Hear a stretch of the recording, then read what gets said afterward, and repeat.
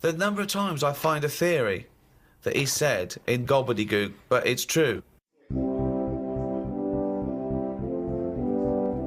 For the past few years, Ricky Gervais, Stephen Merchant, and Karl Pilkington have been meeting regularly for a series of pointless conversations. This is one of them. Testing. Is that all right?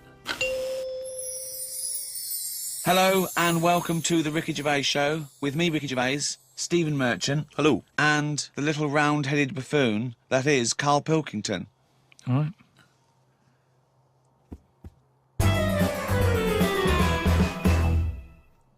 Now, everyone knows over the past sort of like few years, my big pet project, it hasn't been my own career, it's been get Karl famous. Yeah. I want people to recognise him in the street, come up to him and say, you bald-headed mank twat. Well, let me tell you now, Rick, I've been out and about, and a lot of people have come up to me and said, has Karl Pilkington got a head like a fucking orange? Well, and I've had to instantly confirm the answer to be yes. But he's had a call. He had a call recently from a film company asking him if he's got any ideas for movies. Now, how desperate, in what dire straits must the British film industry be that they're going, we need Karl Pilkington. We have hit rock bottom. And he went along for an interview. So what? And you went in and you... I went along and had a meeting. And they just said, right, got any ideas? And sort of said, what are you thinking? What sort of thing are you after? Are you after action, thriller, whatever? Because you can provide any of that. I love that he's playing it cool, like you've come to the right person. My time's precious, what do you need? Yeah, I'm Karl Pilkington, the movie doctor, what do you need, Papa? So, thought of this idea sort of on the spot. Good. That whiz by them. No, but sometimes that's how good ideas come up, don't they? Just random. So a lot of yours have come up, yeah. No, but if you just talk, I find that your mouth comes out with stuff. Right, there's another quote. Right. There's another quote. If you talk, your mouth comes out with stuff. That to me stands along with what were those things in Gremlins called? No, but what I mean, if you sit there and try and use your brain to do it, right, it doesn't work the same. Just keep talking. Just keep your mouth talking. And eventually it will come out with something pretty good. That is exactly what Plato said. So anyway. Aristotle, he said, sit down, I've got an idea for you. Aristotle said, Plato, how do I go? Right, just keep talking and eventually your brain will come out with stuff. So what I thought, I just started off by saying like actors' names and that who I thought should be in it, because then that's giving more, it's building. Right, okay, so who did you say? So I said, right, I'm seeing Clive Warren. Who the fuck's Clive Warren? Who's Clive Warren? The one who was in Closer. Clive Owen. Clive Owen. Right, all right. Did they look at you like you're a fucking idiot? So they all started trying to figure out, who's this Clive Warren we've not heard about? He must be amazing. He's on Clive Warren. Get me Clive Warren on the phone. Get me Clive Warren. And I said Rebecca De Mornay, right? What? She hasn't been in a film for 15 years, has she? Clive Warren and Rebecca De Mornay. They thought he was a genius. They've never thought of putting Clive Warren with Rebecca De Mornay. But hang on a minute, you could have any film star. This is your fantasy casting, and you choose a bloke that doesn't exist and a woman who hasn't been on TV or in a film for 10 years. Oh, God. Why didn't you choose, someone who existed? J-Lo or someone who's a big star? Oh, God. Clive Warren. Oh, God. Oh, so God. Anyway, starts off... And the people, you're seeing into their lives from like the morning. Yeah. So it's like a nice sunny day. Yeah. Radio's on. They're going about the day. They're having the breakfast. They're saying, "Oh, what we're doing tonight?" And you're thinking, "Oh, they've got a nice life." Mm. She's like, "Love you" and all that. Yeah. He walks out the house, gets hit by a bus. Oh. So Clive Warren's dead. I don't know if Clive Warren would take that part because he ain't got much to do, has he? No, I don't. If I know Clive Warren, and I think you do. I think I do. Carry on. So he's hit by a bus, so he's dead. So he's hit by a bus, and that the titles come up. Oh, it's got you right. She's Starring devastated. She's Warren. fed up. She's devastated, and that. Doctor says Clive's dead. Who's playing the doctor? Jack Nicholson House. Sort of. What's that fella who was in Independence Day? Will Smith? No, the old black fella. Morgan Freeman. Yeah. Get him in. Morgan Freeman. Yeah. He says, "Your husband's dead." She's like, "Oh God." What happens then is he says, "But listen, what we can do now, we can take the brain out." Right. And a fact that I'd read that day before the meeting. This isn't in the film now. This is me. Right, but luckily, I read a thing about how the brain can run on half of it. You've actually got a full brain. Some run of it us on have. half. So this was in my mind still. Well, half your mind, yeah. So I said, what happens is Morgan Freeman says, been working on this. You can run your life on half a brain. Right. She's sort of a bit like, what are you telling me this for now? My husband's just died like 20 minutes ago. Yeah. And he goes, yeah, but if we're going to do this, we've got to act quick. She's like, do what? He says, whilst his brain's not fully dead, because it stays awake for a bit when you've been killed. He's not dead then, fine. No, but Wait. he is, but they found out that it stays awake a little bit. No, No, he's gone. You're hit by a bus. Yeah, no, he's dead. If the brain's dead, you are dead. Clive Warren's dead. And if the brain's not dead, you're not dead. No, but it's like people in a coma. They're dead, aren't they? But No, the brain no, isn't No, dead. they're not in a coma. No, they're not They're in a dead. coma. No, they come out of comas, don't All right, then he's in a coma. He's been hit by the bus, but the chances are he's not going to come out of that coma, but his brain is still awake. So change that. That's easily done. Hold on, though. I like this fact that he's in a coma, so they're going, look, he's definitely going to die in this coma. Take the brain out now. Pop the brain out. But why is that such a weird thing when that's what they do now? That's what they do now. What is? That's what they do. What? They do that. What? A brain transplant? No, but when, like, how I've signed that donor card, Yeah. like, if anything happens to me... No. they've There's got the no lot. such thing as a brain donor. Oh, we've explained to you before. Yeah, but they're working on it. They've said something about Einstein. They messed about with his brain for ages, trying to work out if it was full of stuff. That's what they're doing. They're working on that. There's loads of things that doctors are doing that we don't know about. I've seen some weird stuff on the internet. Yeah, I know you have. Yeah. I saw a programme on Channel 5 where a monkey brain was still alive and it was stuck on a stick. And they poked You were watching it. the Magic Roundabout. They poked it and it reacted.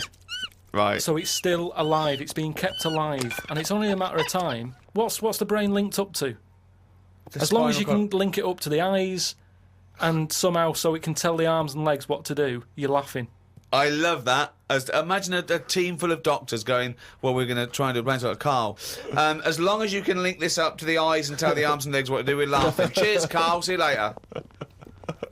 Then what happens is they say, do you want half of his brain in your head?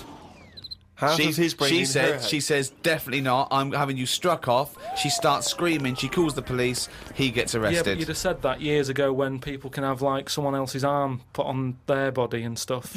Yeah, but he's only in a coma. Yeah. No, but he's not going to come out of that coma. Right. So it's like this or nothing. It's Right. like, look, you know, what we're going to do here? We can either turn the switch off or we can put his head in your head. But why would you... So why... what he does? So what they do then? They're going to take half his brain. Half of his brain, take out half of hers, pop it in place. Why would she do that? Because she loves him. But hold on. Well, no. Wait. What would she then be? Because this is what I'm trying to tell you. Okay. Sorry. What happens is, he explains all this, so I mean, this would probably cover about 20 minutes in the film, but I'm just rushing I just rushing switched it up off, now. but yeah. No, you wouldn't. This bit would have you. So what... Well, I'd have actually left when I wouldn't have even gone in to see a film starring Clive Warren and Rebecca De Mornay, unless it was 1985. So the thing is, she's the same as you. She says the same thing. She goes, why would I do that, doctor? And he goes, well, what will happen is he's gone, but you'll have his thoughts. So in the morning when you say, oh, I don't know what to have, will I have cornflakes? His bit of the brain will sort of say, Have a Weetabix. Have shredded wheat or whatever. And she's like, oh yeah, good idea. Sorry. So the point of this film is that the dead man can remind her what breakfast cereal she likes. Yeah. So the thought... What do you mean, yes? So that's it, is it? No, that's not the only thing. Wait a minute, this is only Act 1. That's just the first bit. Everything's going well. She has it done. So who is she? Is she herself? She's Rebecca De Mornay. Yeah. But now With and again, with him chipping in with a bit of voiceover. So the idea is it's all going well at the beginning, and she's... So she can't decide what dress to wear. She's had half of her brain taken out and put in a bin, Yeah. okay? And Clive Warren's half has been put in there. So now she's walking round, okay. So Yeah. she's like a schizophrenic. No, like I say, the brain is alive, so it's all going well when she leaves hospital, Yeah. and she gets the first taste of it, and it's a bit weird to get hold of because she's sort of... I think when she signs herself out, he's sort of fighting, writing his name and stuff, so there's a few sort of technical things that she has to get used to. And does Clive's brain What does know he that think? he's now inside her brain? Does that matter? Well, I would say it matters because Yes. otherwise... Yes, it does matter, Carl. What's he thinking? What's the point of this? Why has she gone along with this? Because she really loves him. But what's in it for him? What does she think? Well, say if I died and Suzanne said, go on, I'll have half of Karl's, right? She would wake up in the morning to a thought of me sort of going, oh, you never guess what I've just thought about or whatever. I'd still be there. The rest of your body is sort of waste, isn't it?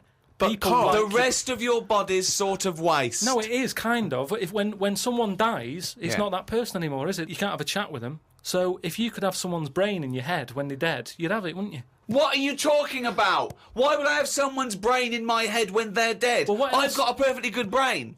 So you're telling me you wouldn't have it done then? Of course I fucking wouldn't. I can also categorically state I wouldn't either. Yeah, but you're saying that now, but once you're in that position that someone who, you love and that dies, if the doctor said, do you want it? No! I'd go, no! It's madness! I don't think you It's madness! All right. So, tell me a typical bit of dialogue. Well, we've done the breakfast scene. Yeah, that was dynamite. Yeah. That's fucking Oscar winning. Yeah, can we do lunch? There may be, like, at the funeral, because even though the brain's still alive, they still have the funeral, and you can have, like, a funny bit where they stood around the grave, and, like, there's some relation there who he doesn't like, and she can start laughing, and the family are looking at her going, why is she laughing? Yeah. And she's sort of laughing, and he's saying something a bit rude, going, look at her head. Do you know what I mean? Yeah. Looks like Stuff a on the fucking family. Yeah. Little cameo for you. Yeah. And so you have all that, and people are sort of liking the film, thinking, oh, it's quite funny, this. Yeah. And then you hit them hard. It's the most ludicrous idea for film I've ever heard. It's the maddest. Honestly, it really is the ramblings of a mental case. Right, I have to say though, I am hooked now. I want to know what's going to happen next in the story. Then what happens is, she hears the voice go, Leslie, where are you? Something. Right. Her name's not Leslie. No. No. So she's thinking, who's Leslie? Yeah. So in her mind, she's going, who's Leslie? He's going, oh, So he's thought, hang on, I've let something slip. I've Here. let something slip. So she's going, answer me. Oh. He goes quiet on her. Oh. So He was having an affair. this is the thing. So she's trying to hunt down Leslie. and he's got to stop her thinking it. then what happens is, I mean, Where are your backs? So he's got to hunt down Leslie. So she's got to hunt down Leslie. It's a woman, is it? Another Leslie, or It's is it a another bloke? woman. Right. But what happens is, I mean, without ruining the end for everyone, what would sort of happen is... Oh yeah, because we don't want to ruin it for them, because this will be filling the multiplexes in no time. No, it's the greatest love story ever told, set in a head. But listen, let's just get to hang the on a end. sec though, Carl. I don't. Yeah, you've got to tell us the end. I don't think you can let people No, come on. listening Come on, what's hanging the on end? waiting for the film. Just let your mouth talk. Right, so what I said was, maybe what happens is, his brain is more powerful than hers. Right. How is there power? Why is there no power involved? What I mean is, her brain was running the rest of her body. Now he's His taken brain, over. that gets more powerful and overrules her body. Okay. Yeah. She then fancies Leslie. So it's a lesbian hold on, film. this is building up to a lesbian love. So what the? Well, it's what? trendy, isn't it, that? So just have a bit of that at the end. And So hold on. So he overpowers her. So she is now a lesbian. What's Leslie getting out of this? Why does Leslie think, hold on, why is my Because- dead lover's wife coming on to me? because this is what I'm saying to you, is relationships, it's the love of two brains. Right, okay. Again, can anyone a out there, can we subline. make that into it? That's a quote. The relationships is a love of two brains. Well, it's- now, he's got something there. He's got something Yeah. there. But my point is this. Why has Leslie suddenly turned lesbian? Because she loves the brain. But does she know this is Clive Warren? Rebecca will say something now and again, like, oh, I like me Minge. I like my food done like this or whatever, and it's all about Dave I love likes my food cooked. Wait a minute, Clive Warren on this food cooked. Yeah, I'm in two minds about this bacon. Yeah, What I'm I going to mean turn is, into a lesbian. people Shredded wheat. people like what they like, and it's the same way, like I've said to you before, with someone who's been going out with a woman, and then is found out that she's got a twin sister, and they divorce that first twin and go out with the other twin. It's all the same. You're after the same thing, aren't you? Yes, but that... When a cat dies, you buy another one. It's the same thing. You want that same. Yeah, but you love don't for necessarily something. switch your sexual orientation. In the case of your twin scenario, they both look the same. Yeah. Has there ever been one where it's a twin boy and girl? Go, well, I was going out with her, but I mean, he looks a bit like her. Yeah. I loved boobs, now I like cock. This is your problem. You don't know anything. And this theory about if your mouth talks enough, the brain will kick in soon. It hasn't. Now, Karl, I know you're fascinated by the concept of the doppelganger, of seeing someone who looks exactly like you. Yeah. Jake has emailed in. He says, Karl, if you could spend a day with an exact replica of you, okay, so somehow they've cloned you, Karl, and you've got him for one day, what would you do with this? What would you make him do? What conversation would you have with him? What would you do? Is there anything you could, how would you utilise him for one day? Well, they'd both say, I'm not bothered, and that'd be the end of conversation. Yeah. What would do me head in is, does he think the same way, look the same way, exactly the same? Yeah. How would I know which one I was? Because you'd be you. That's amazing. No, how would I know which one I was? Incredible. No, because... That is the most stupid thing ever said by a human being. Can we get the Guinness Book of Records on this? Has anyone anywhere in the world said anything more stupid than how would I know which one was me? But think about it, this other person's going, all right, thanks for meeting up and that. And I go, hang on a minute. No, you came to me. And then Suzanne would come home and she wouldn't know the difference. And then suddenly you'd start doubting yourself. And you go, should I be leaving? Or... So how do I know if I am that real one, if he knows what I know? But you know who you are because you're experiencing it. But he'd be saying that because he'd say... Yeah, it is a bit weird. But you know the truth, you idiot. How would I know which one I was? So anyway... But bear in mind, what would you do? You could pass him off as yourself. What would you do? Would you play tricks? Would you, You could be in two places at once. Would you do stings? Would you do scams? No, because it would only end up getting me into trouble, won't it? Because people won't believe that there's another one like me. Mm-hmm. Otherwise, everyone would be saying that when they get caught robbing. They go, oh, it wasn't me, it was my doppelganger. It can only... I wouldn't want it, to be honest. It's a bit of a headache, isn't it? Because he could be going off, going mental, causing all sorts of trouble, and you're going, will you pack it in? And he's going, what? What are you on about? But then that wouldn't happen, would it? Because he's being me, so he'd be sat wherever I am anyway. Because he'd want to do what I want to do. So, pointless. But I still wouldn't want it. It's unbelievable. That was a conversation with himself. That was amazing. That was like experiencing what it would have been like if there was two Karls. Yeah, he's having a discussion with himself. We could have left in that time and come back, and he'd be arguing still. What does this mean? Does this mean though that I could just sit at home and not do anything, and just send me out on? Yes. And when he's seen something happen, I'm seeing it. No. You're separate people. You're separate people. But then he's not a doppelganger then, well, is he? you're identical twins then. You found out identical twins and he's got exactly the same input as you. I mean, it's not a real question, is it? It's just a little... Again... But I said to you the other week about twins and that, how I wouldn't like to have a twin. It's all right when you're a kid, but unless you're a Siamese twin, even they don't even look alike, do they? They're just stuck together. You don't go, oh, don't they look like each other? They have different haircuts. They don't carry that thing on, do they? That normal twins do. Like normal twins, the mums say have the same haircut, wear the same shirt. Siamese twins never look the same. They've just got their arse stuck together. Again, it's a dialogue in his own head. It's unbelievable. Okay, Karl. This is a logical conundrum. To a certain extent, there's a little bit of lateral thinking because, but there is only one right answer. Now, the pressure here isn't to get this right. The pressure is when I've told you the answer to then understand it. Because when I've explained this to people, I've laid out for them, they still can't quite get the concept. Okay, so there's two doors, Karl. Yeah. One leads to heaven, one leads to hell.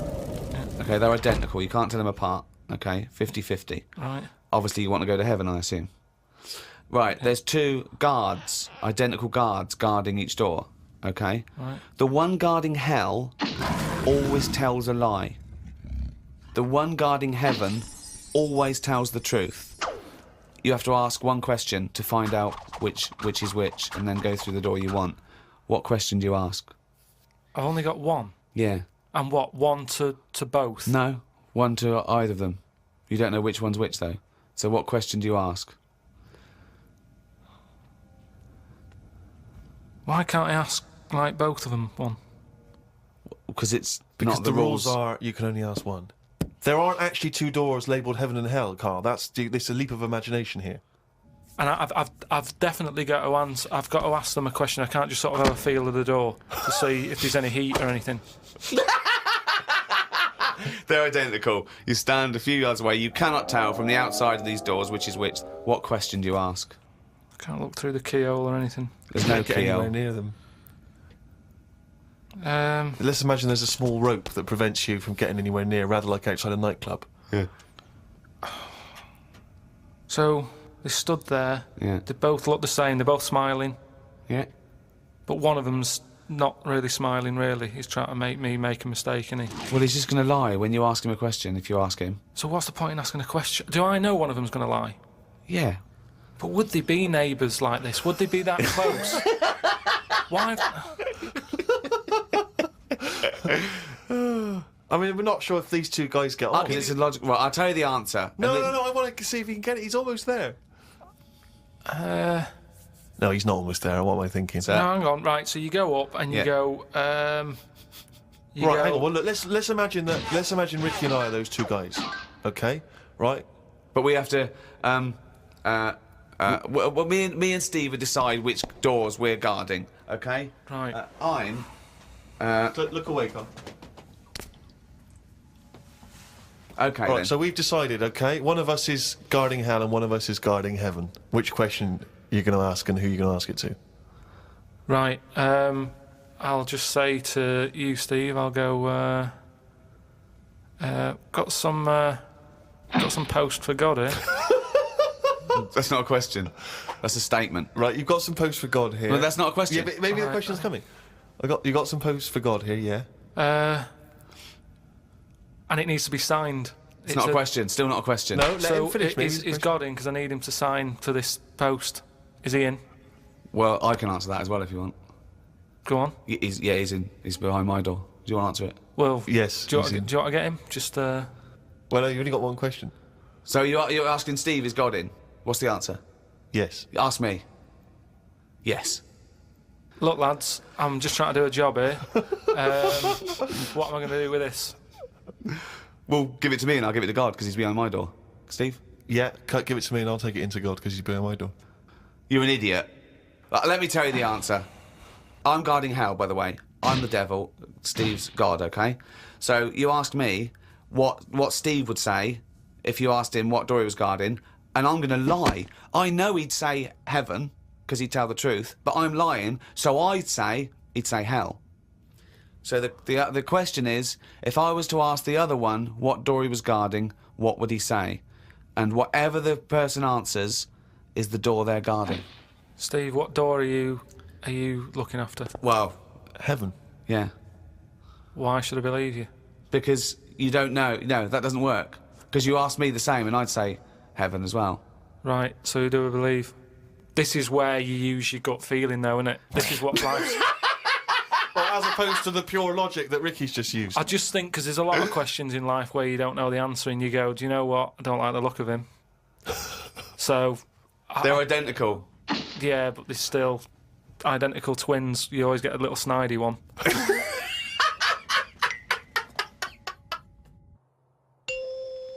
Well, Rick, you're not the only one who's been away. I know you've been off working, but I, at long last, have taken a bit of leisure time. Go on. And you've probably heard of the Rio de Janeiro Carnival, only one of the hottest, events in the world calendar. Yeah. Imagine me down there. Oh, Rio, God. You can imagine, did not know what hit it. Oh, God almighty. Were you like Paul the Party Animal Parker? He would not have been able to keep up if he was with me. God, what did you do? What did you get up to? Oh, let me tell you right now. Day one, I almost drowned. Day two, I got a foot infection and spent the day in the hospital. And the rest of the time, I had diarrhea. So that was a hell of a time. Carnival. Yeah. I did. I was able to watch some of the carnival on TV, and it looked brilliant. It looked amazing. I didn't actually. It was difficult to make out because the TV wasn't actually in my room. Because in an effort to save money, I wasn't staying in a hotel. I was staying with a bunch of other people in some kind of, like, someone's flat that they'd let out. And so I had to watch the TV, like, from my window, watching a neighbour's TV. And of course, when they changed the channel, you know, often during the juicy bits, I couldn't see anything. And but it looked really good. I'm bunged up at the moment just so I can get through the show. But I've just been on a 12-hour flight, and it is terrifying being on a flight when you know that any moment you could go. Because you know how the problem is sometimes the toilet's free, and sometimes you've got to queue up. And the worst bit is that sort of half an hour just before you land, when they say the toilets are out of bounds now. I'd say I went twice before that in quick succession. The woman sat next to the toilet. She didn't know what was going on, the noises and stuff in there, and because I was really panicky. Oh Christ! And so of course then on the whole flight, as we're landing, I'm really petrified because I'm thinking this could. I packed a pair of underpants and jeans in the bag in the holdall, just in case it all went. And I was really, because I hate flying anyway, and I hate landing because it's the most terrifying moment of the journey. Then it really was rumbling, and I was thinking, I've got to get out of here. Of course, you know when you're in a hurry, everything makes you angry. The little old lady in front of me who's just hobbling along off the gangplank. Yeah. You know, just really annoying. With your bad hips and your bad and legs. your Zimmer frame. I know you've been through a war, but get out of my way. Yeah. And just anyone who kind of even passes you, and so I managed to get there just in time. Got into and it all went off. Man alive, it was grim. But that was not anything compared with the first couple of days. Because the first day I went for a walk. Ipswich Beach is famous for just the beautiful, beautiful people that gather there. There's so many beautiful women in Rio. It made me angry. I was angry that these women were so attractive and that, you know, none of them were even looking at me.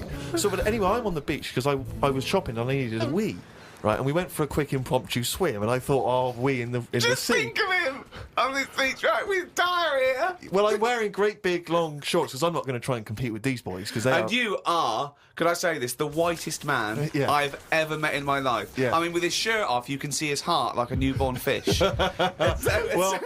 Well, this was the thing. As I went into the sea to have a wee, there was a discussion about this. As I went into the sea to have a wee in a little tray. See, there was a discussion about this because I'm very much of the opinion that you should take your trunks down, and some people, some of my friends are saying, just do it in your trunks and let the sea just wash it away. What a hell of a carnival! And I think I'm against that. I've always been against that in swimming pools, everything, you know.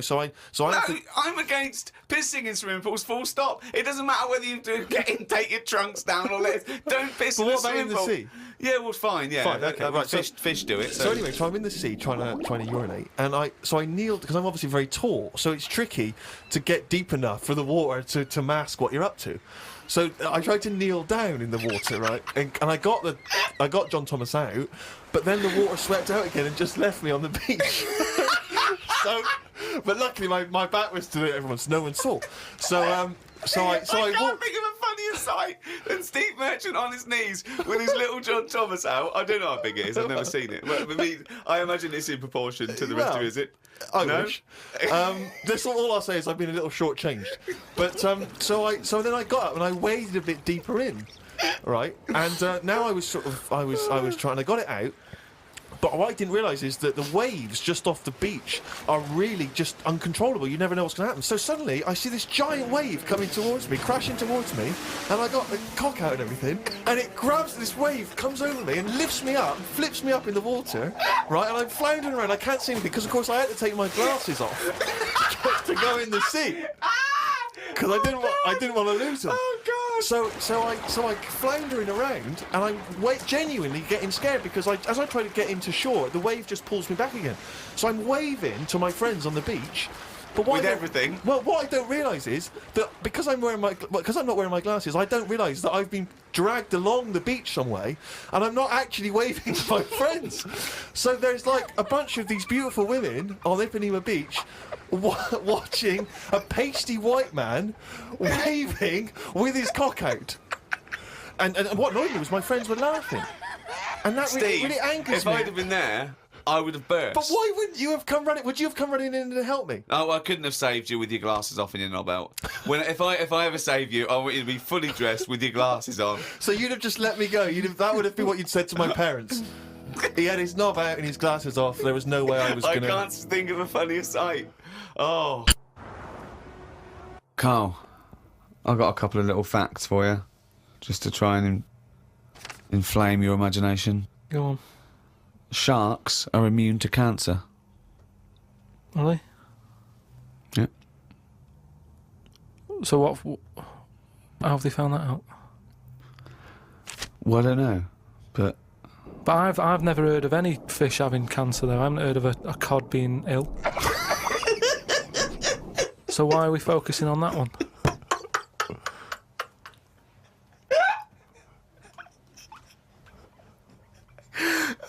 Good point. Okay. Stroking a spider can cause its hair to fall out. What, because it doesn't like it and it gets stressed out, or is it just that some people are rubbing too hard?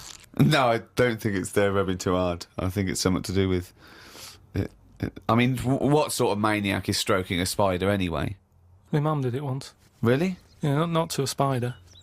Right. It was just a little bee. She'd been out, sunny day and that. Got the washing off the washing line. She was bringing it in. Little bee sat on the top of like the bed sheet or whatever it was. Yeah. And she's in the kitchen with it, and she goes, "Look at that little bee there." She started sort of stroking its head. It loved it. How did it make it clear that it loved it? Well, it wasn't struggling. It was just sat there like, because it must have been like a bit dozy. They get a bit dozy, don't they, in the heat and that. Yeah. And it just stayed there on the sheet, and she sort of stroked its head for a bit, and she had to put it out. It didn't go out. It didn't try and escape. It was like, "You've had enough now." And that was that. She sent it out. She loved all that. She loved little flies and stuff. And we had Harry the housefly. What? Harry the housefly. What do you mean? It's just a fly that always seems to knock about in one corner of the room. Right, it's the same fly, was it? Yeah, it was the same fly. Yeah. How do you know it was the same fly? So whenever she saw a fly, she went, "Oh, look, it's back." Well, we weren't letting him in. It's just that it stayed in. Karl, what makes you think it was a pet housefly as opposed to a different fly every day? Because it was always in the same place in the corner. But it could have been that something about that particular place that attracted flies rather than it was the same fly. Well, I'm never worried about it. It wasn't harming us. It just always hung about. But how do you know it was the same fly? How do you recognise it? We weren't worried about it. It doesn't matter, does it? If like we're thinking another fly's getting a bit of free rent or something, just let it stay. I don't understand why. But why? No. Right. Okay. You're in a house, right? There's flies. Okay. Not flies, fly. What? Why do you think it was the same fly for all those years? Just because we haven't got loads of other flies. At no point was there a crossover period where there's two, and it's like, hang on a minute, he's trying it on here. That's what I mean. It was always just one on its own. And we just thought, leave it, it's all right. I don't know why are you suspicious? Why you always think someone's out to do you? I don't know why you assumed when you see a fly every now and again that it's exactly the same fly. It just fact was. that it's Harry. The one in our house was the same one. How do you know? Well, all right, I don't, but at no point did I feel suspicious. Speaking of flies, though, and that, they've got one, right? I was out with Ricky, right, and he was reading the paper. There was a story there about a fly that its eyesight was bad or something, and they'd made it a pair of glasses, and it had a picture of a housefly wearing. Okay, this is incredible, Steve. Can I take over? Hang on, let me just need to finish a couple of questions for that. So there's a small fly, and they've made it a pair of glasses, Yeah. so that it can see better. Yeah. And your concern is what? Well, again, it's just that thing of we're looking after everything now, aren't we? Sorry, I've got to come in here, Steve. All right. I showed you the story. You saw it. It was a picture of a housefly with a pair of glasses on. Yeah. Right. It was about a one-sentence thing. It was about how far technology's come. Yeah, And and a we're group helping of flies scientists out. using microscopy, right, and laser tools had, as an exhibition, shown that they could make a pair of glasses smaller to fit on a hull. They'd put it on there and they'd taken a picture of it, and it's on display. At no point was it actually, because the fly had bad eyesight, the fly was presumably dead, it was purely an art installation or a show of technology. I thought you were going to say, Rick, that you'd drawn the glasses on there. Yeah. And he believed it like, there's a bearded lady in this paper. No. my God, Tony Blair looks like Adolf Hitler. No. What do you think of that, though? But they did it as an Flies out. experiment. Yeah, but all things start as an But experiment. why would they make a pair of glasses for a fly? How would they know he had bad eyesight? How would they know it was the same fly? bumping into stuff? I don't know. Bumping into stuff. It's just that thing, innit, of human nature is something's wrong with something, let's fix it. And they try and help people out all the time, don't they? When you know, We are. We're always doing it. We're always trying to help people out instead of just going, "You've been dealt a duff card. Cope with it."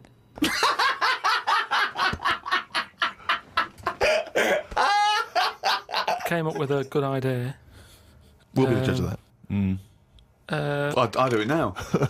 It's not a good idea. Okay. Okay. I'm sticking my neck out here. I think this isn't going to be a good idea. Okay. Thoughts? Well, I'm going to agree with you. I'm going to second that motion. Okay, let's see. Let's see if we're both right. See-through skin. High five, Rick.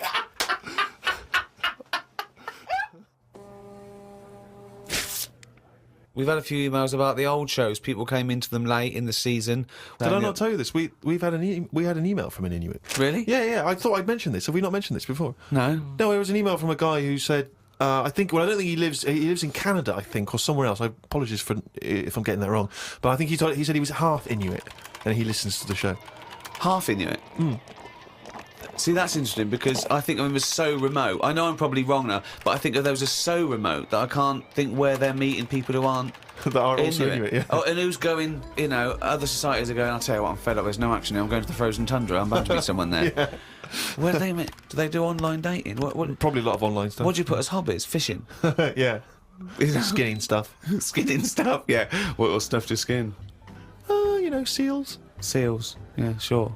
That's about it, isn't it? Why are they hanging about round there? Why aren't seals going, do you know what, it's cold, I'm sick of it here.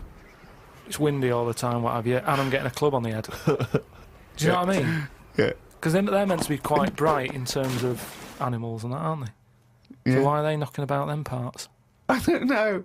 Say, like, if seals died out, right, would that be a problem? We've done this. We've been through this before, Karl. Everything has a knock-on effect. Even a seal, that's sort of in between something already. It's between a fish and a dog, isn't it? I knew you were going to say dog. It's not between a fish and a dog. What do you think evolution does? I'll never dog? understand it. Maybe. What do you mean it's between a fish and a dog? I'm just saying it's. It was a perfectly evolved mammal that re-entered the water, I imagine, and then got streamlined. And I mean, it's between a fish and a dog. But why not have one and the other? Why not have, like, you've got a dog, you've got a fish. No, it's anything not in the between middle. a fish and a dog. It's not between a fish and a dog. I don't know what between means. I don't know what... This is it again about saving everything all the time. What is it doing? What's it doing? Everyone's feeling sorry for him all the time. Save the seal and all that. What's it doing? Why are we saving it? Let's just ask that question. What's it doing? I don't know what to say. It's between a fish and a dog. Out of all the people in the world to have a chat with, do you know, what's his face? That German doctor. Which one? The guy that displays the human body? Guns Traven or something. Oh, right, yeah. Well, I don't... Is he a proper doctor? Because it's just that it's always... I mean, I could cut a body up. I never see him sort of put it back together. Is anyone keeping an eye on him, sort of going, well, who is he, actually? I'm sure he is a proper doctor. I mean, he doesn't answer everything. Like, he doesn't say, I don't understand why the intestines have to be that long. I don't know why it just can't go from the throat to the belly, exit, straight dark line down, out the arse. You must know. Well, no, because the way he dragged it out and it was like miles long. Yeah. Pointless. No, it's not pointless. Just have a straight. Do you know what I mean? Straight. What are you talking about? Again, the evolution sort of worked this out for us. It really works. I don't think you're going to improve on it. What I mean is that's probably that long because years ago they were eating dinosaur, and that might have took a lot of indigestion or something. I don't know how chewy it was. It might have been quite fatty, dinosaur meat, and it needs to go through all that. Now we're eating like yogurt. So I mean, we don't need anything that is doing that much work anymore. All the food is mashed up. Auntie Nora, right? All her food is mashed. Right? She doesn't have to chew anymore. She's got teeth, but she doesn't need them. And that's how She's got teeth, but she don't need them. No, but that's how we're she could have her intestines removed then. Well, no, but this is that what I'm sort saying. Our other problem, wouldn't it? We're changing everything all the time, aren't we? I mean, there's some fella who was looking at it on the internet. Identical twins, right? They were sort of sick of looking like each other. So they were like, what can we do, right? and one of the twins said, "You have my arm," right? And he had his arm taken off and stuck on his twin, so his twin's got like 3 arms. No, it's not true. It's on the website. No, it's not true. What, for a laugh? They were born, so they did it for a laugh. What doctor's doing this then? Well, they're old enough to sort of say this is what we want, and No. Doctors don't go, well, if he wants another arm, and I'll take it. They don't. Doctors don't do that. What sort of practice is this doctor going around and go, Dr. Jekyll? I mean, Karl, think of what you're saying. But where would he have stopped? Can you put his head on my knee? It's up to you. Sign this. If you sign this, you can give my consent. But we, it isn't. What do you think these doctors are doing? Just to do as they're told. They don't do as they're told. They do if someone wants it, and twins sort of, it can get you down, can't it? Being a twin, because it's like. Sorry, what would this solve though? I thought you said he gave one of them a bigger nose or a beard or 2 front teeth to make him look different, right? Not. I'll tell you what we could do. Go on. Would you like 1 arm? Go on. What are you thinking? Well, me 3, you 1. Therefore, not twins. Novelty. I mean, you are a mental man. But they can do it now, can't they? There's no sort of there's no line drawn anymore. They don't go, "You're crazy. We're not going to do that." Yeah, in Saw 2, not in the real world. No, they don't do things like all this. Right, there's another bloke, right? I don't know the sort of full ins and outs of it. Go on, you surprised me. But what he asked for, something happened to his tackle, right? Mm-hmm. His penis. Yeah, right. So he was at the doctor's, and they were like, "Oh, what can you do for me? It's a bit embarrassing. I've got nothing down there." Right. So they were like looking at it, going, "Yeah." Doctor, I don't know if he started like rubbing his chin with his finger or something. Looked down. He's thinking, got an idea. You've got a lot of fingers. How many of them do you use? The patient's like, yeah, I see what you're thinking. They cut off one of his fingers, sewn that on to where his tackle is. He's happy. Well, that's different though, isn't it?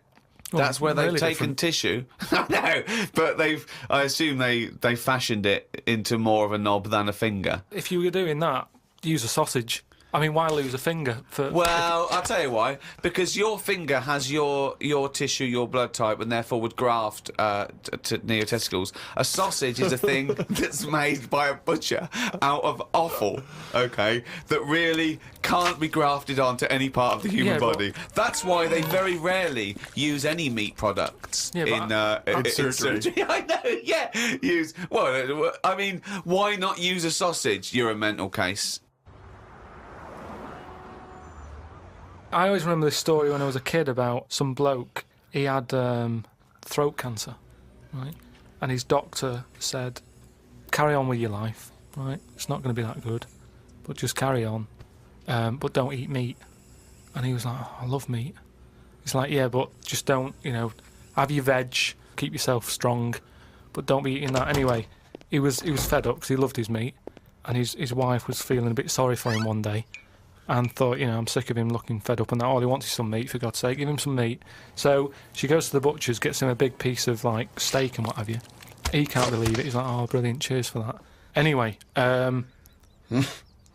he's got the meat on his plate, just about to tuck in, and the cancer comes out from his throat.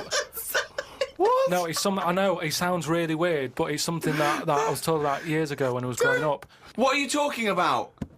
It was just some bad illness, some cancer thing, and it was coming out waiting for the meat. It was sort of dying. Again, a lot of your medical knowledge is from the film Alien. So this guy with throat cancer, okay, as opposed to it being a disease of the cell. It was like a living. The alien. It was alien. So it was the animal. It was the little animal cancer. That's why he wasn't allowed to eat meat. He wasn't allowed to eat meat. So it's sitting there. So it's actually sitting there and saying, "Well, I'll tell you what I'd have done if I'd have had some cancer in my throat." I go, there you go, rid of that. What are you talking about? So what happened? He choked to death on this thing, and the wife was like, "Oh, I shouldn't have given him the meat after all." Just that's a bollock story.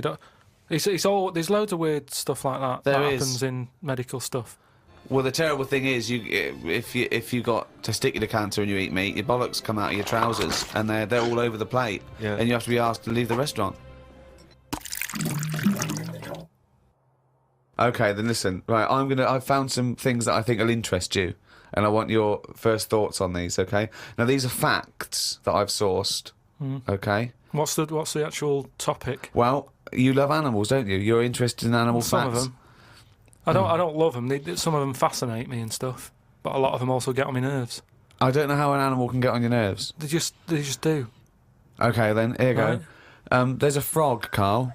Just a little frog, a poison arrow frog, that contains enough poison to kill over 1,000 human beings. Why is it that annoyed? It's not annoyed. Well, why is it going about killing 1,000 people? No, it has the potential to. It has enough poison, it has enough toxin in it that could kill 1,000 human beings. But does it need that? Whereabouts is this? Where's it living? Rainforest, I think. And does it need that sort of power?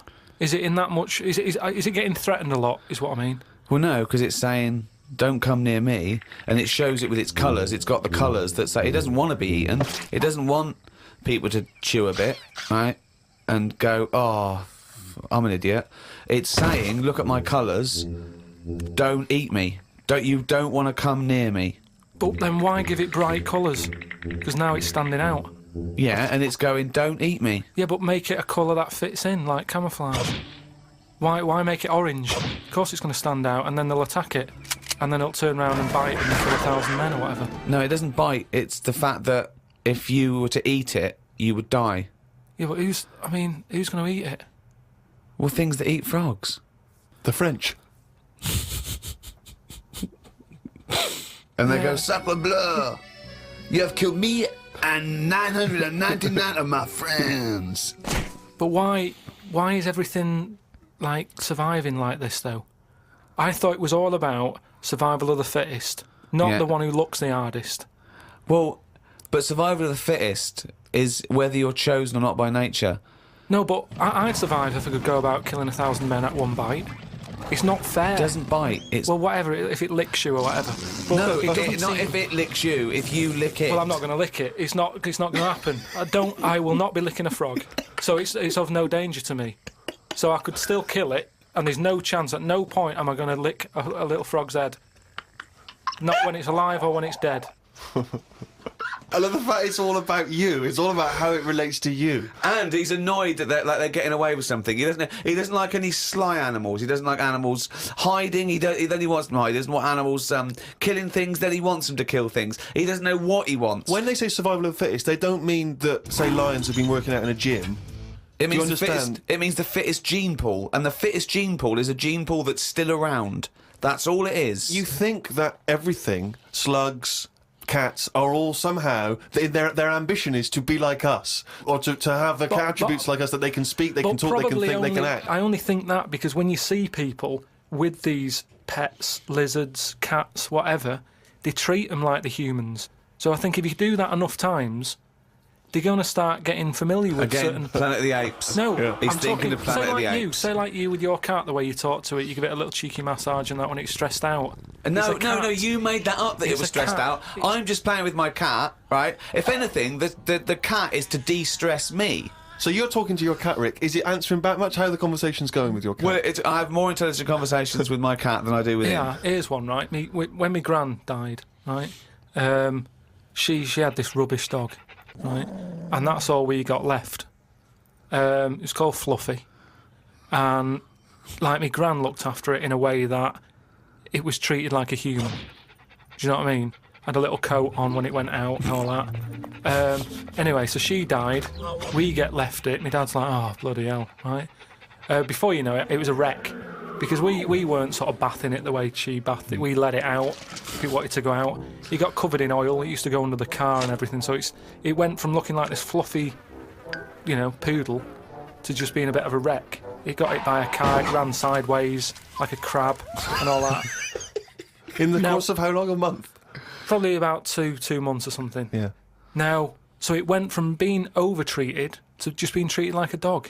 Yeah, but a dog isn't, is not a indigenous species anywhere. We sort of bred those from, jackals change it. All I'm and saying wolves. is change it. Take away the dog thing. I mean, that lizard thing you've got, Salamander. it's still sort of treated as part of the family, even though Well, it it's does not. nothing. I mean, How is it treated as part of the family? just the way, it's looked after, that big area that it's got to itself. We stick it in a case and feed it a cricket now and again. How is that like one of the family? It doesn't matter because it's in your flat. It is in Carl's family. It's in your flat, innit? And it's sat in that corner. I just mean, as time goes on, things get educated as they get older. How old's that lizard? You don't. How old is it? About 15 years old. Right. Now, it knows more now than it did when you got it because it's been in those surroundings. It's had its eye on things. It's 15, so presumably it listens to a lot of Linkin Park, goes on the internet a lot. No, but do you know what I mean? You've already proved your point. It's like that fella who kept hitting the dog on the head with a stick. Right. Pavlov, at no point did he hit a dog on the head with a stick. But he kept doing it, and eventually the dog went, I'm sick of this, and wandered off, didn't it? Pavlov there. Brilliant. Do you know what I'd like to do? A programme where you paraphrase someone's theory. So Pavlov's first. We could do Freud. Give us, what do you know about Sigmund Freud? The father of psychoanalysis. Right, come on in. I don't know anything on him. Here's an interesting fact. If the frog annoyed you, this might annoy you. A blind chameleon will still change colour to match its surroundings. You're aware that the chameleon can... Yeah, whatever it sits on. Yeah. But then what happens when you put one of them on a mirror? No, does it get stressed out, or what? What's it copying? Well, it probably doesn't need to copy anything because it looks at itself and it goes, oh, look like that. It's brilliant. God, that was fast. That's the fastest I've ever done that. That is brilliant. So they can go any colour. There's nothing. You can put them on anything. And they'll go to the thing. I don't want you to have a chameleon because you'd just be trying to see what it could and couldn't do. Try and catch it out. I know, yeah. Pop it on some tartan. But again, say like the frog thing, right? Pop it on the telly. Yeah. Couldn't do it fast enough. Why does the chameleon need that skill of copying a colour? Because at the end of the day, that's mainly sticking in the woods, isn't it? By trees, by grass. Right. Why can't it just stay green? That's all it needs. Those colour changes are only for camouflage, aren't they? I don't know. Some of them are for attraction. Some of them to show moods, anger. No, but I just think we're encouraging them. You see, maybe this is evolution or whatever, but at the end of the day, because they can change colour, they're wandering out of their area. They can be wandering about, through a car park and everything, just because they'll go, well, I don't want to get seen, change the colour of concrete. Whereas... Or into the colour of a Fiat Punto. But they should just stay green. Stay green, right? Stay in the woods and stay safe.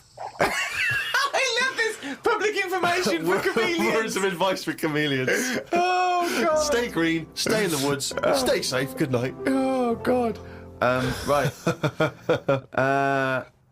The only time a turkey whistles is when it panics. Christmas time, then. Yeah. What do you think of that, Karl? It goes from one extreme to another, doesn't it? You've got a frog who's going mental, It's not going mental. killing thousands of people. No, that's not. That's got that sort of power. Then you've got a turkey who's whistling for help. You think that you should redress the balance a little bit? You want to give... What would you do? Give the frog the ability to kill 500 and the turkey 500? I don't think it should be killing... I reckon 10. 10, because... You've made your point with 10, haven't you? Do you think that he's got 1,000 in his lifetime, like he's got 1,000 to kill?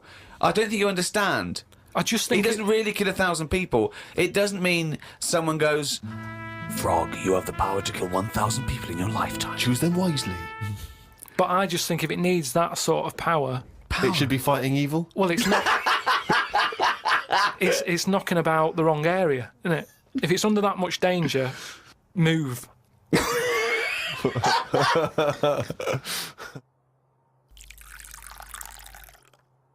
I was thinking the other day about, your body and everything, because it is amazing, isn't it? How it works. Oh, yeah, yeah. Does the brain control you, or are you controlling the brain? I don't know if I'm in charge of mine. Nor do I, There's Karl. a surprise. Nor do I, Karl. No, do you know what I mean, though, by that? Does the brain control you, or do you control the brain? Don't you ever sort of think sometimes? Say if you're making... But you are the brain. No, but I was making a shopping list, right? Going, right, I need some rice, kidney beans, and I thought I had everything, and I sort of was rolling up the paper, and then something went, oh, an onion. Your brain did something that. went an onion. Was it Suzanne? No, well, my brain sort of went, you forgot something. Yeah. I didn't think I'd forgot. I was you are your brain. No, but don't you understand? My brain was I was in control of my brain when I was writing down rice and kidney beans. But you're not in charge of the onion. That's another part of the brain that's in charge of the onion. The onion sector. Yeah. No, but I put the paper away, putting my coat on, ready to go and get the rice. Yes, but your onion lobe kicked in. What? So you put the paper in your pocket, you got the coat on, and then you just suddenly hear Then from it nowhere, was just like onion. Yeah, I'm not even thinking about that shopping list. It's in my pocket. I'm thinking, do I need my gloves? It's cold out. Yeah. Suddenly, onion, and it was like, oh yeah, onion. Yeah, I had to get the paper out. So what I'm saying is, who's in charge? The brain, the mind, the brain is the. What are you doing? Who's in charge? That's just you forgot the onion, and then you remembered the onion. You must have forgotten things in the past. No, but not like that. Not where, like, it just made me think that was weird. Who reminded me of that? You did. Yeah, but I'm not. No, you are your brain. It's not like there's you, then there's a brain, then there's an extra one looking down at it. Oh, the meta brain, the thing above it. No, but your brain. How does your brain work? You give it information, don't you? Well, it takes. Do you mean you give it information? Well, Well, if I sat in a room with nothing, not feeding it anything, it wouldn't know anything. No, but there's this thing there's two yous. It's this thing that there's this, Karl and Karl's brain. Yeah, there's not a duality in this. If you go, come on, now think. That's the brain saying that to itself. It's not. There's not two people in there having an argument. Come on, brain.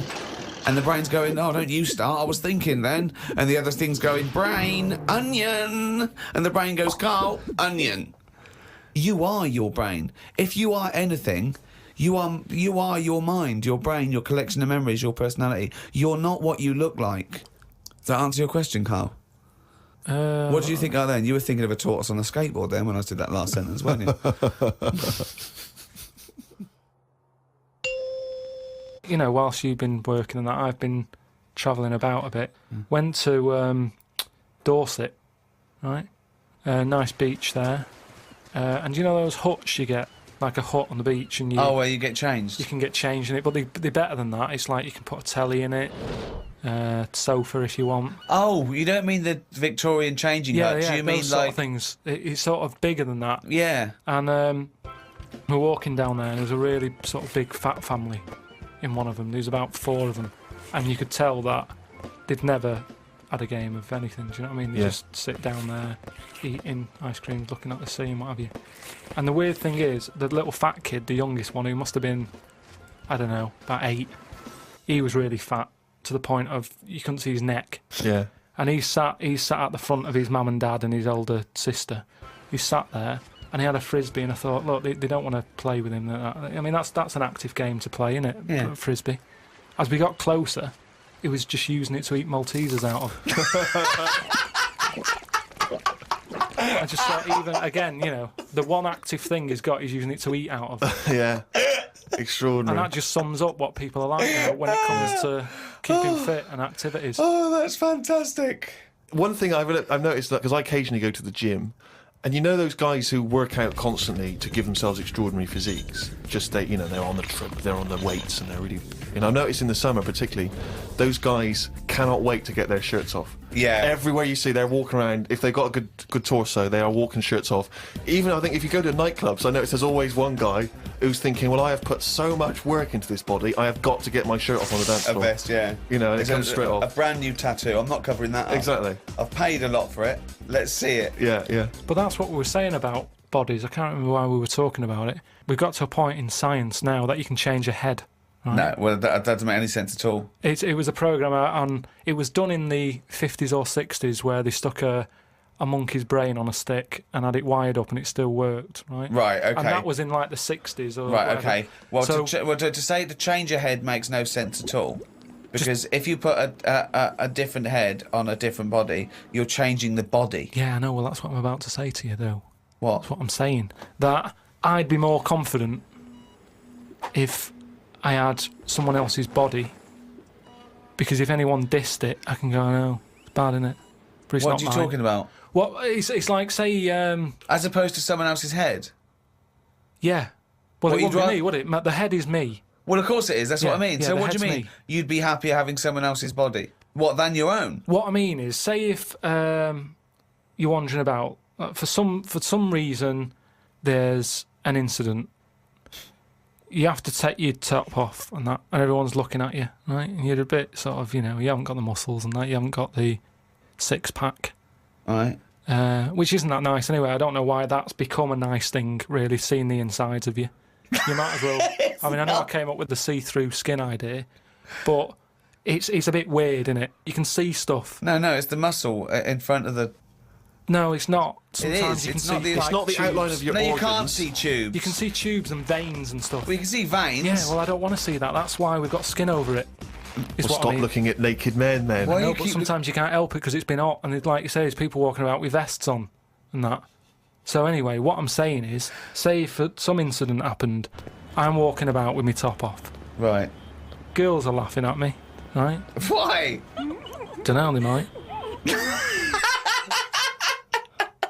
Yeah, go on.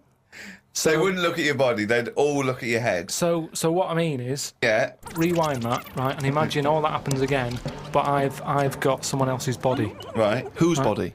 Just some fella who's died, and my body was injured, and they said, we've got a new body in. You can Right. have it. We'll Yeah. stick your head on it. Yes. Yeah. Now, say if... They're laughing at you. They're laughing at the body, They're laughing yeah. at the body. Yeah. But at least I'd be able to sort of go, I know it's a mess, but it's not mine. At least I don't have to claim ownership. So all of this extraordinary technology that can make put one head on another person's body is so you can go, it's not my body. No. But And it's not your own. I'm not being funny though. So if you have a body transplant, right, and you're at home, naked, you look down, Yeah. lovely penis and a set of testicles, Yeah. right? What do you do with them? What do you mean? What am I doing with them? Well, do you like them? Well, you wouldn't mess about with them as much as if they were your own.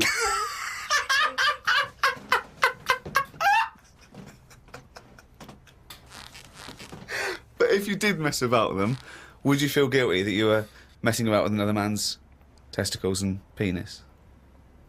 And it's the full body. Yeah. No, because they're not my hands either.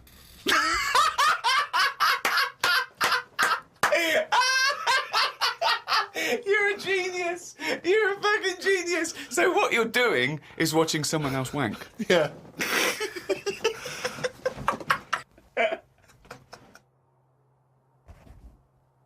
We've been away filming in a sweltering London.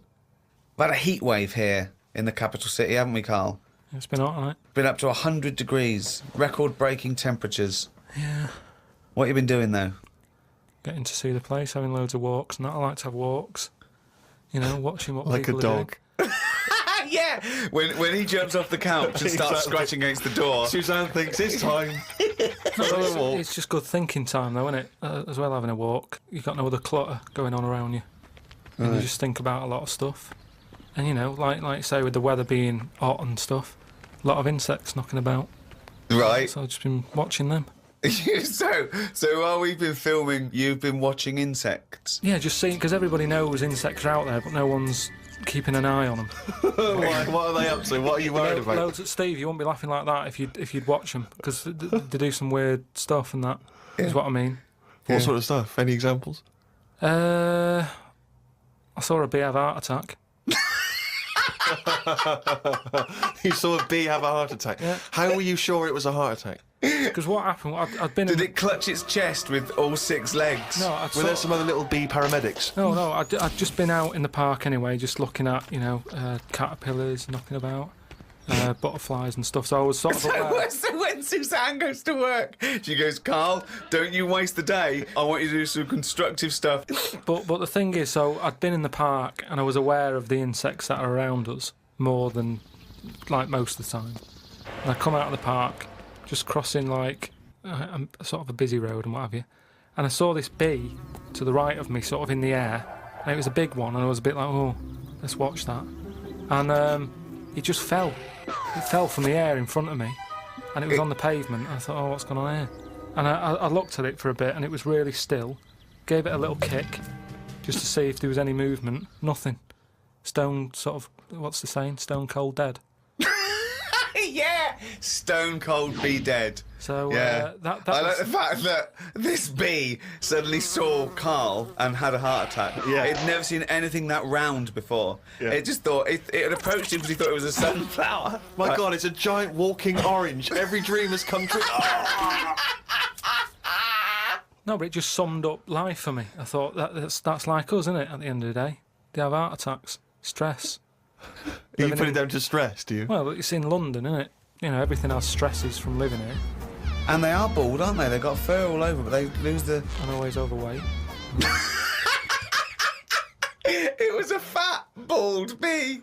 Oh. So what did you? It fell to the floor, and you instantly just kicked it. You didn't attempt No, to I waited revive a second and just looked at it to see if there was any, leg movement or wing, and there was nothing. And then when I sort of kicked it, it was sort of hard.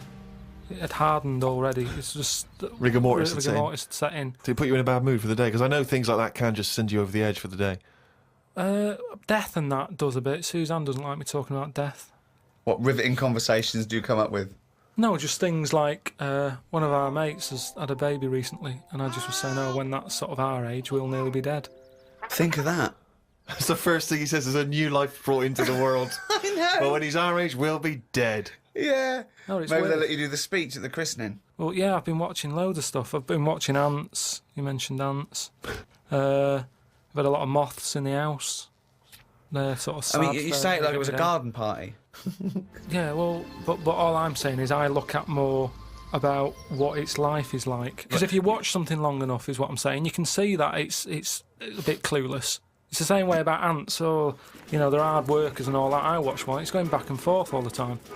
They go one way and then they stop and go the other way. They try to look busy in front of the mates. But if you watch one long enough, it's back and forwards, and it's like it's done nothing there. I'm going to carry this twig back and forth until I can knock off at 4. There's a lot of that going on. Is there? Because there's not. There's none of that going on. There is. No, like I say, the moth. Depressing little sort of thing. Why is it depressing? It hasn't got eyes, has it? You just look at it, it doesn't know what's going on. I just don't... I think if you haven't got eyes, you shouldn't have wings.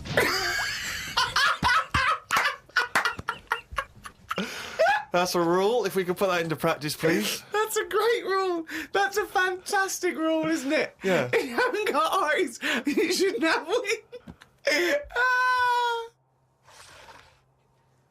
I just was reading something about an octopus. That's like a killer octopus.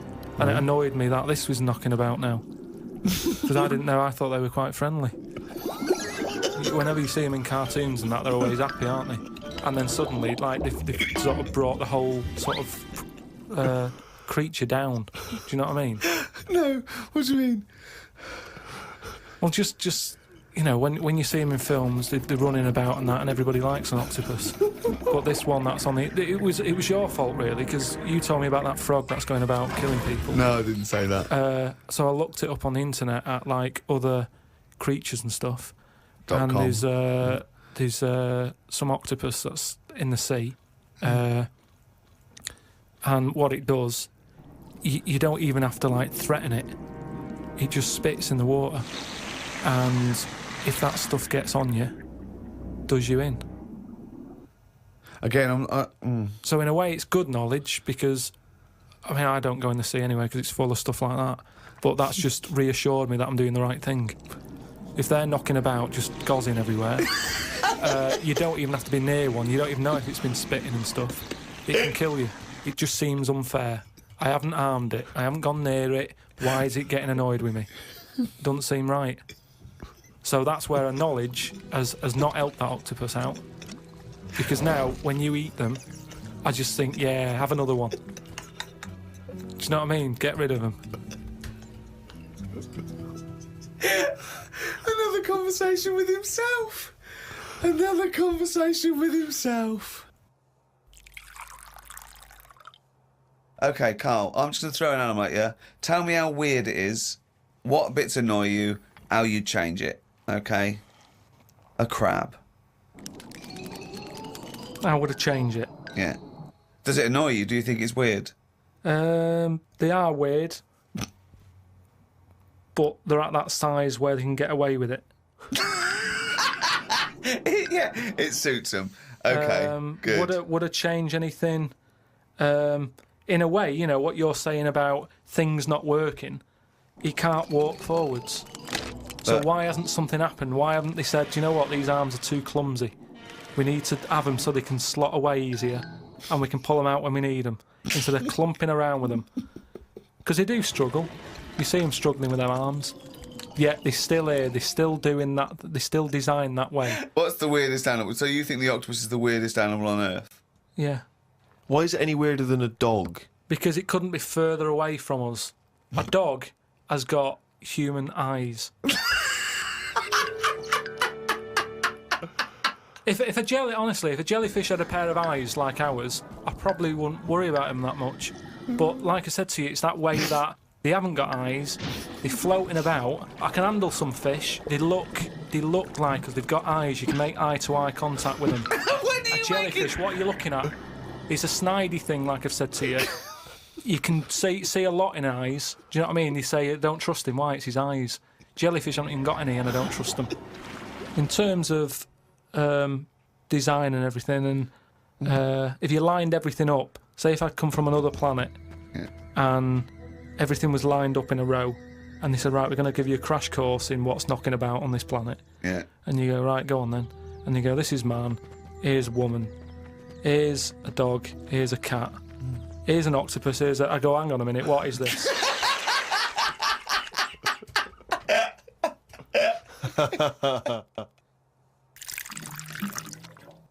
Say if everything was at the same size as us, what would be the best thing to be? Say like a tarantula. Yeah. And a tiger. What would happen there? A 15-stone tiger versus a 15-stone tarantula. Yeah. Well, I'd imagine a 15-stone tarantula. Right, so it's just weird that, innit? It's a good job that they're small. Yet things are getting bigger because we're messing with the world. But it's a ridiculous thing to say, isn't it? Because what would it eat? 15 stone. The biggest you'll find is like a foot-long beetle or something weird like that. Big though, isn't it? Yeah, and that's about as big as they get. So I wouldn't worry about it. Again, based on nothing, he queries you. But it's like fish, isn't it? How they say about a goldfish. Yeah. That thing about a woman who went on holiday and stuck it in a bath. She came back, it was 7 foot. Right, that didn't happen. No, that's a well-known thing about goldfish. No, it's not a well-known thing. What? I'll tell you why. Because a fish will only grow to its surroundings anyway. So... Yeah, that's what I'm saying. You have to put it in a bigger tank. Yeah, in a bath. No, a 7-foot fish in a bath. It just fit the bath exactly, did it?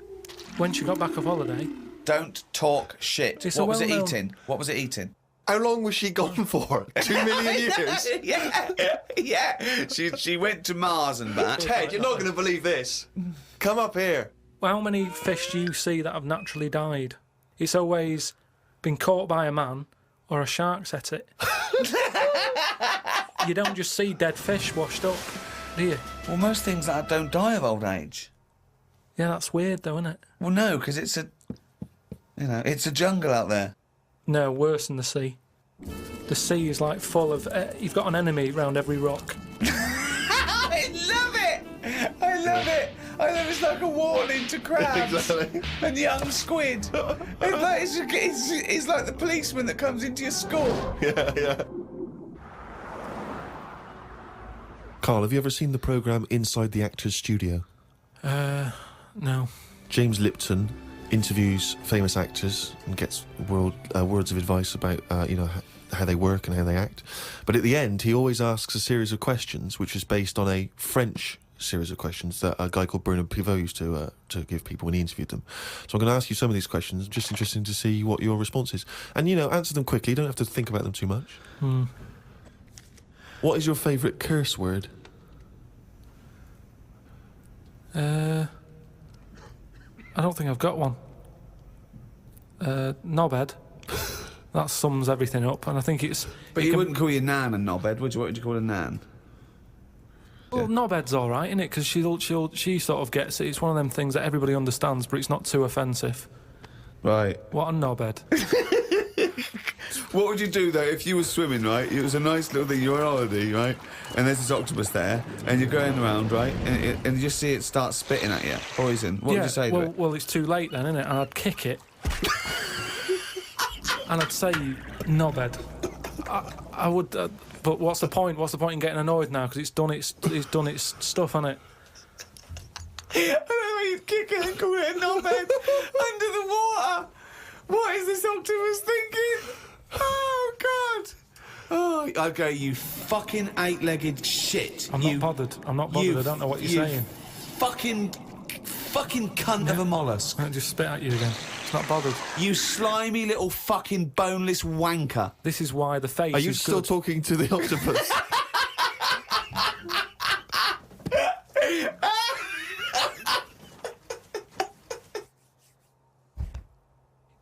What's been going on? I've been to hospital. I was rushed to hospital, like emergency and that. Had a tube put on my knob. You had a tube put up your knob? Yeah. What's the story? Kidney stones. Oof. So, shouldn't really be here, to be honest, doing this. He said rest and that. Climb them stairs on the way in. To be quite honest, it doesn't look like you're expending a lot of energy at the moment. It's like at Zookeeper going, oh, that sloth move today. Calm down. Yeah, but I had to get here. It's been raining. Yeah. I had to come up the stairs. I had to carry the computer. Yeah. Well, that's not entirely true because your girlfriend was carrying it. I saw her outside. Yeah, but I'm just saying. And then you handed it to me and said, "Steve, carry this." Almighty. Yeah, I know. That's already a lie. Christ almighty. Whinging. Not whinging. I'm in show business. I know loads of people that wake up every day with a sore knob, feeling like they've had their kidneys probed, and they will say they're unconscious. So they don't whinge about it. They get straight back onto it. They, a lot of them are on TV now. Yeah, straight back to hosting game shows.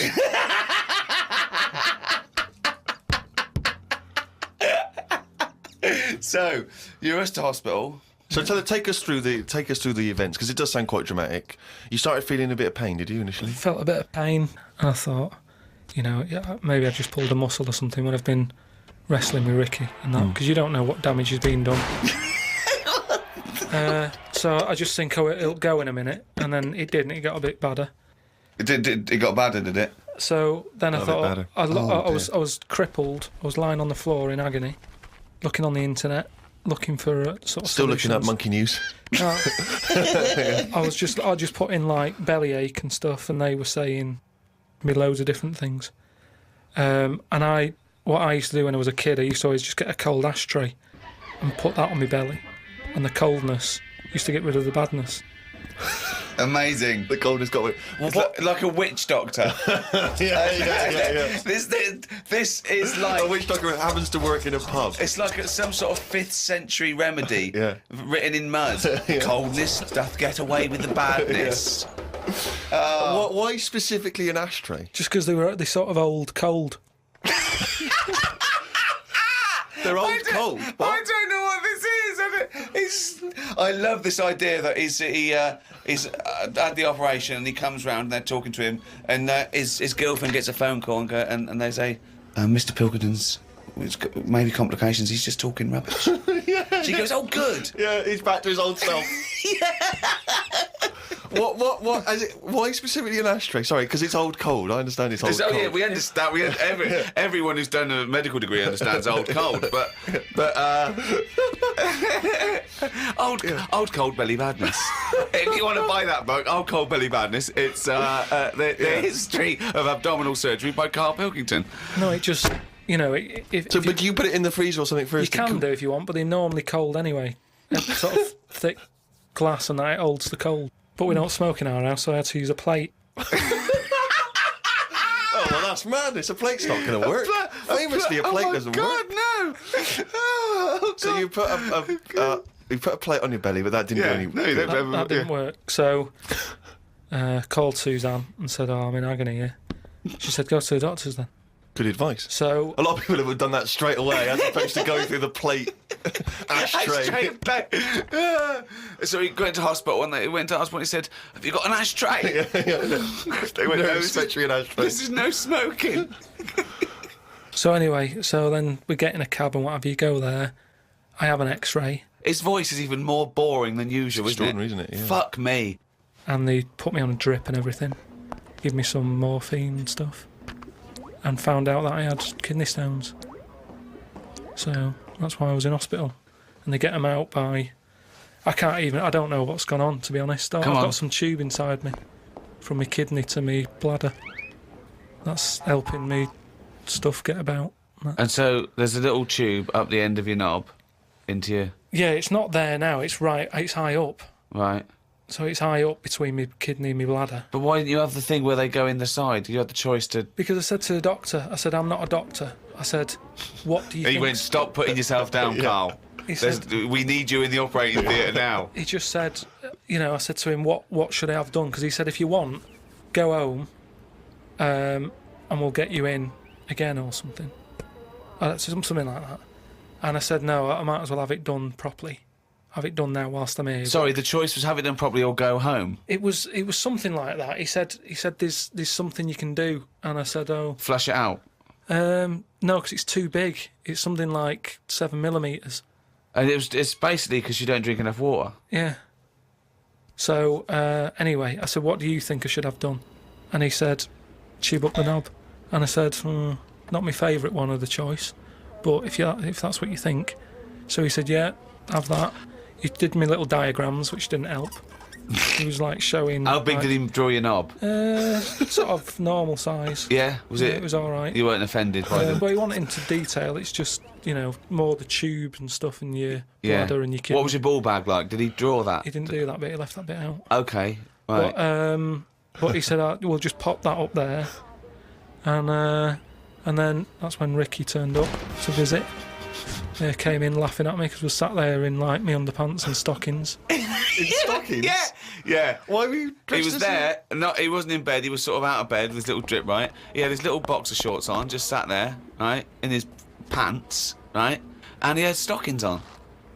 Yeah, because they stop clots or something. They put them on your legs. It's like, when people have got big veins and they go on a plane. Right. Yeah. You said you're not a doctor. No, but I've seen it because Suzanne's mum did it, and she put them on ridiculously early, like 3 days before we were going away, and she'd never been away before, and everything was like over the top. Do you know what I mean? She's like, I best put them on. And so I put them on, and they I don't know what it is. It's something when you're under, your blood doesn't move about the same, right, and it can clot up in your leg. So you wear these tight tights. And I came in to cheer him up, didn't I? Yeah. Was that a nice cheery experience, him coming in? I had a headache at the time. I think I was a bit stressed out.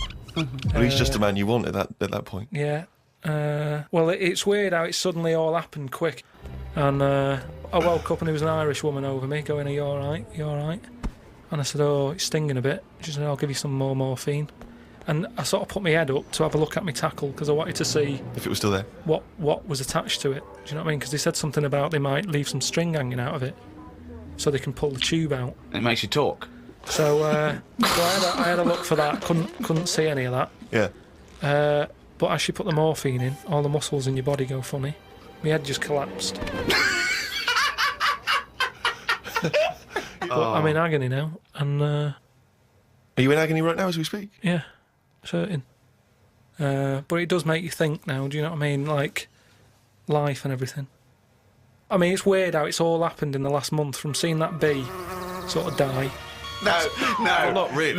No. This is not a near-death experience. It is You a had a little bit. routine operation to remove kidney stones because you don't drink enough water. No, I know, but... This is not a shark attack. Yeah, but it's all life-threatening, otherwise you wouldn't have to fill out forms, would you, saying, if everything goes wrong, Suzanne can have the house or whatever. They keep checking your heartbeats and stuff, and your blood pressure. I don't like knowing about that, I just leave it. It's happening. Don't be messing with it, stop measuring it. Stop measuring it! No, do you know what I mean? Is that the same with a knob? It's that thing of like, they put that thing That's what on. the anaesthetist was doing when you were under, wasn't it? Yeah. He was comparing the diagram to the actual thing. Oh, God.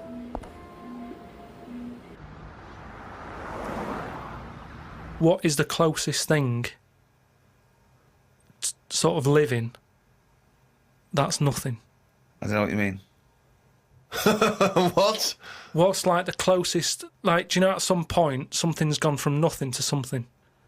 Hasn't it? No, I don't know. I don't understand what you mean. Do you mean what is the first and lowest and most primitive and most simple form of life? No, He's right here in this room, Rick. say like when you look at a stick insect, right? You go, right, there's a slight crossover there from a stick to a living thing. No, it's not. It didn't used to be a stick. No, it's not. There's no biological relationship between it and a stick. But there isn't much difference between the two, is what I mean. Of course there is. It's a There huge isn't. difference. They just sit there looking like a stick. That's their skill. Yes, but there's nothing to do with being a stick. It's like camouflage. That's like saying when a soldier puts on combat gear, you're saying he's a cross between a human and a shrub. What I'm saying is, have you seen them weird things that just look like... They sort of look like a leaf? Yeah, they're insects that have evolved to look like a leaf. At some point, something has had it away with a leaf. No! What? At no point has something had it away with a leaf. No, to make it look that much like a leaf. No.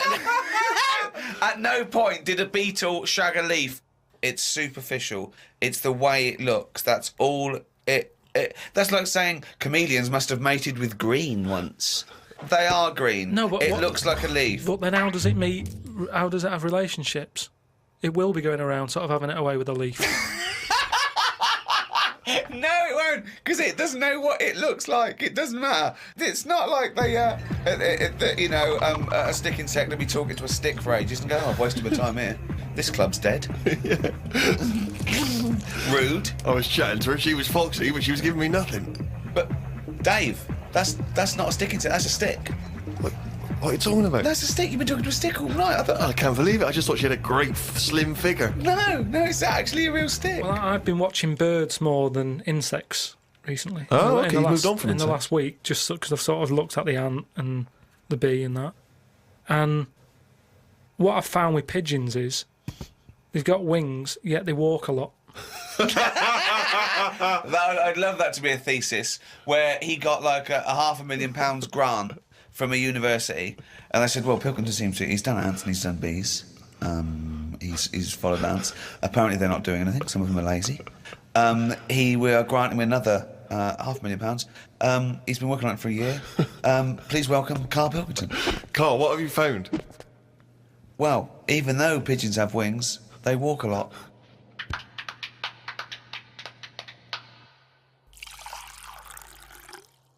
Well, I heard, and you told me this, so I know it's true.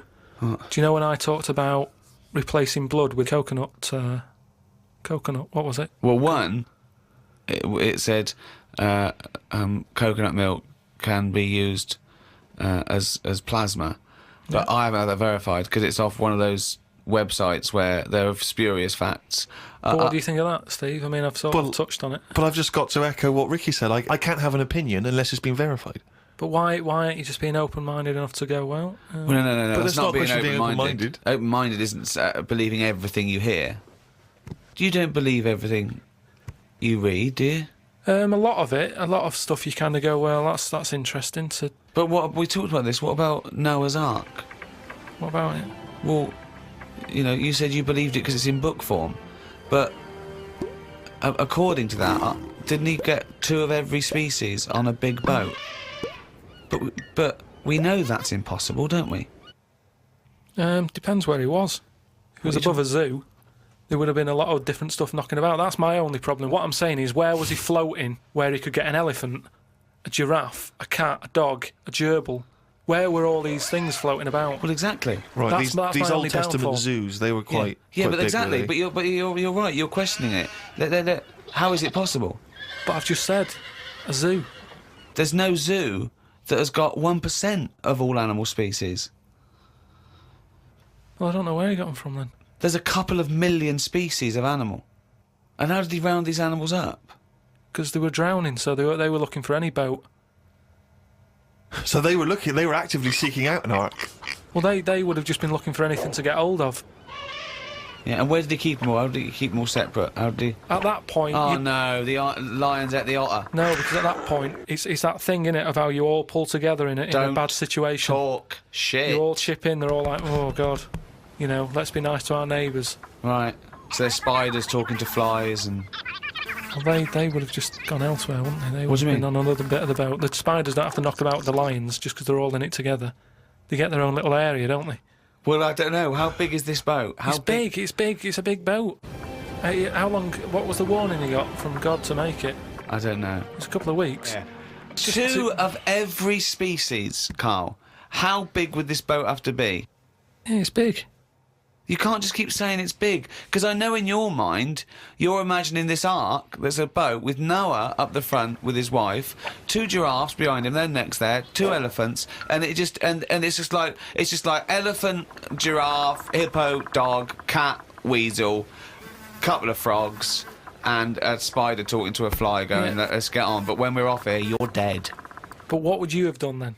Are you saying that you wouldn't get on there because it's too noisy? It's not a question of what it didn't you've happen. done. It didn't happen. To be honest, I'm not bothered. And they got through it, didn't they?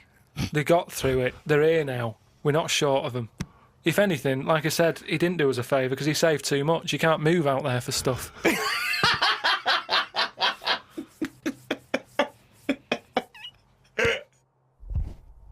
I was swimming recently. I do a lot of swimming, and I've never quite mastered my front crawl. Just never quite nailed the breathing, because it's quite tricky, isn't it? You know, you've got to breathe at the right moment. And so I'm in the swimming pool in the local gym, and there's a guy bombing up and down, really doing a great forward stroke. So I waited till he came up, and sort of went, excuse me, mate. I was just watching you when you were doing your front crawl. I was really impressed. Could you just watch me when I do mine and tell me if I'm going Why right? would you go up to a man? I know, and that was what that was the problem. Is only as I was saying it did I realise what it sounded like. I've just been watching you swimming up and down. I was really impressed. And you're both in speedos. Both in speedos. You know, I'm got the goggles on, prescription goggles, so that I can see when I'm swimming. But why do you need them? There's nothing in a pool to look at. It's not like you're scuba diving. There's nothing. Hold on. Clearly there is something to look at in a pool. Well, no, I wasn't checking. Well, I was checking him out, but I was checking him out for swimming tips. And he just looked at me when I asked him, can you just watch me and offer me any tips? And he just looked at me like I was just mental. That is such a strange thing to say. Can you just watch... I don't know how you had the nerve to do that. Well, it was innocently motivated. Well, I know it's innocent, but what a strange thing to go up to someone and... But what civilization are we living in where we can't just ask our fellow man to help us out with our forward crawl? But we're in a society where we can't. But you know that. It's a strange thing to say. But sometimes it's nice to just think, no, do you know what? I'm not going to fall into the trap of thinking he's immediately going to think I'm gay or that I'm chatting him up. I'm just going to ask him to do me a favour. There's nothing wrong with that. What if he said, yeah, it's just good, yeah. Do you mind coming and help me with my plastering? But it's not the same. He's in the swimming pool. He's there in the pool. He's swimming up and down. He's, it's not no skin off his nose to just offer a bit of kindly advice. If your car's broken down in the middle of nowhere and someone drives by, it's a generous thing to do. Just stop and maybe look under the bonnet and help them out. I agree. But I don't see how it's any different. And in the end, he did, and all he asked was that I wake him off.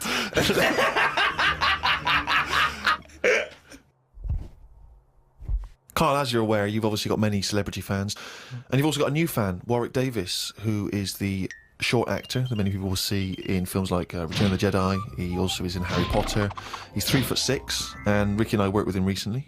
And far from asking us about the many celebrity names that we've worked with, the only person he was interested in talking about, of course, Mr. K. Pilkington. He wanted to meet you, Karl.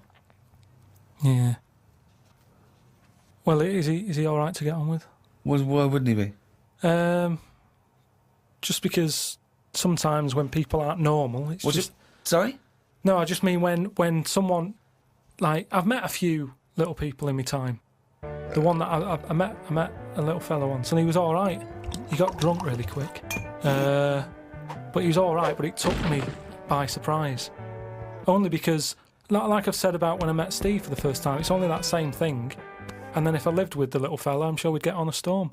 What do you mean when you met There's Steve? a TV show waiting to happen. Things wear off. That's like the world, isn't it? And it's the same with the little fella you're talking about. First time I see him, I'd be a little bit like, oh, what do you say? Whereas once you get to know him, I'm sure he'd be a lovely little fella. I don't know where to start, Steve. But Warwick asks, really, what are your thoughts on short people, particularly in entertainment? Because, of course, they've, throughout the ages, made an appearance, particularly in fiction. Tom Thumb, of course, the Oompa Loompas. What do I think of them? He's just wondering, I suppose, what your take is. They're all right. I mean, when I was on jury duty, every day I'd sort of see one pop in, and he'd be sort of struggling getting on the chair. And he sort of, he wasn't struggling in a way that he felt uncomfortable. He'd obviously climbed a lot of chairs in his time, and this was just another one. And watching him, it just makes you think. You go, I should appreciate that I don't have that problem every time I have to sit down and what have you. But I don't think it's that bad. If I had to pick being really tall or really small, I'd go for the really small one because, the world's a more interesting place for him, isn't it? Everything's bigger. Do you know what I mean? We go to New York and go, wow, look at this. And they go and they go, oh, yeah.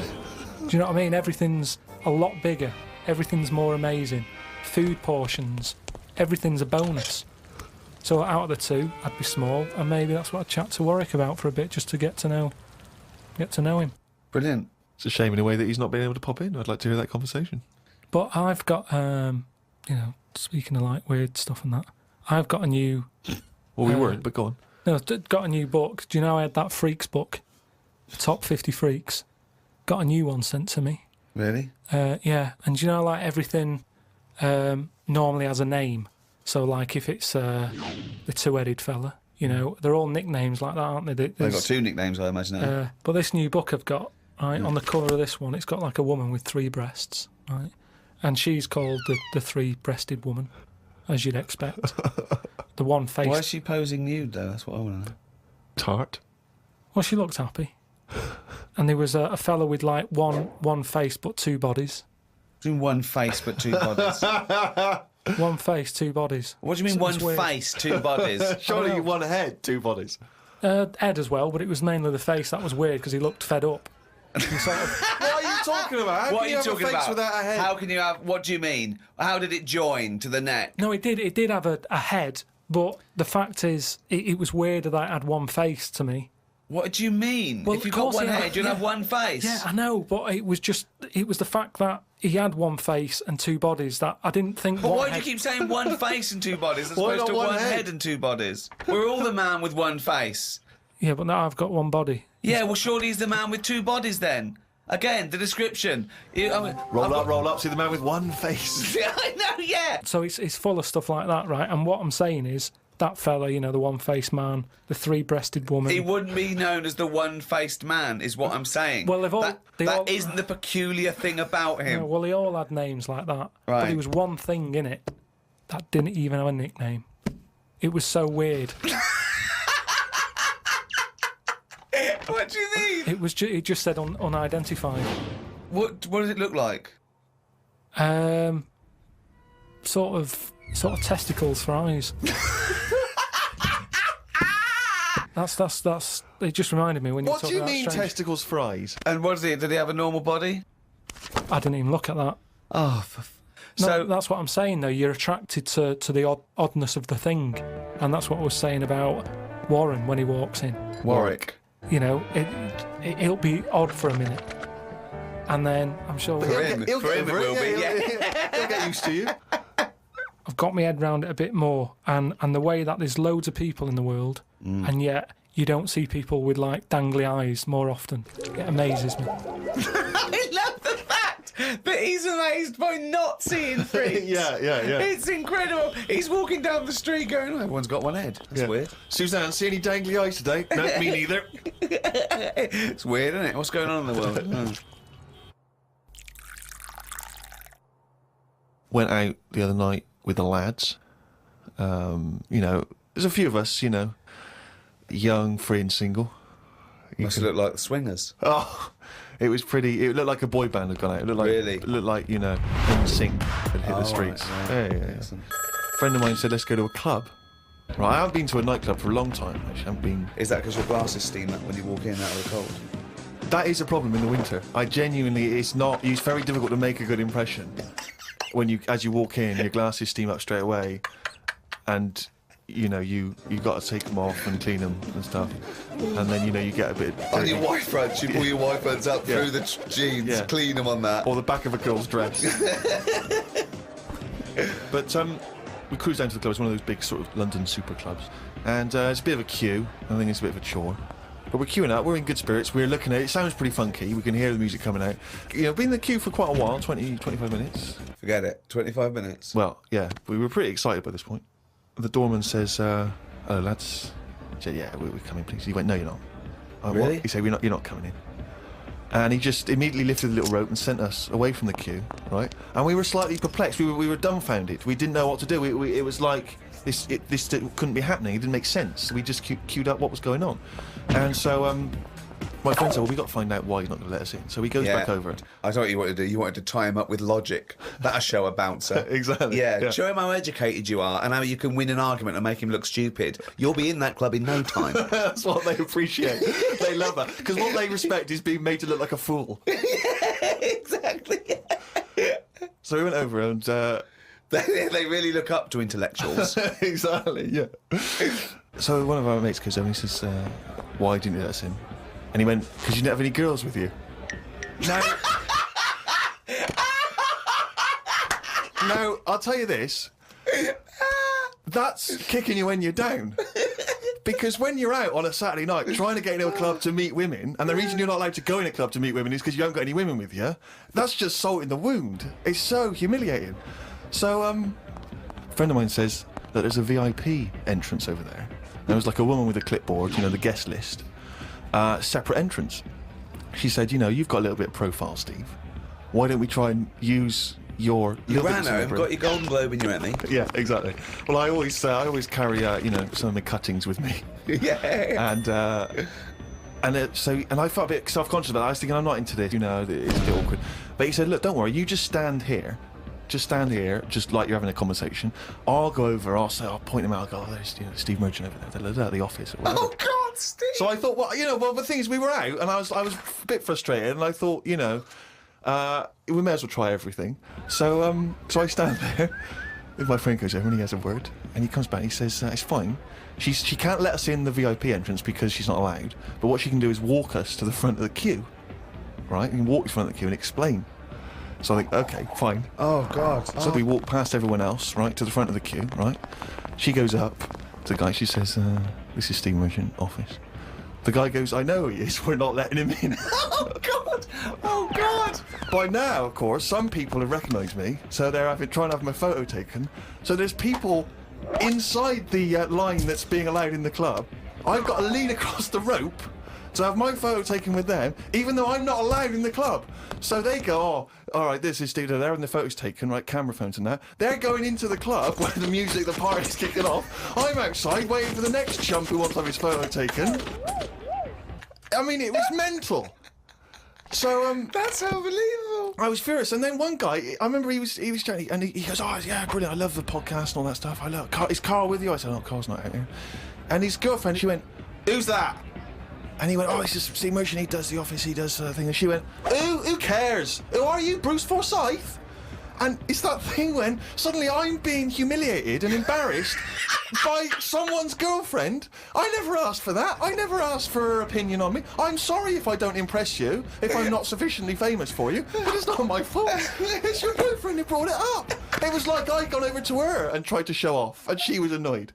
So by now I was just furious. Oh, so God. I thought, forget this. Well, I was walking down the street, and there's a group of builders sitting down having a cup of tea. One of them goes, all right, Rick. I went, all right, mate. The other one went, not as fat as on telly. I went, oh, thanks. Not as fat as on telly. So he went with, well, you are fat, but you look even fatter on telly.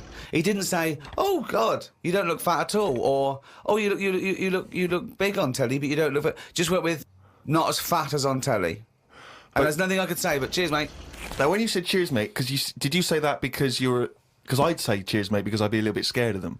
No, I was be worried about it's the like repercussions. sarcasm, and I laughed after. Yeah. So you can get away with sarcasm with working class blokes. I'm a little bit more secure with a working class male than you, aren't I? I'm terrified of them. I feel like they're going to turn on me at any minute. You don't feel confident, sort of backing in a lorry driver. Terrified. Oh, right. Because if I did, he'd probably lean out and just go and get your dad, mate. Yeah, not you. Fuck off. I'm not interested. Not you. Yeah. One prediction for the future, Karl, is from an academic study, what the world will be like in about 75 years from now. And a big prediction they're sort of sure of is that androgyny will rule. But soon you won't even need a female or a man in your life. You'll just need the egg or sperm. And you'll be able to have any coupling you want or not. Thoughts, Karl? That isn't what I've heard. What were you? I heard that. So you read an academic study, Rick, but let's find out what Carl's been reading. I heard we're all going to go ugly. Different point, though, isn't it? It's That's a completely different point, that. Not listening to a word Ricky said. But no, it's just if we all sort of go ugly, that will sort the population He problem gets an out. extra syllable in the word ugly. Ugly. Ugly. Ugly. Yeah. So that just sorts the population out because people aren't sort of having it away left, right, and centre. Well, no. Well, then that doesn't sort. What do you mean? Sorry, Rick. I don't understand what the hell he said there. Are you saying because everyone's ugly, everyone won't want to have it away more with the ugly person? Yeah.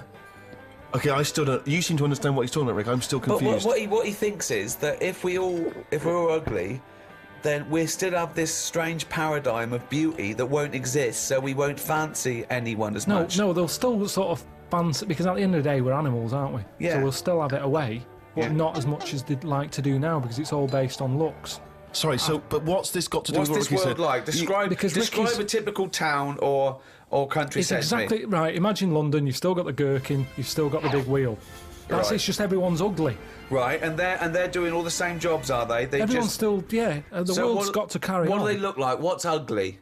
Just imagine, like, have you ever seen anyone when you've just gone, look at that? Yeah. Right. Well, like that. Yeah, but hold on, because it's not No, like because a we strict... have got better looking, haven't we? If I look back now Yeah. at a school photo, Yeah. you look at my class and you go, what was going on then? You can't tell the difference between some of the girls and the blokes. When he said we've got better looking, I thought he was going to talk about cavemen, not his school photo. I mean, what happened there? There's been no evolution in that time. What are you talking about, Karl? We've got better looking now, haven't we? But we will change. Yeah, we'll Probably change. not in There's little 75 things. years. I mentioned before about your little finger. There'll come a time when that'll go. I've watched it. I've kept an eye on what my little finger's doing. Sometimes it does nothing. It never helps out. All the others are grabbing older stuff. That one just sort of sits there watching. So you could get rid of that, and I think that will go in evolution. Think of the books he could have read when he was doing that, when he was monitoring his little finger. I've been watching my little finger. But again, if you shaved a caveman, he's basically us. He's basically us. Well, he's basically Karl. Yeah. I think what's more interesting about the future, Karl, is the fact that technology integrated with humans will be fascinating. So, for instance, they're talking about the fact that in the future we may even be able to have chips in our head that allow us to access the internet or an equivalent of it directly, mentally. So imagine that. To say, not French fries. But hang on though, at what point are we us then? Yeah, this is good. Go on. No, because if I can go on the internet at any time, then that's going to know more than me. What does that mean? Okay. When I don't know an answer to something now, which is a lot of stuff. Really? Go on. You watch University Challenge, and the stuff them kids on that know. I just think, where have they stored that? For me, if something doesn't get used within a time period, that's it. But again, it's forgotten about. Basically, you've got about the same hardware I haven't, as those people. Honest to God, I haven't. I know I haven't.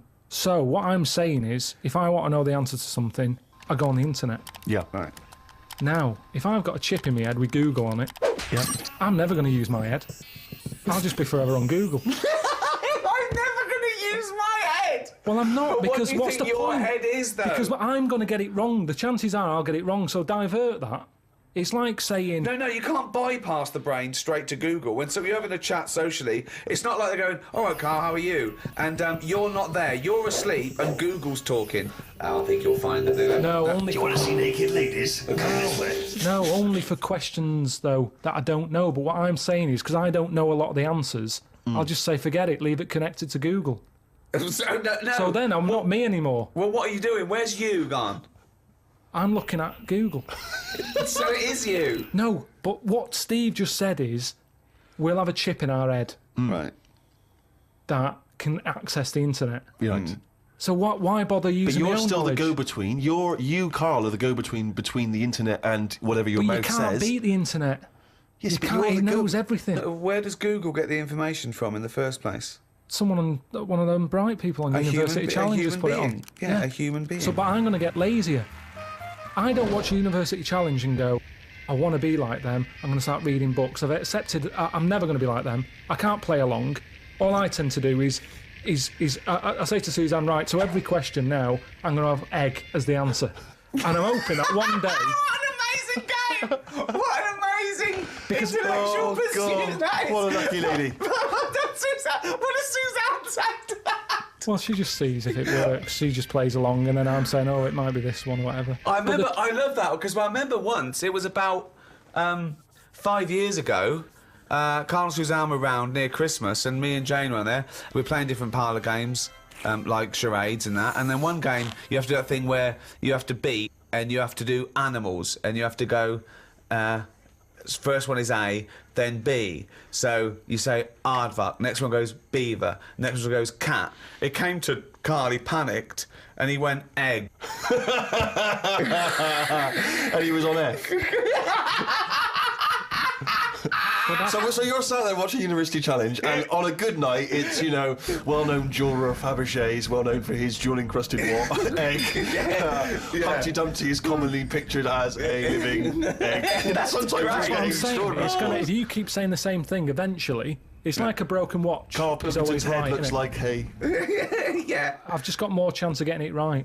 Sure. But also, he told me when he plays University Challenge, he says he's given up ever trying to get an answer. So now he tries to guess who's going to answer the question.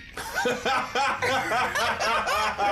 great game! Suzanne's roped in on! Unbelievable! How'd you do with that? That's not... I'm normally all right on that. Normally all right on There's got to be something else. There's another evolution thing, though. When you watch brainy people on that, or wearing glasses, yeah. What does that tell you? We are reading too much.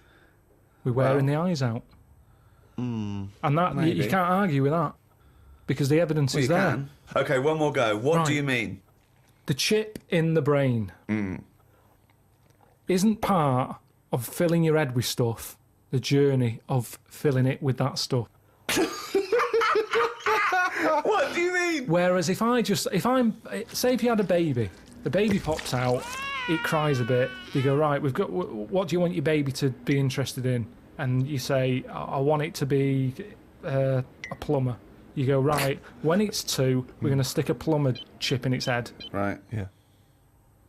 It's not right, is it? No. I don't know why you chose plumber either. Well, we still need plumbing. Yeah, I know we do, but... It's odd that they would have chosen plumber. They've got such kind of small ambitions for their It's what his babies. granddad did, and they want the sort of the thing to go through the business. They own a plumbing business.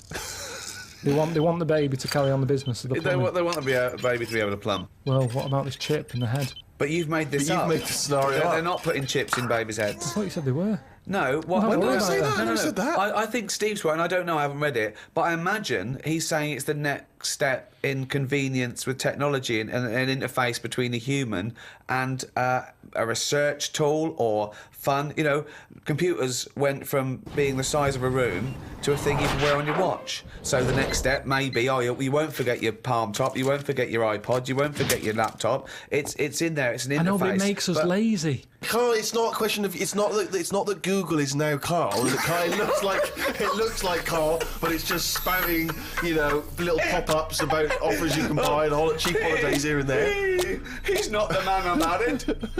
Right, look at it like this. Jesus. Look, I see it all the time now. Go on. You go, where are you going to someone? And they go, I'm going to Dorset. Aye. Oh, aye. What road are you taking? Don't know. Just pop on the sat nav. Now, that's a start, isn't it? Okay. Let's act that out with me, okay? I'm going away for the weekend, Karl. Are you? Yeah. Where are you going? Dorset. Oh, yeah. Are you getting there? Car. Oh, right. Yeah. Well, which way are you going? Don't know. Why do you want to know? Oh, just making a friendly chat. Just, I'm interested in geography. Which way are you going? Well, I don't know really. I've got a sat nav in my car, and I want to get in there. And what do you mean? What? Bit lazy, isn't it? Well, I'm not a pigeon. I don't. I mean, you got an A to Z. Well, yeah, but it's on a computer the A to Z. What's the difference between looking at an A to Z and? It's a bit lazy, though. Not really. No. Why? Why is it any different that I've got it computerised so I can go along? A to Z's a bit dangerous, isn't it? It's a bit. Don't go to A to Z when you're driving along. Clive, who are you talking to? Because we need to hit the road. We need to get going. Well, it's this fucking idiot who wants to know what road I'm taking, which is a fucking boring thing to ask anyway. Sorry, who is this twat? Because we really got to get going. He's a fucking dickhead. I think he's an A to Z salesman by the door. I mean, just tell him we're using the sat nav because it's the quickest, most efficient way to do it. It's the quickest, most efficient way of doing it. No, but look what's happened. Who the fuck are you? Would Columbus found America if he had a sat nav? Yes. No, he wouldn't. He'd have put in America and he would have taken it to He wouldn't. America. He only found it because he got lost. Now, if everybody just goes... Hold on. How would an undiscovered country be on a sat-nav? No. Go on. But I just What's mean... the difference between the sat-nav and the map in that regard? Because I've found some lovely little cafes on roads I've never been on. And I've instantly gone from finding a continent to a little cafe. I love that. Little greasy spoon. I am off to discover the unknown world. Where are you going? Well, I don't know yet. It's the unknown world. What are you taking? Just a boat, lazy swim, you cunt. I love the fact that he's so Luddite now, he's annoyed at the sat-nav. I mean, you'd have probably given Columbus a hard time. Oh, got a compass. Don't you know where north is, you twat? I just think there's something in being lost. I never feel lost. I just think, I've had a diversion. Because you find new things. I'm forever going down... Suzanne's asking the French peasant where the... I just think, Columbus... All right, what's the most interesting thing you found when lost? Like I say, I found a shop that was like a fancy dress shop. Amazing. Do you need fancy dress stuff? Dressed You up never as go Columbus, out. went and bought a sat-nav, went to Dorset for the weekend. You never go out. Why do you need a fancy dress shop? That sounds like the one thing you would hate is fancy dress. Yeah, but I like looking at they have like a space helmet in there. Right, so you found a fancy dress shop. Where are you supposed to be going that you had time to get sidetracked and go in a... I think I was going to a meeting. Amazing, that's the last time. So you want to get lost? Yeah, you don't want to get lost, do No, we? because I always give myself loads of time because I get lost a lot. I always give myself... Get a sat-nav. No, I'm just saying, that's how you find little treats along the way, and next time you pass it, or next time someone says, do you know where the fancy dress shop is? You go, yeah, I do. You go, I have no idea because I was lost. I didn't know where it was. No, normally I learn. I'm not going to tell you, lazy cunt. Have you got an A to Z? Oh, that's harsh. Yeah, find it yourself, you lazy twat. So... What have you learned? You keep going on about all this learning. What have you learned? What have you learned? Okay, sum up mankind's foray into the future. I want this. This will be the introduction to a book about the future. It will then be read in 100 years' time and go, Karl Pilkington was the most prophetic genius that's ever walked the earth. These are his words from 2010. Just some predictions. Just sum it up. Just sum it up. I believe. Start off with, I, Karl Pilkington, believe that mankind in the future will. Okay, start off with that And then what? sentence. Just have like a top 5. Well, no, or just Or maybe just predictions. Just predict. Yeah. So and then a little thing to remember. And remember ye this. So I, Karl Pilkington, predict that in the future mankind will. Start off with that. Start off with that sentence. I've given you that one. All right, I'm Karl, and the future. He's already gone off road. It's a scary place, but the future's going to happen. Mm-hmm. Right? There's no getting away from that. Yep. Okay, your predictions are. Well, we're all. It's not a soundbite. Keep going. Hang on a Give him minute. space. This is in a book. I've got to think about. I don't want to get it wrong. Think first. Think and then say it. Okay, starting from now. These words of wisdom will be inscribed on a wall of a museum one day. Proceed. I think trousers are going to be stopped being made. Just because you see kids now, they've got pants around their ankles. They're going further and further down. So I think that's evolution, just getting rid of the trouser. Right. It's just dropping naturally. That's the evolution of the trouser because it's dropping incrementally Well, you see now, down you can the see arse. kids' underpants, so they're just dropping. Yeah. I think they'll get to a point when they just don't bother wearing them anymore. Right. Prediction 1. Okay, That's an amazing one. They'll stop making trousers in the future. Good.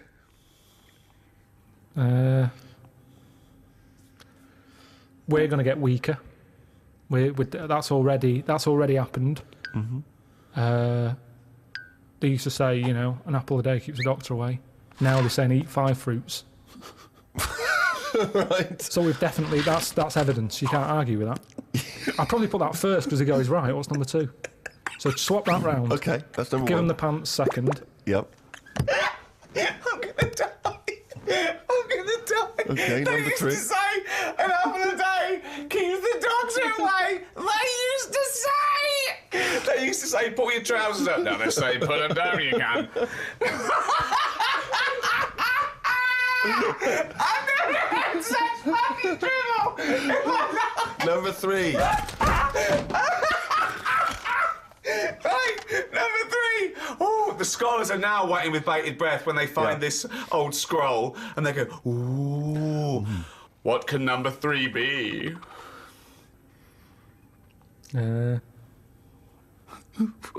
I reckon we'll blend all our food.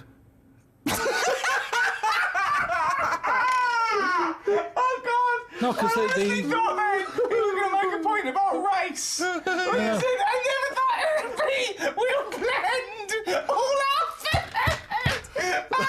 like they do for babies, you mean? I just think when you think about all the stuff we eat now, cavemen chewing on big lumps of meat. Yeah. We had wisdom teeth. Yep. Now they say, take them out, you're not using them. Yep. Why are you not using them? Because your food's soft. Yep. Sorbet. Yep. Soups. Yeah. Everything's softer, Just isn't it? When you those get an two, avocado, they say, is it soft? Everyone's squeezing the food before they buy it. Yeah. No one wants anything tough. Yeah. So I think chewing is a sort of It's a thing of the thing of the past. We haven't got the time to chew. Everyone's like, hurry up, eat that. You don't have to go out for dinner with Ricky. He's like, hurry up. Like, I'm still eating Well, it. he does blend his food, I think. Okay, so blending food. Great. I reckon... what else do we do now? So I've done teeth. Done trousers. I've come up with this idea. It's sort of like glasses, but you can live wherever you want to live. What do you mean? Everything that's real, you're not looking at that anymore. This is really the future. I'd put this at number 10. This is like... We're only doing 5. Fuck me. So what you mean is that you look through the glasses and instead of seeing what the real world, you see a tropical what paradise. You want to see. So if you're a young kid and you like the idea of living in the urban ghetto with all graffiti on the walls and that, you can see that. Yeah, but hold on. Are you walking around? Because you'll be bumping into stuff, won't you? No. Why not?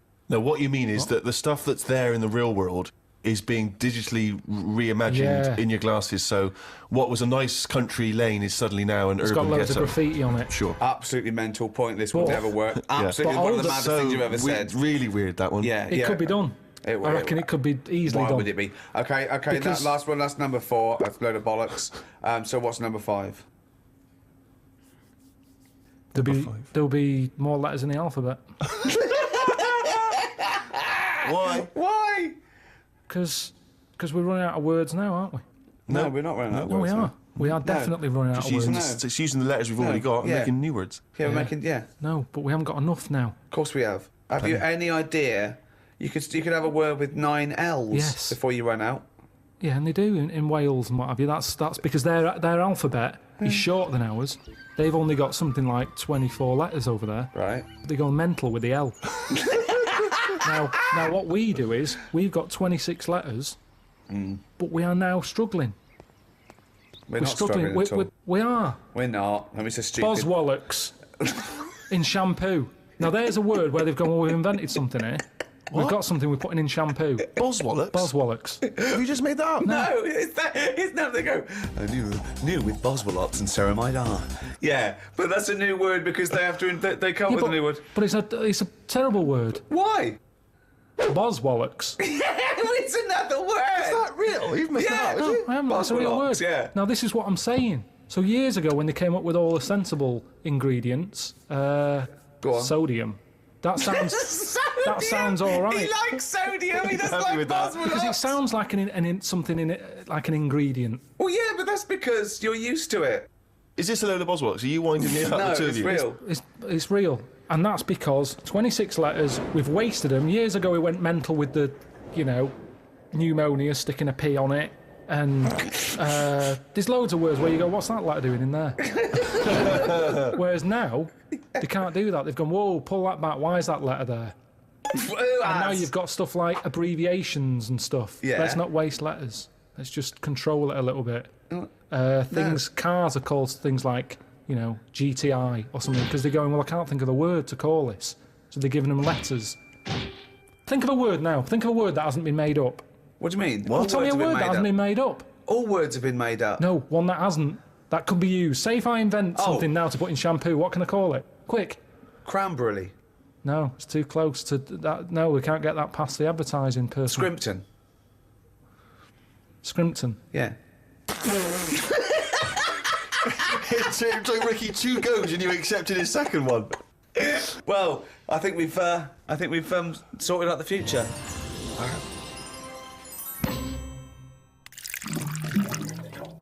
Since, obviously, the days of Nostradamus, there's been many people who've tried to foresee the future. Karl, I'm not sure if you're familiar, but there's endless, predictions. Apparently there are other planets that may collide with ours. You know, there's some scientific basis on this. But if you knew with certainty that today was the end of the world, how would you spend that final day? So, for instance, I've always wanted to smash up a bar. Do you know what I mean? It's strange, but I've always wanted the exhilaration of just smashing all those bottles, like you see in a film. But would you enjoy it as much, knowing that you're going to die in 8 hours? I don't know, I suppose it's the sense of abandon, you know? I mean, maybe I'd murder a person. You know, Wow. just see, you know, I don't know, but I think I'd probably go mental. Because I've always been a very reserved person, you know? I've never got into a fight, I've never caused a rumpus. Yeah, but that's a worrying thought, because we don't have to have the end of the world for it to be the end of your world, because a lot of people know that they're terminally ill, so they don't go around smashing up bars and killing people. But I suppose I know there'll be no repercussions ultimately, because They're gonna the die next day anyway. everyone's gone, so Yeah, there's not going to be mourning families. But then how dare you deprive that person of his last 8 hours or 10 hours of life? I don't care, because it's the last day on Earth. What would you do? I've always wanted to kick a duck up the arse.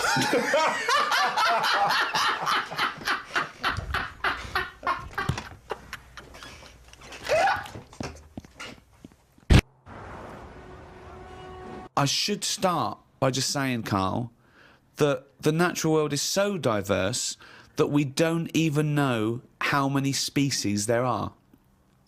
With plants and animals, there could be up to 10 million species. There are 37,000 different species of spider alone. What do you think of that? It's a lot. It is, isn't it? A lot.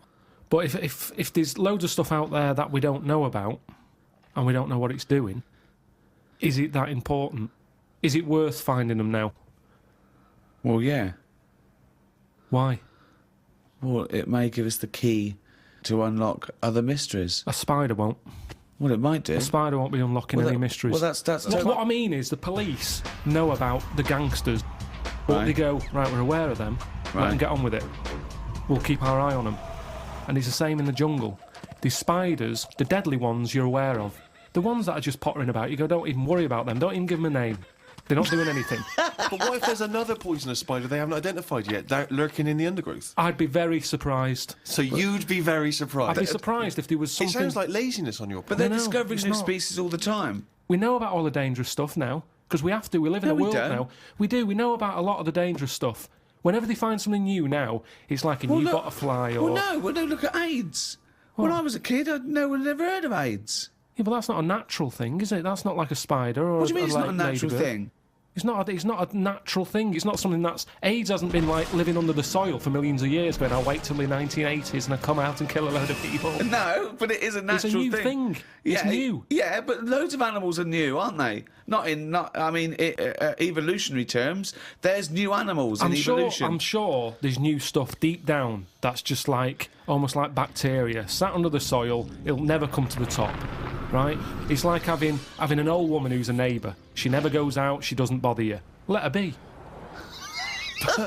But what if that old neighbour could unlock the secrets to... I don't think she can. Just even to us understanding the complexities of the universe, of the way things have developed and grown. Because we know about it.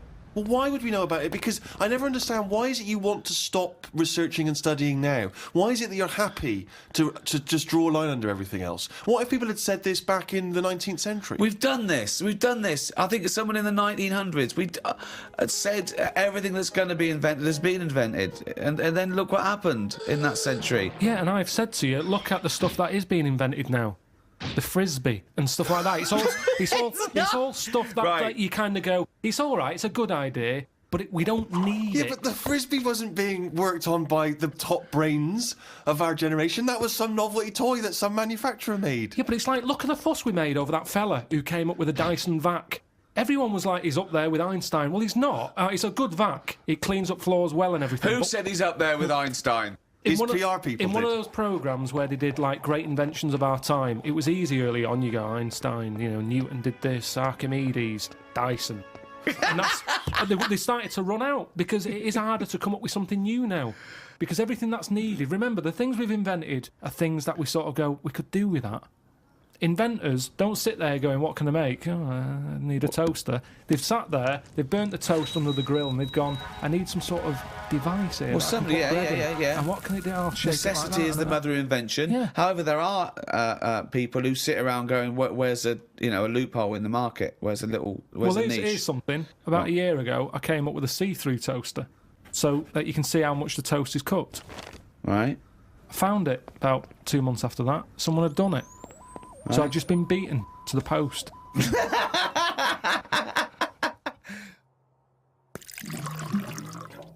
I met a bloke on a conference once who sent a drawing to Blue Peter.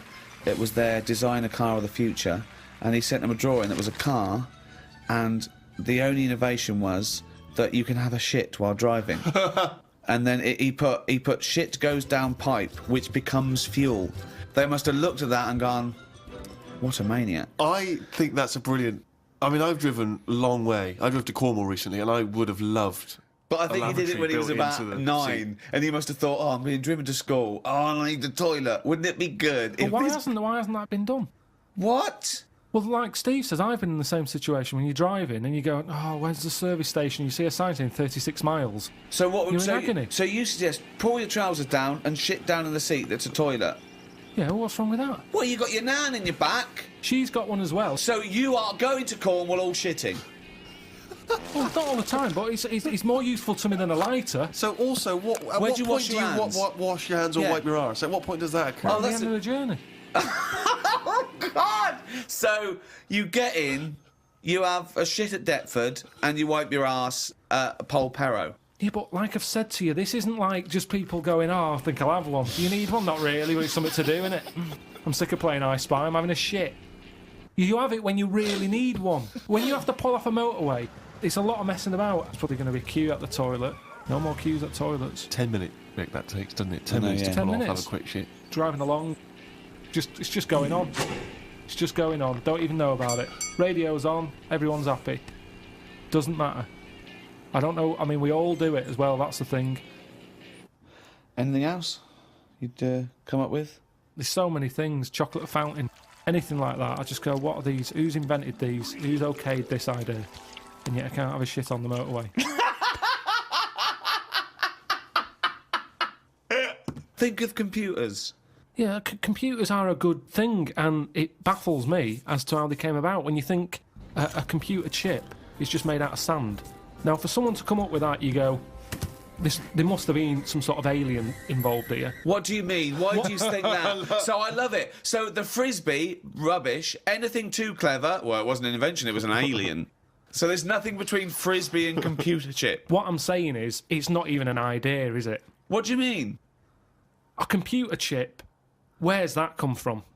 Oh, it's amazing. Well, it's astounding, yeah. So you think it was an alien? What are you talking about? Great. Because I can't believe that someone would go, right, I want to make something that will hold information and be able to do... I know, let's use some sand, we've got loads of that. You'd go, what? You don't... Well, that's what genius is, though, isn't Carl, it? There's no alien involved. No, but when I say alien, I don't mean an alien came down here and said, oh, do you want to buy this? There could have been a spaceship crash, right? Right, yeah. And there's all them rumours, isn't there, in that hangar. They've got the spaceship, they take it apart, They go, yeah, wheels, we've got them. Yeah, steering wheel. Yeah. And then they go, hang on, what's this here? And they find the chips, and they break it down, and they find Karl, it's sand. But the fact that sand makes computer chips is not the interesting thing. The interesting thing is how the human being discovered that, what am I talking about? Sand makes computer chips. That silicon can have information put on it. But we're made out of oxygen, nitrogen, carbon. Do you know what I mean? And hydrogen. But that's nature. You see, nature is amazing. You can't beat nature, right? No. It comes up with some amazing things. Yeah, but man is nature. Don't forget that we're an animal. We're a brilliant ape. We're actually 98.6% genetically identical to a chimpanzee, Karl. Think of that. We only differ on 1.4% of our genetic makeup. That must be the arse.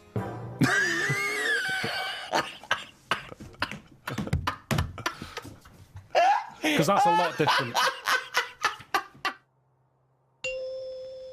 When I was about 13, 14, I once tried to improve the animal kingdom by making the hardest animal ever, the most perfect animal. Now, just to clarify, you didn't, in sort of Frankenstein style, try and bolt various bits of animals together? It was a drawing that I sent to Blue Peter. There was no competition going on. You just thought they would be appreciative? I thought they'd look at that and they'd go, well, he's a genius. Yeah. This is like Da Vinci. Sure. And this is the animal. This is what I thought, the perfect animal. I mean, when I say perfect, I meant the hardest animal. This animal, it could take anything.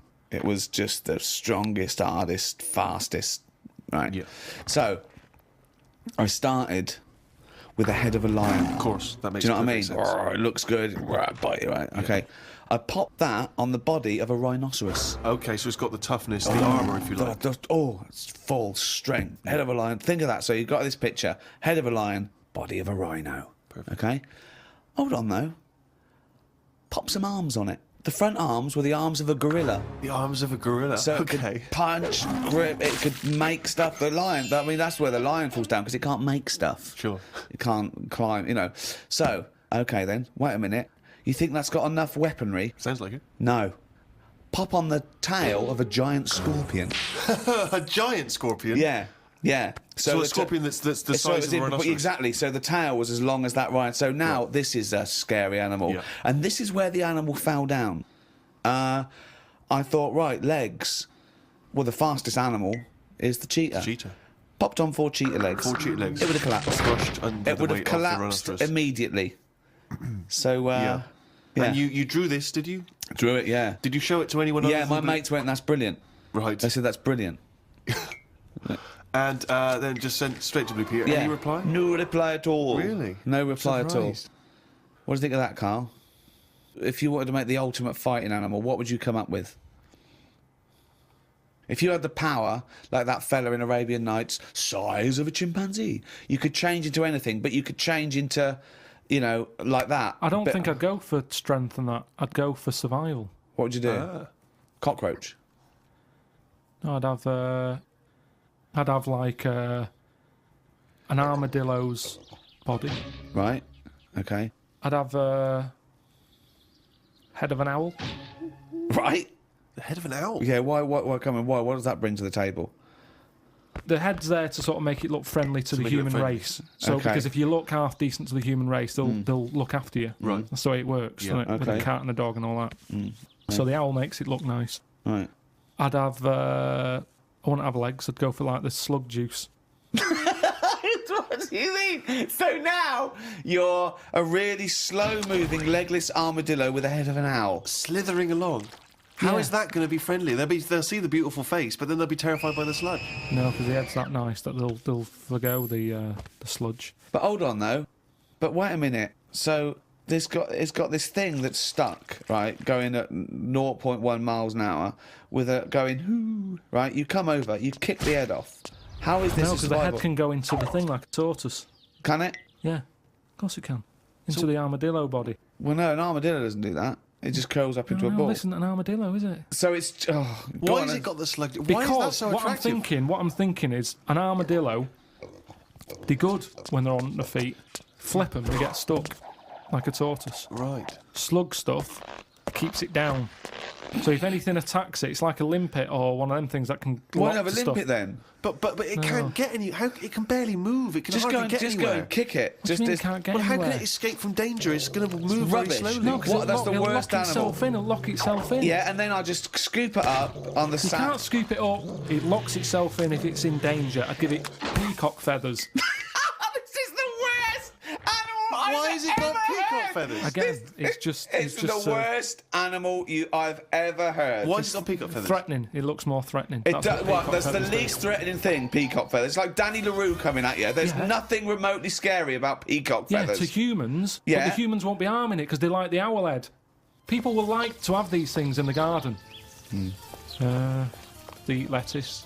They eat lettuce. They eat Why has it got a beak? They eat lettuce. He's telling them what it's going to eat now. The owl's going, fuck that, I want a mouse. I love the fact that he's based what it eats on the fact that how it moves a bit like a slug. Yes, Let it eat yeah. lettuce. It moves that and let it eat lettuce. Like I said, it's not that weird if that existed. If that was normal, like when you went out to empty your bin, he was one of them sliding up the wall. You wouldn't even double take. You'd just be like, oh, there's the owl head peacock feathered thing. I don't know why it's climbing walls in an effort to find lettuce. Yeah, why is it climbing up that wall? Because that's the only way it can see properly. Because its head's coming out like that. So even though you've designed this animal, now you're even expanding got its limitations. problems. Well, Now it's got mainly problems. made as to be on walls. Because what else is living on walls? Oh, God. Oh, fucking hell. What a useless animal that is. Karl, I mean. But nature chucks up odd things, doesn't it? Don't. Why are we starting on this again? No, I'm just saying that is nature. Now and again, you'll get stuff that. Oh, was he looking at you? Yeah. Was he really? Look at his fucking head. Look at his stupid round fucking orangey head and... Oh. Why aren't you a freak? You've got a little bald head. We're not meant to be bald. Well, I was. I think that's the thing. That's what nature's done. You see, I didn't do anything with my hair when I had hair. I didn't style it. I didn't do anything with it, and it probably thought, "What am I doing here?" Whereas people who love their hair and they comb it and have different styles and look after it, they have hair for ages. Nonsense. No, nonsense. Gobbledygook. Absolute nonsense. Well, you're saying that. Absolute nonsense. Well, it's a little bit weird, then, isn't it? And that's what happens with old people once they lose their, will to live. Once they lose the job, they get old. What's my purpose? What am I doing here? And it's like nature goes, you're not needed, and they die. Maybe that's what happened with the dodo. What's it doing? It can't fly. Its wings are useless. Eat it. Tastes horrible. Kill it. No, they did eat Nature. it. I think they did eat it. Yeah, but it wasn't very nice, was it? I think they over-farmed it. I think that's why it was extinct. Because they did eat it. No, but they did eat it, but they didn't like it. Everybody, you never saw like a fully eaten carcass of a dodo. You're It'd always making this be up half again. eaten. All conjecture. No, but they didn't eat it all. Everybody would probably try it and go, it's not for me, that. But you don't know No this. idea, You you're don't just know making this. it up. What's this based on? That just- people... And also, why would that kid it out? Because I'll tell you why. Why? Because if it's not nice, people don't get another one in. And they die out. The reason we've got loads of chickens and loads of cows is because we eat them. If we ate polar bears, we wouldn't be short of them. Because you'd farm it, you'd take more care. But what's a polar bear doing? Sat on a block of ice floating about. It's no use to us, is it? It sounds harsh. Once It's again, no got use- his information from a Glacier Mint No, advert. but it's no use to us. We know they're there, and it's all very sad when you see them on the news sort of struggling and all that. Yeah. But it's going to make them stronger.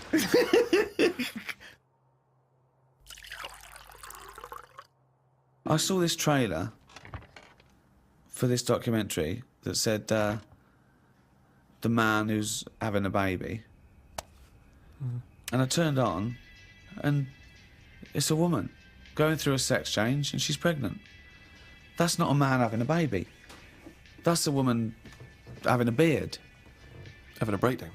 Why is that? What? That's a con. That is pure sense. It's a man having a baby. Look, the world's first. No, it's a woman. It's a woman. What do you think of that? What would you do for your doctor? And I came to you and went, Karl, listen, I'm having a bit of a rethink of these. The penis, I hate it. I hate this cock. But what do you mean you hate it? I hate it. I don't want it there. It doesn't look right. It doesn't look right. It just sits there resting on these fucking awful testicles that I'm going to get rid of.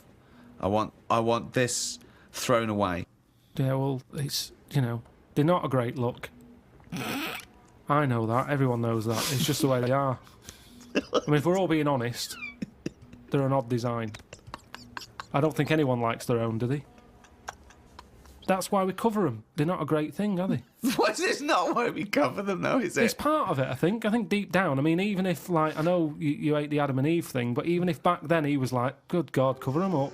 Even he had a leaf on. No, but listen. Right. So, are you thinking fundamentally, then, that aesthetically, the testicles and the penis isn't as good as it could be? What would you have there instead? Well, it's designed that way because that's the way it's got to be designed. It's more about function than yeah. And that's the thing, isn't it? With modern technology, the thing is, the testicles have to be outside because they have to be a few degrees below body temperature. Yeah. Otherwise, the Sertoli cells die, which sort of feed the semen and all that. So, they to be functioning and sort of like fertile, they have to be outside, which is annoying because I'd put a little rib cage around them, like that. I'd pop a rib cage round those, protect them, wear a cricket box, have that built in, so you cannot get a swift kick in the bollocks that makes you feel sick. But it'd be better if they could sort of reverse up in a way that they were hidden away, right. So that they were just, then you dropped them, it's like, right, we need to cool them down, be at it in about half an hour, yeah, drop them down. Yeah, like the gear on an aeroplane, landing gear. Yeah, and landing gear down, and the bollocks and the cooling down. Or you could just pop them in the fridge for 10 minutes. Well, they could detach and you could pop them in the fridge. Cool them down. Can you make me some breasts? Easy.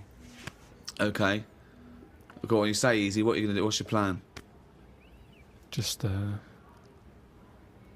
do you do that? It's tablets, isn't it? No, but... Testosterone, isn't it? Testosterone? Toblerone. I want some Toblerone. Well, sort of pointy tits, like Madonna.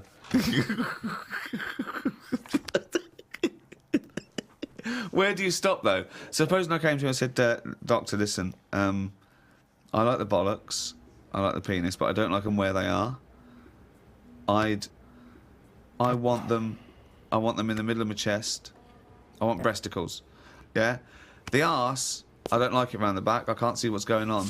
Pop that on the front where the bollocks were. I want my arse where I can look down and see what's going on. Can you do it? I think it's just easier to move the head, isn't it?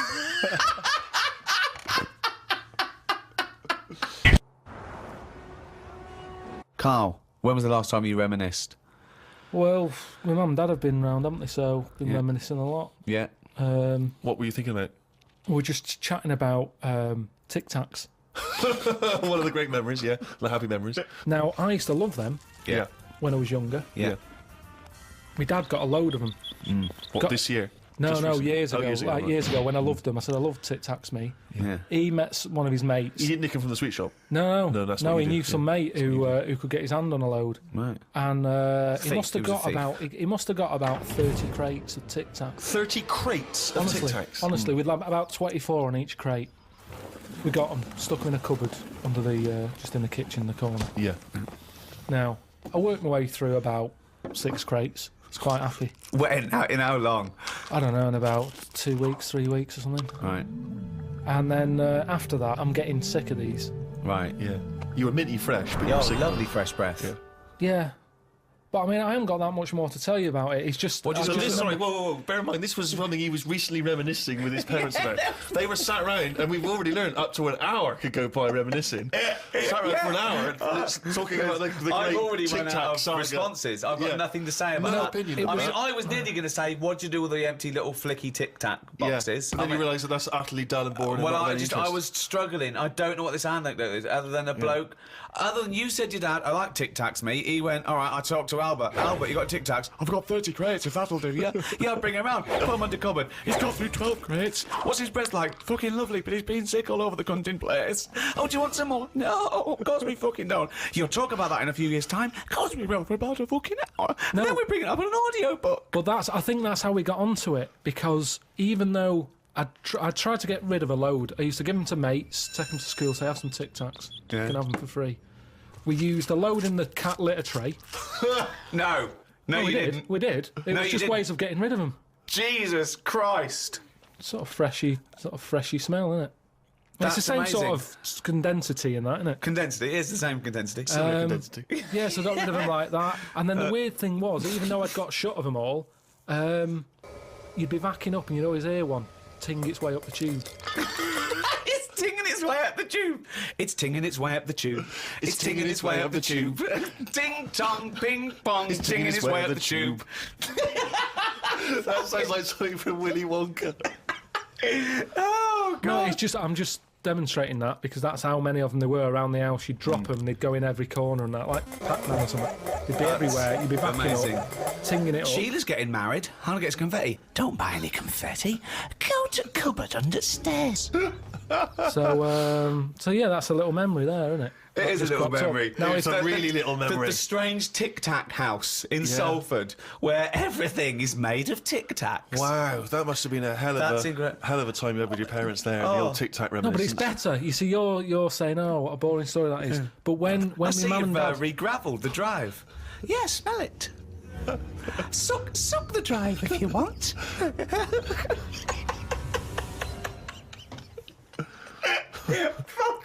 No, but it's different. When my mum and dad are there and they can remember that and they're going, oh, yeah, the Tic Tac incidents and stuff.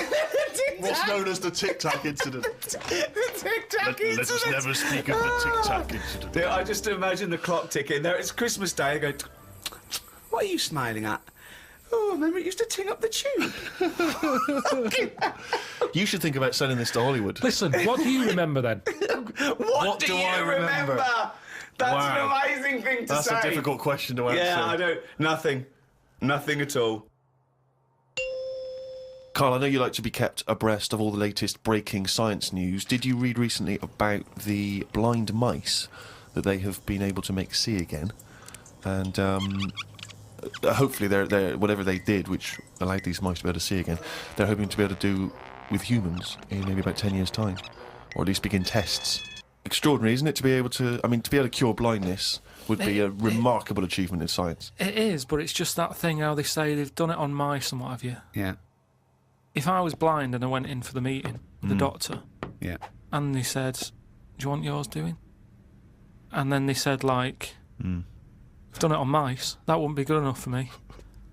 I'd say, look, when the blind fella gets in, don't say we've done it on mice, just say we've done this on eyes. Because if he goes, what eyes? Just say just a pair of eyes.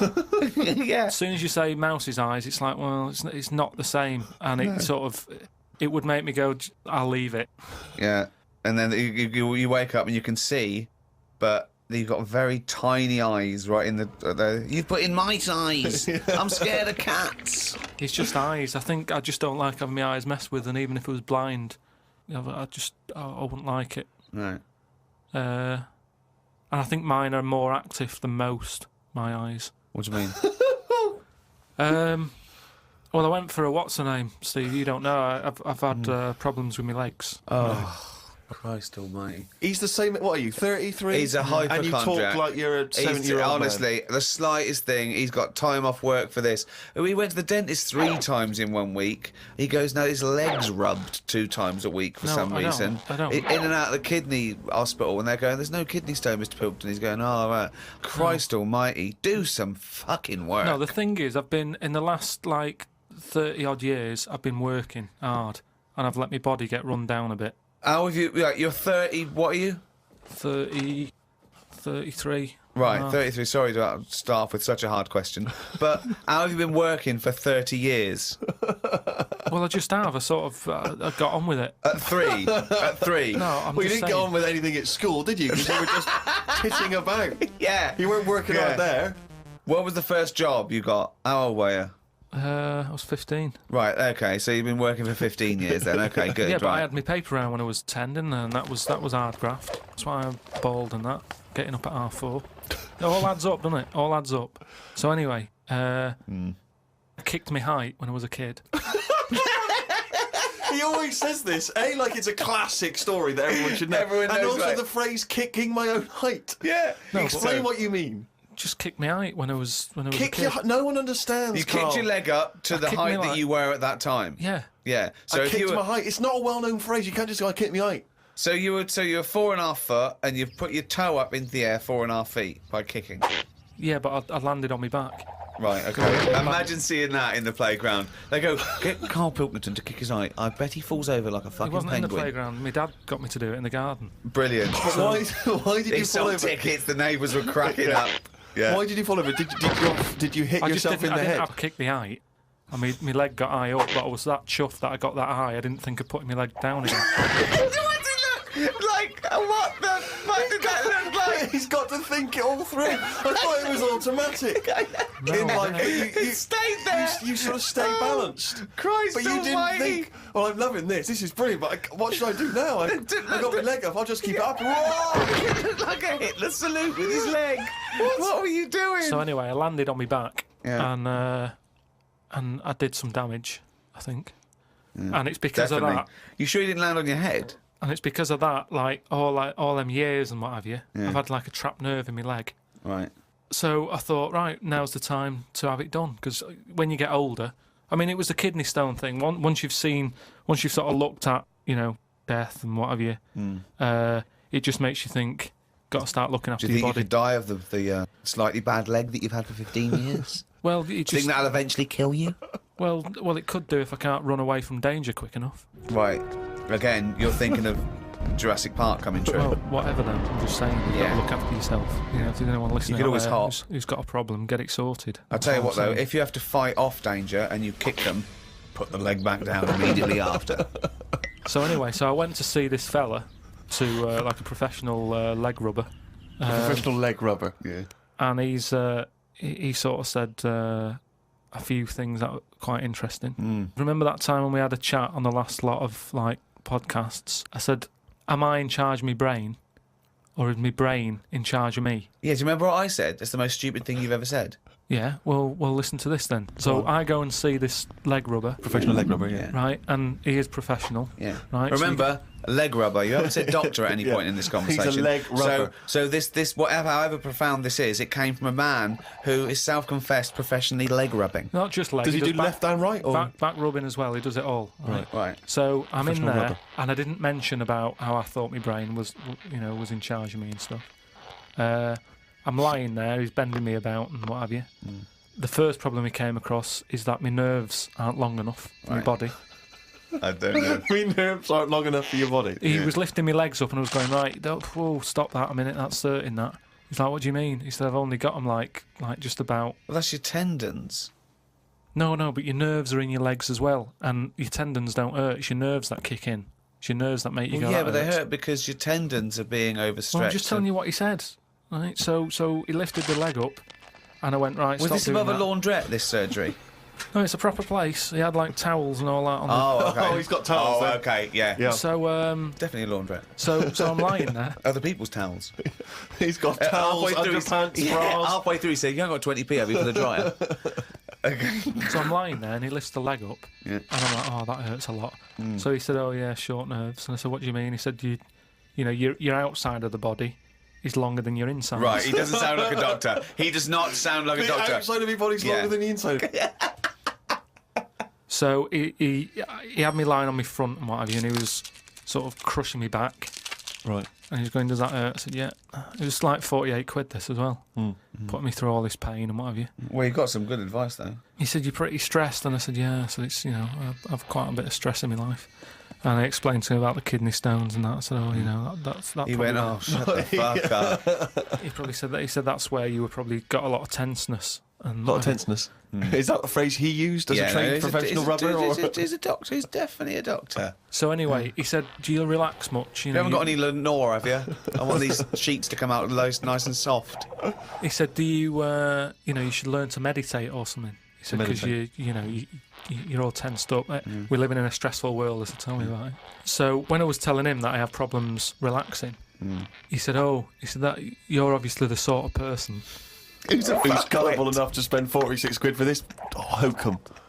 He said, you're the sort of person whose brain is in charge of them, rather than them being in charge of the brain. So all you did was you met a person as stupid as you. Yeah. No, but I thought it's interesting that this is what he does for a living. Yeah. And he picked up, that was the first visit, I'd only been there about 22 minutes. Yeah. You get half an hour for 48 quid. Right. But he picked up on that Yeah. within like 15, No, he saw a 20 right minutes. fucking sucker coming. No, he did pick up on that, yeah. But anyway, don't go dream again. The reason, well, I am doing, I've got locked into it. I've got to go at least another 3 times. Why? I'm trying What to do get you out of it. I don't know. I didn't realise that you have to have a minimum amount of things. So what I'm saying I can't is, wait. What's the wisdom he's going to come up with next week? That'll be brilliant. I will kind of, yeah. No, but what I'm saying Your is, blood's paranoid. we were talking. You've got jealous bones.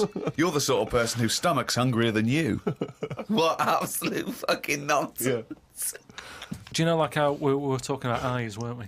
He said the thing is, you've got to be able to relax, and the way to do it is to focus. Right? He said, I said, what do you mean? He said, when you go to sleep. You're the sort of person whose eyes can see further than you can. He said, when you go to sleep. Close your eyes and see instead of just leaving them open staring at the ceiling. Carl, keep breathing. Yeah, keep breathing. Close your eyes. You're not dead. It may seem like it, but you're not. You're just asleep. So he said, oh, fuck me. He said, what you've got to do when you go to sleep, focus on your toe. Right? Okay. He said, and just think about nothing else. I said, he's a witch. Did he say to put a toad under the bed? no, he just said, focus on the toe and see how you go on and what have you. Next time you come in, let me know. Anyway, I gave this a go, focusing on the toe. So what does this mean? You mean you sat in bed staring at your toes? No, this is it. He said, like, lie down, Visualising shut it. your eyes and sort of look at it, sort of thing. So I was lying there, and it just wasn't working because Oh, Carl, this isn't medicine. I was, You were even though my thinking of a eyes, finger. well, no, He found out he was thinking of someone else's toe. Next day, someone called up and said, Carl, my toe's better. no, the problem was I was still using my eyes even though I had them shut.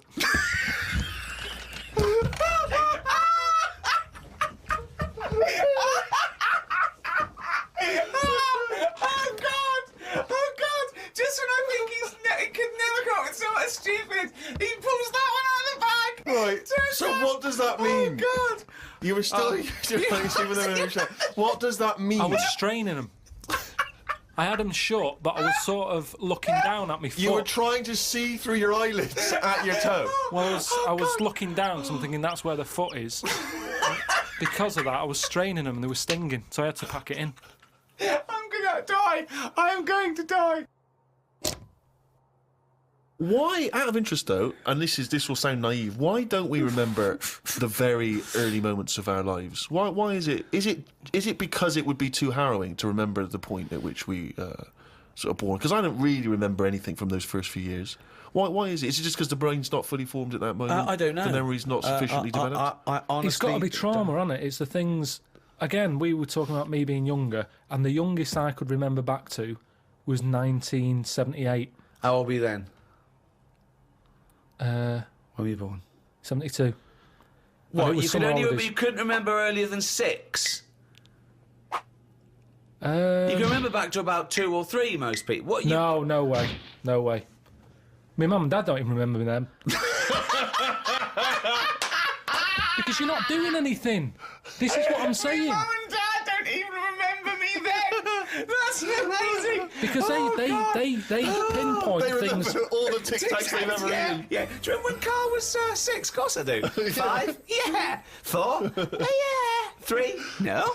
2? No. Because you're not doing anything, are you? My mum and Dad don't even remember me then. And it's weird. I remember must have been about 2 sitting on a potty surrounded by Lego. I remember that. Very strong image I have of that. No, I don't remember that. No, you wouldn't remember that, were you? Would you weren't there, were you? What do you mean? What, you don't remember Steve sitting on a potty surrounded by Lego? No, I mean, I can't remember having a potty. I remember having one of them. I'm not suggesting you have the You same used to memory. go in a fucking litter tray. Now I know why. To eat a Tic Tac while you're having a shit. But okay, so what is your very first memory? The one that cropped up the other day was having my eyes sort of glued together by... Gangsters. Where's the fucking Tic Tacs? No, I was, Lost our truck for you, yeah. when I was on holiday and I slept near the window and the window was open and I used to wake up in the morning with my eyes shut. My mum and dad thought I was having a lovely lie-in. I just couldn't open my eyes. But whoa, I don't understand. Why were they? I'm gonna burst. Whoa. What do you mean? Why were they glued? Why were they? What do you mean they were glued? But why didn't you say, Mum, Dad, I'm not asleep. My eyes are glued together. It's just that you get a build-up on the eyelashes. Yeah. And it all... When they came in and you could sense them looking I didn't know at they you. were there.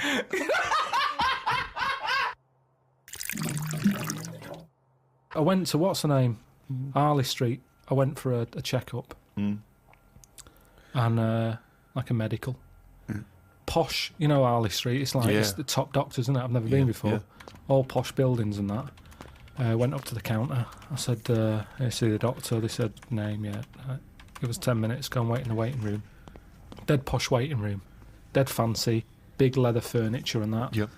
Loads of magazines. I mean, like a newsagent's. In the middle of the room on a table. Loads of them. So I'm looking through, and there's the top quality ones. Your Esquire, GQ, Classy, Yacht Weekly, all that. Country Life. Boys. Boys? There's one there, yeah. Boys. What's that? Right, lifted up like the one on top of it. And it's like Boys with a Z. Two fellas stood there, looking, sort of Italian looking. Yeah. Right. Dungarees on. No shirt, though. No shirt, just dungarees sort of unbuttoned, hanging down a little bit. Sure. So no one else is about. I'm never going to buy a magazine like that. I can't believe you're going to tell us you looked through a game magazine. I had a little look, just because I thought, like I say, it's one chance. You're always looking to learn, aren't you? You're always looking to learn. Yeah. Always open. There might have been something in there that I go, right, I get it now. I understand why they like doing that or whatever. Yeah. Right. So she said I was going to, 10-minute wait. I can have a quick flick through.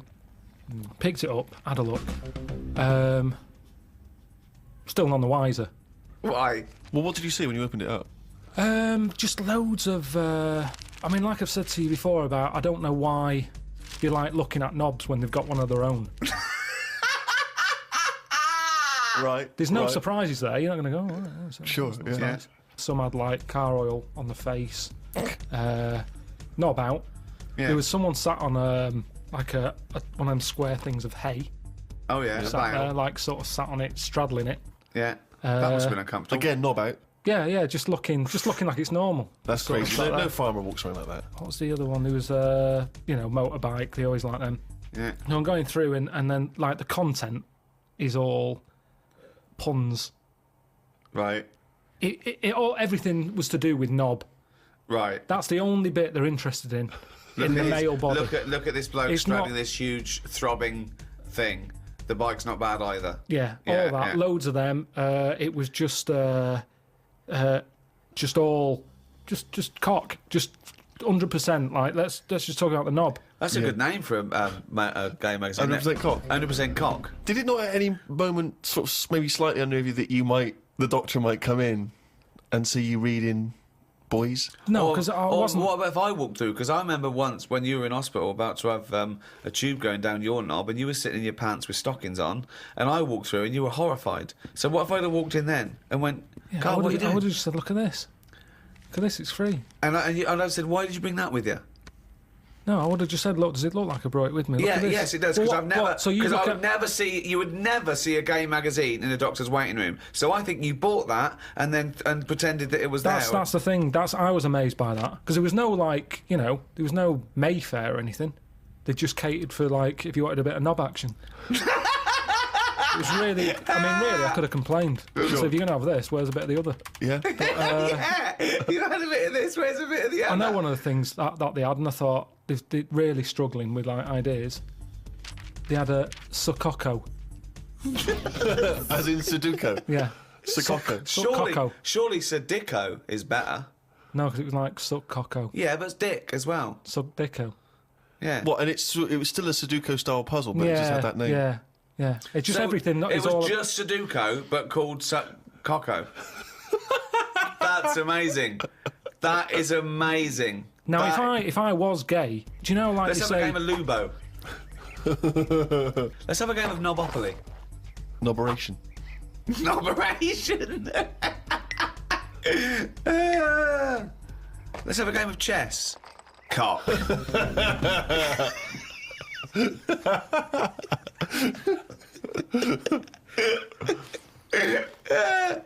Let's have a game of fuckaroo. Well, that works for either sex. Yeah, that's true. That's how we spend our Okay then, Christmases. fuck a poo. Oh, God.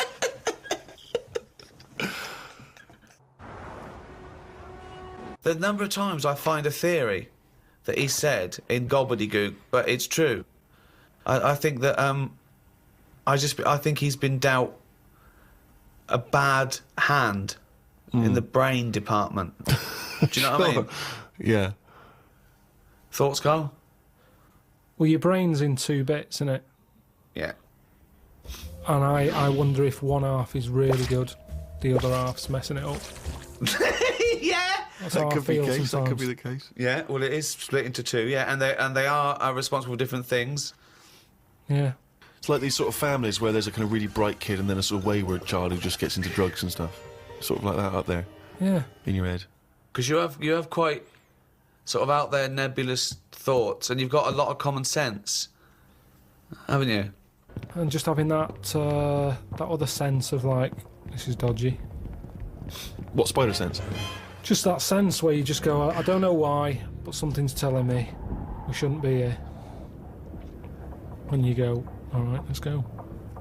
And you move from it, and you don't know what that is. Yeah. You don't know what's decided that. You know, it's like when you're lost. A part of my brain's got me lost, but then there's another bit that I don't know what it is, where they go left. And you do, and then you go, remember that time when you called me and I said I don't know where I am, and I couldn't concentrate. Think of that! I called him. I went, Carl, what are you doing? I don't know where I am. What do you mean you didn't know where you were?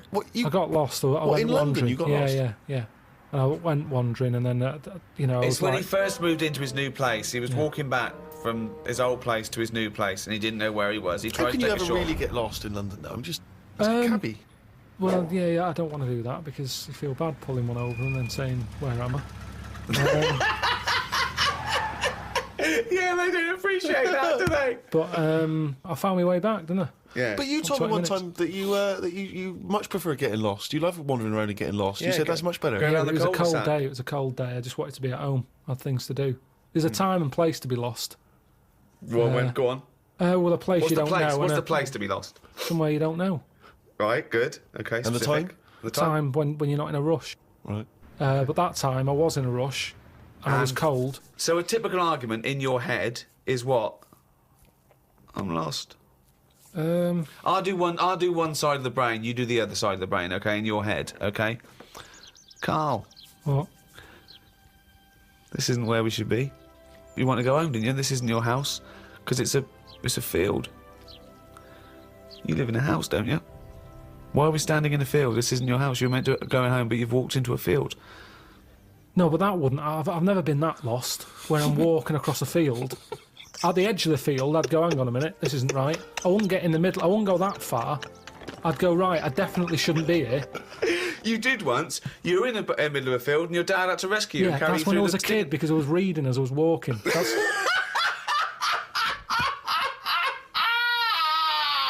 And he never read again.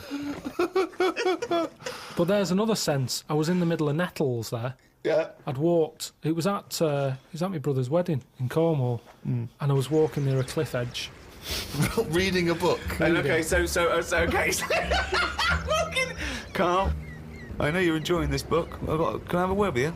Just look past the book a minute. There's a big drop. Yeah. Well, that's what happened, and then that's when my other senses went, hang on a minute, I'm being stung. Load of nettles and stuff. And I just had to wait there for ages until my dad sort of thought, where's Karl? I was there for about an hour and a half. He's read a book.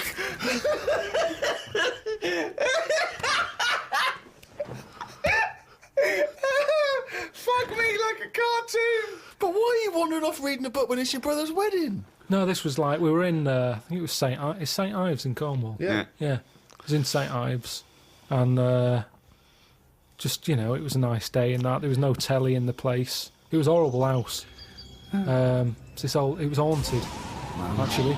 No, honestly. No, not honestly. It wasn't haunted. There's no such thing as ghosts. So you saying honestly it was haunted means fuck all. It's the weirdest place and weirdest sensation I've ever had. I spoke to a woman called Mrs. Battersby, Right. who sat on my bed keeping me up all night. My mum came up, she said, you look shattered. I said, yeah, I haven't had a kip all night. She said, why? I said, I've been talking to Mrs. Battersby. She said, who's that? I said, I don't know, some old woman. Now, I can't remember it now, but that's what I did then. And then... Sorry. So Mrs. Battersby didn't exist. Is that what you're saying? She was the ghost? Yeah. Wasn't the landlady? No, there's no landlady. It's a big house, about 12 bedrooms in it. Right. Dead cheap to stay there because it was a wreck. My mum and dad went out Were you one ill? night. Did you have flu at the No, time? I had nothing like that. I just... So you were sitting up, and you were awake, and you were having a conversation with Mrs. Battersby. What did she look like? I can't remember. I can't even remember having the chat now. Right, But so- at the time, I was like, oh, she just doesn't shut up. Chatting all night. So you don't remember this happening? Or you do remember it happening? No, I remember that, like, if I see my mum now and I mention St. Ives, she'll go, oh, yeah, Mrs. Battersby. She remembers coming in, because she was older than me, wasn't she? So to Who? her, my mum. Was she? Yeah. How old was Mrs. Battersby? She was older than both She of you. was old because I'm calling her Mrs. Battersby. If she was my age, I'd probably say, oh, it's Susan or whatever. Right, sure, You Miss call Bat- older Miss people Battersby. by the surname, don't you? Yeah. Anyway, so she kept me How up old all were you? night. You know, I'm thinking of pictures at the wedding. Why do you have to go through other things to just have a memory? How old do you reckon you were? I don't understand why you haven't got direct access to your memories. How old do you reckon you were? Your mum was older, though, yeah? You must have a vague idea of when this I'm event thinking was. about it now. I'm thinking. I'm Okay. picturing a picture of myself at this wedding. Okay. And how old are you? What are you doing? How tall were I'd say you? I look about. How were you? I say I look about 7 or 8. Looking at the picture. Right, okay. Yeah. Right, okay. So Mrs. Battersby is chatting away to you. You don't remember what she said, but you do remember having the conversation. No, he doesn't remember it I at don't all. remember the chat now. Well, then So- why are you telling us? It's You not must your remember it memory. because you're telling us about It's not it. your Because it's a memory. memory. My mum's reminded me of it. Yeah, but all it says is, this is so far removed. This is hearsay that your mum said you spoke to a ghost once, and you don't even remember the ghost. Mrs. Battersby. No, Yeah, you no, but you remember the don't name remember only because her. your mum reminded you of In a it. court of law, if there was a ghost court, they go hearsay, thrown out of court. Right. You yeah. don't have a memory of Mrs. No, Battersby. look, I know that when I was a kid, Yeah. I ate a beetle. I ate a beetle because I thought it was licorice. Now, I can't remember that now. You can't remember that, but you know it happened because your mother told you it happened. Exactly. Right. But the fundamental thing is that we can believe we can believe you ate a beetle, right? Because that is something that could happen in real life. But- what we're questioning is that you spoke to a ghost. I thought it was licorice. What sort of beetle was it? Just one of them standard beetles, just the black shiny one. Thing is, right, a couple of years ago, we were in the Ivy, and the food came, and there's a big blob of wasabi, right? It was like called an Oriental hors d'oeuvre, right? And I looked over at Karl, and he started going, drinking water. I said, what have you done? He said, I heard that. I said, that was a blob of wasabi. He said, I thought it was one mushy pea. That's a classy restaurant. They're serving one mushy pea. Well, they do that, don't they? Wow. Small portions. It's all trendy, isn't it? I love the fact that it's exactly the same thing. They've swapped beetle for wasabi and licorice for pea. You see things, you see something, you It's a think... good job you remembered that anecdote, though, because he doesn't. Exactly, yeah. In years to come, we'll be going, ate some wasabi once, did you? Yeah. Well, according to Ricky, I did, yeah. I was in the Ivy. I thought it were mushy pea. Huh? So hang on, I just want to go back to Mrs. Battersby because What you other- confidently said it was most haunted. haunted. It was the most haunted place. Yeah. But you've got no real evidence for it because even you claim you had this encounter, you don't even remember it. But you don't remember everything in life, But you do you? supposedly had a conversation with a ghost. I know, but I didn't know. When I was younger, I But you didn't think remember that the was a specifics ghost. of an ant walking around. Yeah, so you thought, so I see. If you'd have had the memory, it would just be a nice old lady on the end of your bed all night. Right. And then... Then when I mentioned it, my mum was saying, what do you mean, Mrs. Battersby? Who's Mrs. Battersby? Right? When you're a kid, you're not terrified, are you? No. Nothing scares I mean, you. I'm beginning to think who the fuck is Mrs. Battersby, I must admit. But So, yeah, that was... but it was a weird place. I mean, there was no telly. All they had for sort of company was a calculator.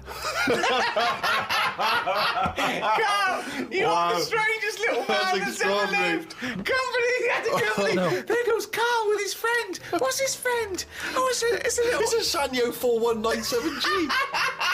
I love that. That's amazing. Oh, calculator, do that boobs thing again. My mum and dad used to go out. I stayed in there. Just shots of him with his calculator on the beach. My only friend was a calculator. Oh, God. Just imagine shots of him in Vietnam just carrying Tommy. When the battery's tied, they had to have a funeral for him. His barrels were all over the floor. Oh, fucking hell. The only company was a calculator. Before that, I used to knock around with a brick. Oh, fuck me. We have to face facts here. Go on. The world is old. Hold on. Right, okay. The world is old. The world is That old. is a fact. Yep. That is a fact. It's the same as if you've got a gran who's 70. Yeah. There's not much you can do for her. You can say you're warm, but at the end of the day, she's still going to be shitting her pants. She's still going to be, forgetting things and all the rest of it. And you might be taking care of her, but at the end of the day, the good days are gone. Right. Yeah. So, in a way, like the world, it's got to a point that it's old. And yeah, we can say turn the tap off, turn the lights off, close the windows, stop letting heat out. The earth, metaphorically, is shitting its pants. We are not the same as the first man that nature made. No, we're not, no. And that's where we went wrong. And if we didn't interfere at that point, we might have been more suited to the conditions now. Auntie Nora, Right. I'm cold. She doesn't want double glazing. Why not? Just because she's worried that when people come round and sort of knock on the door, she won't hear them because it's all sort of double glazed. But they're knocking on the door. No, but she said that no, she didn't like a bell. It makes her jump too much. Well, That's how do they get in now? Well, it's a thin door and thin glass. You hear it. It's not like soundproof like double glazing is. What? So they have to knock. They on knock the... like that on the door, and she can hear that because But it's why like are a they going wooden to double door. glaze the door? Is it a glass door? No, they want to put that PVC door in with Hang the on, thicker so glass. she's scared by... You don't want a doorbell because that alarms her, but the knocking is fine. The knocking's fine because you Why get to know knocks. Why don't they have a bell that when you press it, it makes that noise? Because they haven't done that yet. Well, Maybe that's an idea. you could do a sample of a like that. So when they press the doorbell, she hears. That's easy. That's done. You could sort that out for her. Well, I don't want to start getting dragged into it because... Why don't you make Auntie Nora a bell that knocks? Well, it could be done. But the fact of the matter is it isn't, and that's why I shouldn't want double glazing. But why don't you tell her, say, Auntie Nora, have double glazing, be warm, be safe. Hear the knock.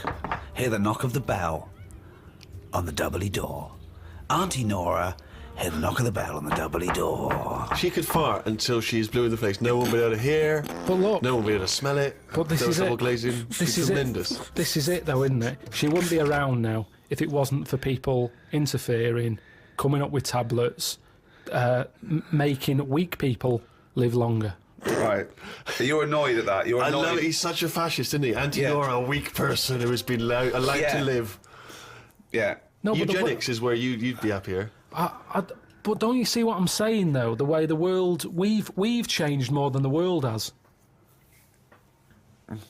We can't handle anything now, can we? Look at it, like I say, a bit of snow, a bit of cold, everything comes to a standstill.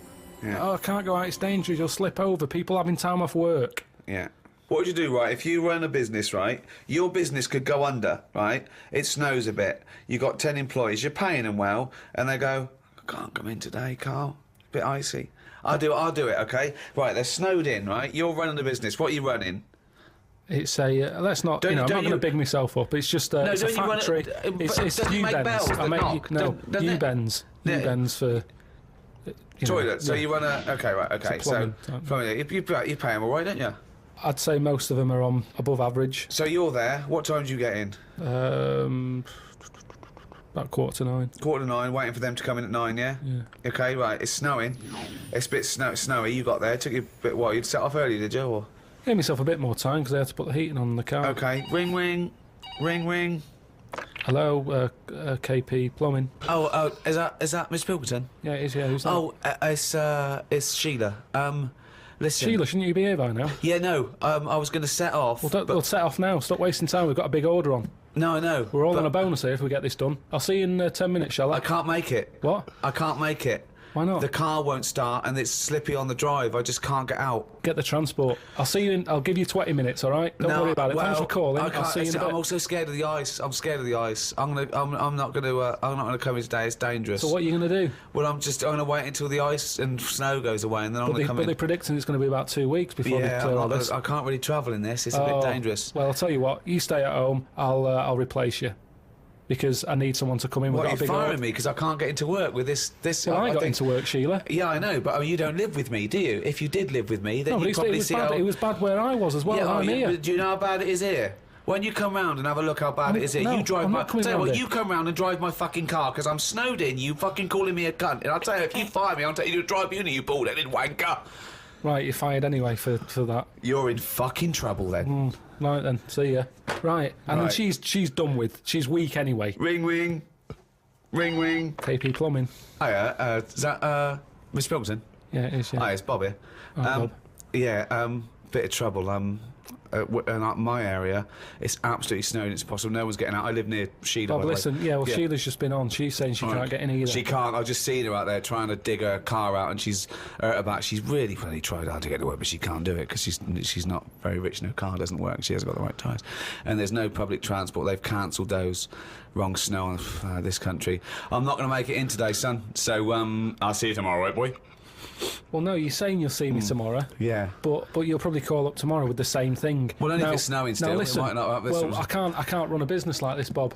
Yeah, it's not my fault, is it really? So go round to Sheila's and like slag me off if you want. But I'll tell you what, you're not coming back here. Oh. Fuck off. One chance. Give them one chance. Well, you didn't even give them one chance. No, because they've done it before.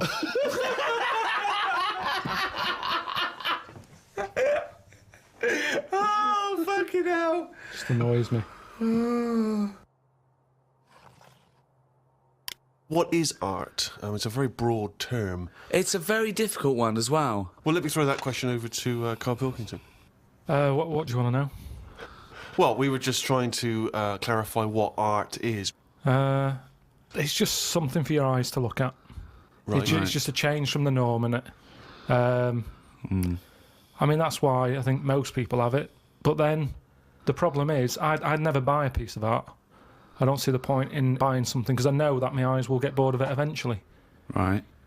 Have you got much art in your house? Yes. Yeah. Because it gives me pleasure, and I don't get tired of it. I don't get bored Do you of look it. at it every day? Well, it's there, isn't it? It just adds. Yeah, but other things are there. pleasure to Dust it. is there, but Surprisingly, I've not compared I think art I've to dust looked as often as I perhaps should. But the thing about, and this I think may be intriguing to you, Damien Hirst, of course, is more of a conceptual artist like Tracy Emin, and a lot of what contemporary art does is followed on from a guy called Marcel Duchamp, who I'm sure you're familiar with. Now, he famously took a gentleman's white urinal like you'd find in a pub toilet, and he put it on its side, and he signed it with a fake name, and he put it in an art gallery. Now, he did that in about 1917, perhaps a bit later. It just annoys me because there'll be snobby people who haven't got a clue, and they're looking at that and they go, "Oh yeah, see what he's trying to say." Well, that might make them think. They might. Damien Hirst, I don't feel angry with Damien Hirst really because he's getting away with it. But why does that annoy you? Because it's people falling into the trap. Damien Hirst, before he dies, I bet he goes, "What a laugh that was." I had everyone on. There's a very good point as well, because some people think that the greatest art form of the last 100 years is marketing. Yeah. Some people say that is his art, that it's not good enough to do it. You've got to then get away with it. And if the point of art is to inflame, I don't think anything inflames people more than the discussion about whether something's art, or if someone's taking the piss, or if someone gets 50 million for something, do they deserve it? Is it worth a hospital? Well, what do you think? What do you think of the shark in the tank? I think I was blown away by it. I thought I'd never seen anything like it before. It was sort of spectacular because it is so huge and so vast, and to have put a shark, in formaldehyde and to have hung it in an art gallery, it's very striking when you see it. Yeah, it's a remarkable achievement. Is he an artist or a fishmonger? What he's done, anyone could have done what he did. Yes, but not everyone did it. He did it. This is an interesting point that you raise. It's the same old point you always raise. Not anyone could have done it. That's always the same point you make. Anyone could have done it. Karl, but they didn't do it. You could say the same about Michelangelo. Is he an artist or a painter and decorator? Well, it hasn't caught on, has it? Like the crying boy photograph. No one's having them in their house. No one's gone, "Oh, have you seen this? Have you seen the new trend, a shark in a tank?" No one's got the room. No one wants it. And that, to me, shows you what's popular. At the end of the day, if everyone wants one, he's got to be good, hasn't it? But I think if people were given a chance to appreciate more sophisticated things, then they would. And I just think that's true in all walks of life. It's an acquired taste, and the best things are an acquired taste. I mean, I haven't got pictures in our flat because of that mirrored wall I've got. Yeah. Right. So I mean, it's tiny. You've been in it. Got windows on one wall, door to get in on the other, kitchen on the other, mirrored wall on the other. So there's No nowhere space for there. art. There's no space for art. I'm intrigued how you sit at home. Where's the sofa? At home, Yeah. facing the mirror. So you sit looking at yourself all night, Yeah. as opposed to a painting. Yeah, but at least that changes each day. No, it doesn't. It does. The picture No, changes. it's not. It's round and miserable every fucking day. No, honestly, it's good to, because you don't look at yourself otherwise. Especially me, I haven't got any hair to comb or anything, so I don't look in the mirror as much as the normal person. So, whereas now, I'm looking there every day. So you're sat at home staring at yourself? No, because the telly's in front of the mirror. But are you not distracted by yourself? Yeah, you do. When the adverts are on, you look up, and if Suzanne's sat next to me, I tend to talk to her through the mirror. What do you mean? So why don't you look at her when you talk to her? Well, you don't have to turn your neck or anything. There's no neck usage going on. I can just look forward. I look at the telly, lift the eyes up, look in the mirror, look at me, look at her. What does she do? No, Look back at you we're in the used mirror. to it. There's nothing wrong with that. It's like there's more people in the room in a way. It's like, And they're further away. there's nothing odd about that. Why wouldn't you use... It doesn't matter. Your Sorry, eyes, remember, your why eyes wouldn't are still... you talk to your girlfriend via a mirror all the time? Is that your question? Well, no, I think it's quite normal. If your head is facing a mirror where you can see everything in that room, remember, it's a small flat, I can see everything that's going on in there without moving my head. Stephen Hawking would be well happy. So I can look forward, she's sat next to me. If I'm watching the telly, I can say something. Now, she's getting the sound from me still because she's sat close. Yeah. But yeah, we're further away, but things look better from a distance anyway. So that's how you've managed to keep this relationship alive? Maybe. You're such an odd little man. But no, Yeah. it's not odd. You see, there was a woman on the estate who did use... have I told you about Miss Peggy before? No. It rings a bell. Go on. I think I told you ages ago, it's this fat woman who used to be on the estate. She had a three-wheeler bike. And her Push husband... bike, pedal bike. Yeah, like a tricycle thing, but a big one. Right. She used to sit her husband in the basket in the back. Cycle about, what have you. Yeah. She was known as Miss Piggy. Anyway, Oh, is this the one that she used to beat him up so your dad pretended to be a policeman? yeah, that's it. Anyway, well, the way she used to communicate, she used to always go in quick save and nick biscuits. And if anyone went up to her to say, stop nicking the biscuits, she'd pull out like a little mirror out of a bag and she'd look in it, but talk to you via the mirror. Oh, man. What? This So she's place you've insane. got- It's weird, isn't it? It's It was like- really weird. Like It used to Narnia. scare me. It's like a Salvador Dali painting. you exist in there. Yeah. It's really, really So weird. hang on. So she used to talk to people through the mirror because she was mental. I couldn't sit, watch the telly, and look at me watching the telly in the mirror all night. No, That's no, weird. that would Why? be really weird. It's really weird, Carl. I'd be very conscious of myself. No, Conscious I of the think way it I'm gives you, sat. it gives you confidence and that. And if you are Gives you sort of... confidence. Well, yeah, because you're seeing yourself more and you pick up what habits you do and stuff like that. So what have you changed through your viewing of yourself? I sort of grew a beard the other week, just something different to look at for a bit. And then you get sick of that. It's like a piece of art. Change that, have a bit of a shave. Can you see the back of the telly in the mirror? A little bit, yeah. If the flat's a mess, it's a mess twice. Oh, God. Oh. Sculptures. What do you think of sculptures? I mean, because that's something that really is getting into the 3D world there, isn't it? No longer do you have to represent something as 3D. You can make something. You know, is it... You know, the statues are amazing, aren't they? They're clever, aren't they? I mean, they always look the same. Well, that's not true, is it? Because recently there was quite a controversial one, a huge one in London, the pregnant thalidomide woman. What do you think of that? Oh, yeah, I saw that. Thoughts? I wouldn't have it in my house. Well, there wouldn't be room because it would just be you, Suzanne, and a pregnant thalidomide watching telly. I don't know what he was trying to say. It's... Maybe she was saying, OK, we've had the human form. This is an example of the human form. Yeah, but do you think she started off trying to do normal and it was like, oh, I've chipped a bit off?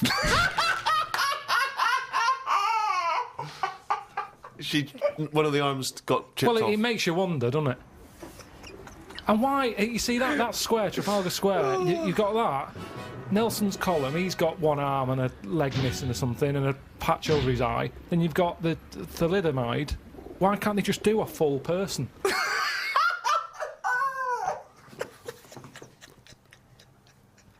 Well, that was what they saw. That was what the artist saw. It's about confronting us with certain preconceptions of what we expect of the human form, what we expect of sculpture. It's probably a little ironic comment as well on the famous Rodin. It's wrapped up with all kinds of ideas of maternity, of the human form, of what sculpture is. Why wouldn't you put that in a big public place? But what about the subject? Did you think who's that subject? Who is that woman? No, not really, because thalidomides are around, and we've all seen one. It's not like a shocking image. It's one of life's little things that it chucks out. There's some out there, so it's not shocking, is it? I don't understand what you mean. I think what I thought is it just goes to show we're sort of running out of ideas. What do you think of people who are so angry at art they try and censor it or they try and destroy it? Do you think art should ever be censored? It's where you put it. If it's in a gallery, then it doesn't have to be censored. If it's in Trafalgar Square, where everyone's wandering around having a nice time, you don't want a 12-foot cock. So it's all about where you put it. I think some art looks better because of where it is. Angel in the North, that's a bit of art, but it's a bit of a surprise, isn't it? You're driving along a miserable motorway. Yeah. Oh, what's that over there? It gives you something for your eyes to look at again. Motorways are the most boring place to drive. But you go, oh, look, there's a bit of art over there. Yeah, but then again, should you be North. looking at art when you're going at 70 miles an hour along a motorway? Well, yeah, because it's really big. You can keep your eye on it and Look in the mirror. It's not a problem. Wait till you go past it and look in the mirror like normal. So you like the Angel of the North? Because it's something in the middle of nothing. Right, but if you put it somewhere else... Stick it in Trafalgar Square, you'd go, oh, more clutter.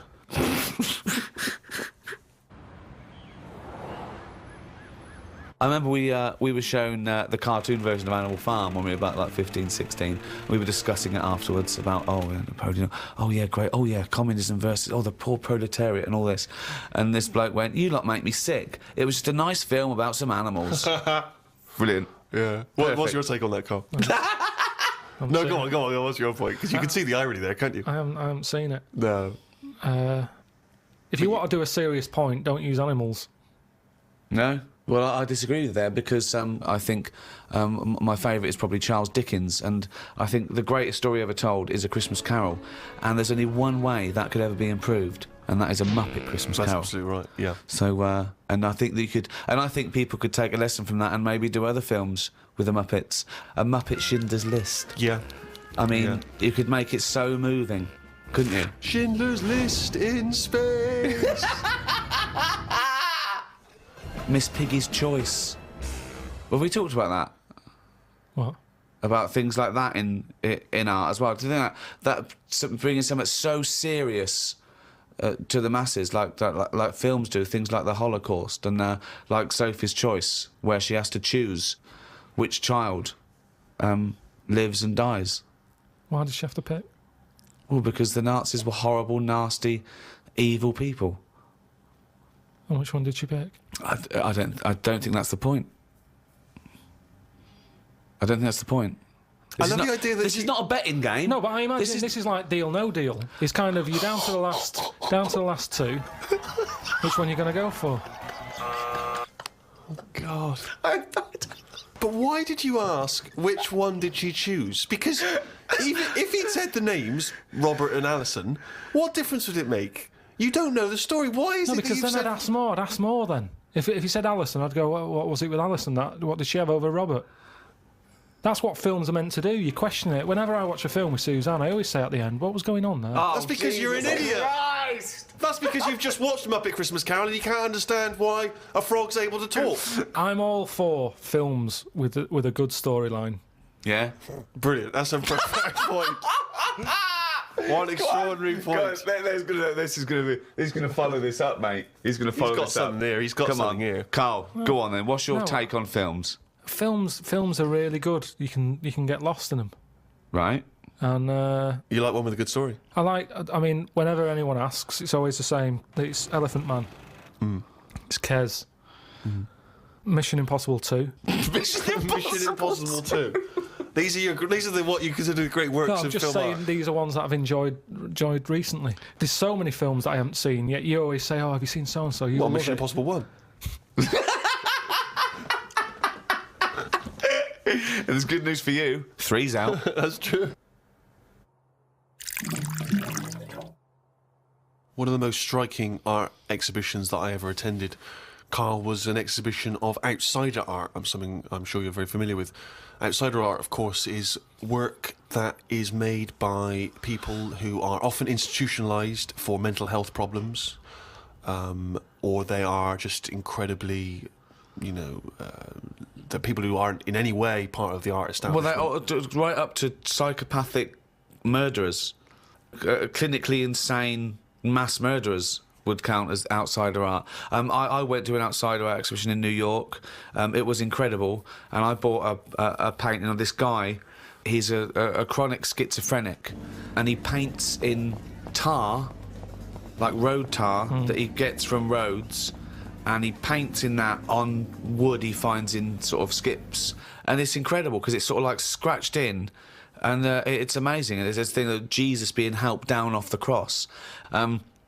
Admittedly, I was walking around there going, "This is fucking mental," and James was going, "You've got to stop saying that," because of course some of the people are mental. There was one bloke doing the sculpture of a skull, right, and underneath. It was like a little head with his teeth. Underneath, he'd put a sign that said "real teeth." Where did he get the real teeth from? What I think is interesting about that is how much therapy it provides for these often mentally unstable people, which is another important value of art, of course. People's self-expression, people being able to give a little piece of themselves through their work. Do you not see any value in that? How do you express yourself? Whistle.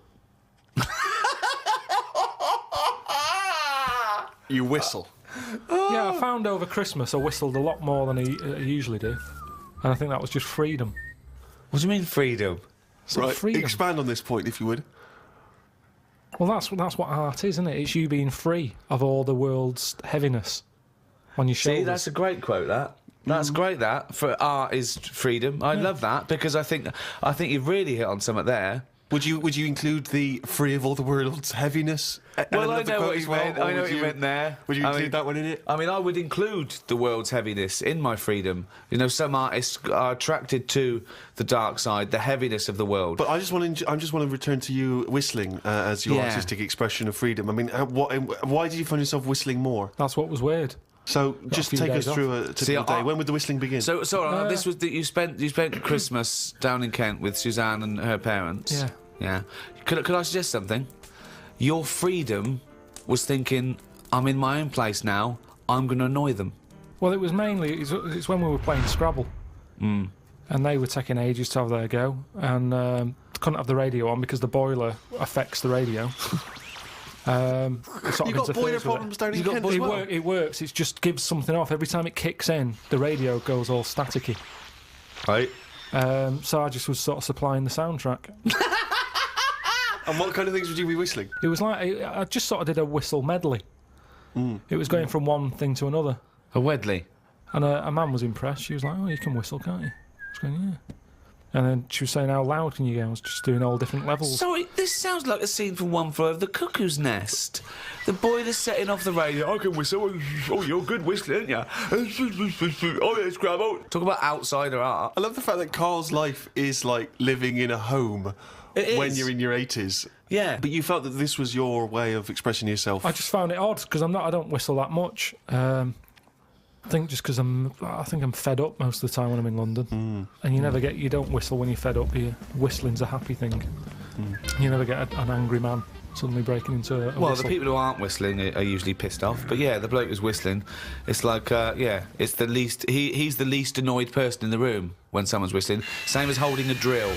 The only person that noise doesn't annoy is the bloke who's drilling. Everyone else wants to punch his face in. Same with whistling. Whistling, Goes to show there's no point in whistling. No, there is. No, there's not. Don't know. I mean, our window cleaner was known as, like, you know, that's how you knew he was there. He always whistled. And in the end, he fell off his ladder, broke his front teeth. Oh. Retired. What, because he couldn't whistle? That was it. It was like... Well, yeah, he can't whistled all the time. Can't whistle, Well, yeah. can't clean windows. It's a bit tragic. Could he take along a whistle? Just pop that in his mouth. Yeah, I suppose he could have done. I didn't think of that. What about a flute? Or a recorder? Not London's burning again. Fucking clean the windows and then fuck off. He didn't really think this through, did he? He retired at the age of 28. And his whole family were bankrupt. With no teeth. Yeah. And just a bucket and a squeegee. Why aren't you working, Dad? Because I can't whistle. I can't whistle anymore. And if the day you give up whistling is the day I give up window cleaning. So you never whistle? No. I can't really whistle very well. No. I don't whistle, but I can whistle better than that. What, you did this for hours on end while playing Scrabble? About 2 hours. 2 hours? Hell. Put my word down. And then... sorry, can we just hear that again? Just hear it. Can we hear it? So you were whistling, you were whistling after you had your go as well? Oh, yeah. Fucking hell, Carl. But hang on, let's just hear a bit. That is Karl's self-expression. That is his artistic self-expression right there. A name. No tune, no nothing.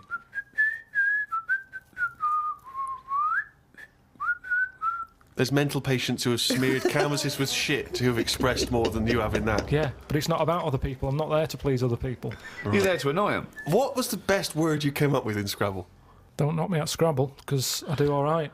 What's weird is, when I play Scrabble, my brain can come up with words that I don't normally say. Okay, this isn't... No, I'm intrigued here. Your brain can come up with words you wouldn't normally say. Just words that I'd never drop into a sentence. Tree, cat. Go on. Squirm. That's using a Q. It's worth 10, that. It's not bad, is it? No, I'd never say that. I've never heard you... I don't think I've ever heard you say squirm, no. I don't think you're right, Carl. I've never heard you say squirm. Weird, isn't it? Yeah, it is weird. And yet your brain popped that one out? And then, yeah, when it wasn't my go, just... Anyway, so that's sort of doing art for yourself as opposed for other people. I don't think you can count what you just did then as art. Hobby maybe, craft, pastime. I don't think you can count that as art. I'm not being funny. I'm being a bit snobby here. But I think there's a difference between Beethoven and... Squirm. There's a Q in that.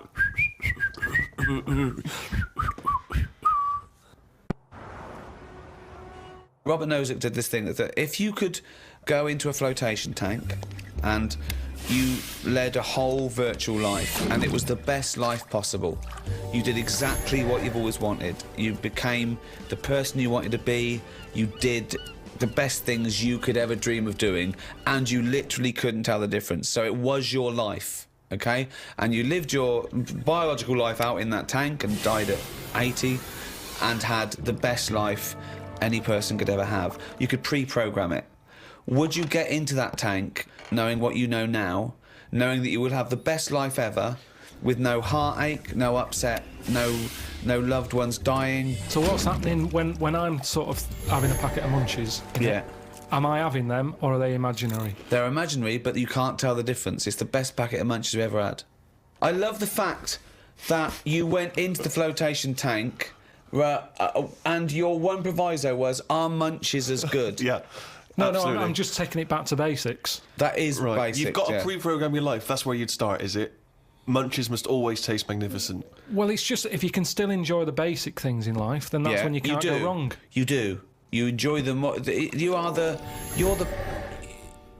the life you'd ever want to live, and Yeah, you're living it.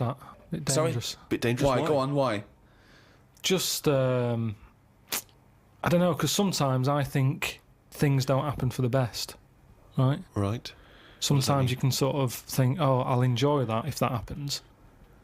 And then it doesn't happen, and you've had time to think about but what this would is have happened. perfect. No, this is built in, because whatever happens is for the best. So not only when you're in this flotation tank are you enjoying yourself, that things just keep getting better or staying as you good. never have a bad day. You never have a bad day.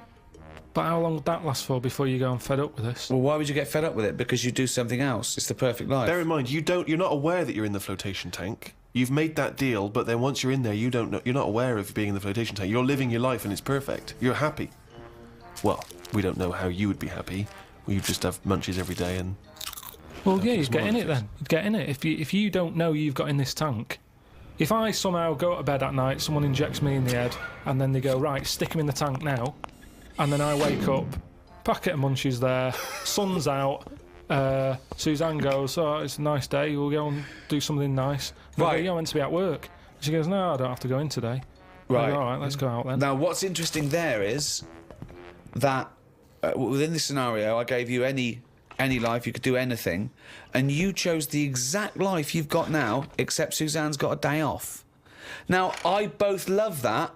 Well, I was a bit suspicious, though, that she's just taking a day off. No way, it's not happening now. It's not really happening. You could do anything you like. But I like the fact now you're even questioning it and you're not in the tank, and why has Suzanne got a day off, right? Now, I love that, because that suggests to me that you're a nice, happy, satisfied, whatever you want to do it, contented person who's got the perfect life. However, it's almost like you haven't fully understood the possibilities. For example, you wake up, there's the munchies, sunny day, Suzanne's not at work. You go, why aren't you at work? Well, she goes to you, hold on though, why are you flying?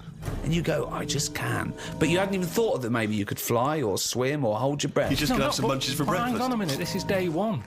Oh, okay. When you go on holiday, yeah, like I said before, you don't turn up and go, right, it's 1 o'clock, jet ski for half an hour, bungee jumping 40 minutes after that, let's have a nice roti, and, try a little cocktail. And what do you do? What do you do when you arrive there? Well, you get there. Yeah. The fella takes your case to the room. Right. You have that panic of, am I going to give him too much money? I don't know the currency well enough yet. I don't know how much More things information are. than we asked for. Yeah. No. No. The most mundane scenario I've ever heard. No, but this is what happens in real life. Okay, you're just telling us what happens when you go on holiday. What's your point? Okay. Because you don't want fun all in one go. You want to build to it, because that's sometimes part of it. Right. Yeah. Right. Okay. So anticipation. Yeah. Good. Yeah. Yeah. That little bit. Yeah. It's about things taking time, innit? Then looking back at the journey and going, how did I get here? Okay, well, Right. can I ask a question? Because, sorry, what I'm fascinated to know is, if you decided to sign up to the float tank idea, okay, you can design your perfect life. But I'd prefer not to know I'm doing it. No, You won't know. But I You want to won't ask know. this question. Imagine Ricky and I are the doctors, okay? We can put you in this tank. All we need to know from you now is what your perfect life is. So we're going to program it in the computer. You're going to wake up tomorrow. You won't know this conversation's happened. You'll have the perfect life. What, if you don't mind, we're going to take notes now. What is the perfect life? You're still obviously living with Suzanne. We've got but munchies. What else? We've got munchies and we've got sunshine. But what else would you like in your magical life your ultimate life? Yeah, I don't like this idea. Suddenly Suzanne's never at work. I just think you need a bit of the badness to have the goodness. Right. Right. But the difference is, when I next get British Gas round, they go, oh, Mr. Pilkington, yes, Oh my God! the boiler so is he's like fixed. to have a virtual life, so his boiler's fixed. No, Yeah, but so your boiler still goes wrong in your dream, but it gets fixed. But you don't Yes. even need a boiler. You could be the perfect temperature But all this the isn't time. Earth anymore. I don't like the idea of too much change. I don't want that much of a change. But to you my life. won't realise, it won't feel like change. Yeah, but it's that old chestnut, isn't it? It's the thing of, like, what's my problem then? You've got Right. the problem gene in your head. You've got to fill it with a problem. Yeah, he's not a geneticist. Got the problem hole in your head. No, it's Got not. the problem hole in your head. Shut up, Ricky. Let him say what he needs to say. He's got a said problem it. hole in his head. He's got a problem hole in his head. It's called his mouth. Yes. Right, that is your problem hole. So, if someone comes up and they go, I've fixed your boiler. Sorry, could I just ask No, let him speak. Let me ask one question, Steve. Is the problem hole different from the problem gene, or is that a new term for... No, you put things through the problem hole and they end up in the problem gene. You feed something in the problem hole. Is that right, Karl? It goes through the problem tube into the problem gene. Okay, so it's down the problem conduit. Okay, go on. Right. So it's better to have... You've got a problem hole in your head, right? Yeah. So you stuff in a problem into the problem hole. In Okay, it yeah, goes. okay. Now, all the little problems can't get in because of the big problem. Right. Is that good or bad? It's a But good that's thing to not true, have. is The it? problem hole is a standard size on everyone. Right. Right, no, but that's Shut not... up, Ricky. Let him explain. Now, Ricky, I'd say his problems are not even problems. Well, how big's his problem hole? Same size as mine. Same size as okay. yours. But his problems are all little ones. They're like, you've got like a load of Skittles, I've got a big cream egg. Right, but why? Shut up! Let him speak. He's just expanding on his idea. Why do you what is keep his interrupting? problem? What is your problem that's so big compared to my little Skittles? Loads of problems. You get stressed out about things that I'm like, what's up with you? You get annoyed easily with stuff. People chewing loudly, or someone breathing loudly, or someone coughing. Whereas I'm like, that doesn't matter. Like you say, to you, the boiler is like, get it ripped out, put a new one in. It's not as easy as that. It is. And that's why the problem ball is growing. He's got a gene, a ball, and a hole. So the problem ball. No wonder there's no fucking room for a brain. Right, shut up. Let me ask. I want to clarify this. The problem ball exists in life. That gets bigger and bigger and bigger. It has to go through the problem hole, down the problem tube, into the problem bouncing gene. to the problem gene. Right, now then. So you've got the problem ball. Everyone's problem hole is the same size. Okay. But some people's problems are smaller, so they can slip straight into the problem hole. I've got a question, Stephen. Wait. And listen, has anyone got a pair of problem balls, or is it always just? Can ladies have a pair of problem balls? No, because Hitler had one problem ball, didn't he? But could anyone ever have a pair of problem balls? Is my question to you. And some people's problem balls are much bigger than another man's or another woman's, right? Yeah, Right. Depending on the problem. So you could have a pair of problem balls and one problem hole. The way I'm saying So supposing I came to you and said, listen. But a man starving in a foreign country might have huge problem balls. He might have, but if I went to a doctor and said I've got a problem hole, and the doctor said, "Well, let me see it," and he said, well, "Let me see your problem hole," and hanging down in front of my problem hole was a huge pair of problem balls. What would he treat first? Is my question. Well, would he look into the problem hole? He said, he'd say, take your problem jeans off.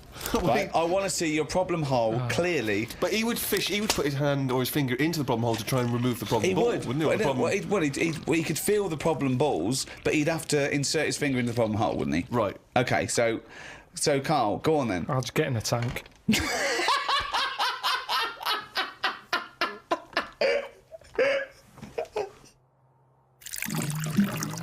What do you do towards enjoying your life? I don't normally enjoy the thing when I'm doing it. It's after. It's like that holiday. When I was on holiday. What do you mean? You don't enjoy the thing when you're doing it, it's after? What's an example of not enjoying the thing at the moment, but you do after? You didn't enjoy the holiday? Say like the holiday. I've just So you been enjoyed away. coming off holiday? What? I want to hear it. You enjoyed the holiday. You didn't enjoy the When holiday. I'm there, I had fleas biting me. Yeah. I had mosquitoes biting me. Yeah. There was a funny smell of damp in the bathroom. I was worrying, getting in the sea, thinking, is the stonefish in it? Right? Now, you've got all that going on. Yeah. When you get back, you forget about the damp smell. You forget about the fleas because the bites have gone. They're not as much of a problem. Yeah. So then your brain starts going, well, hang on, what did I enjoy?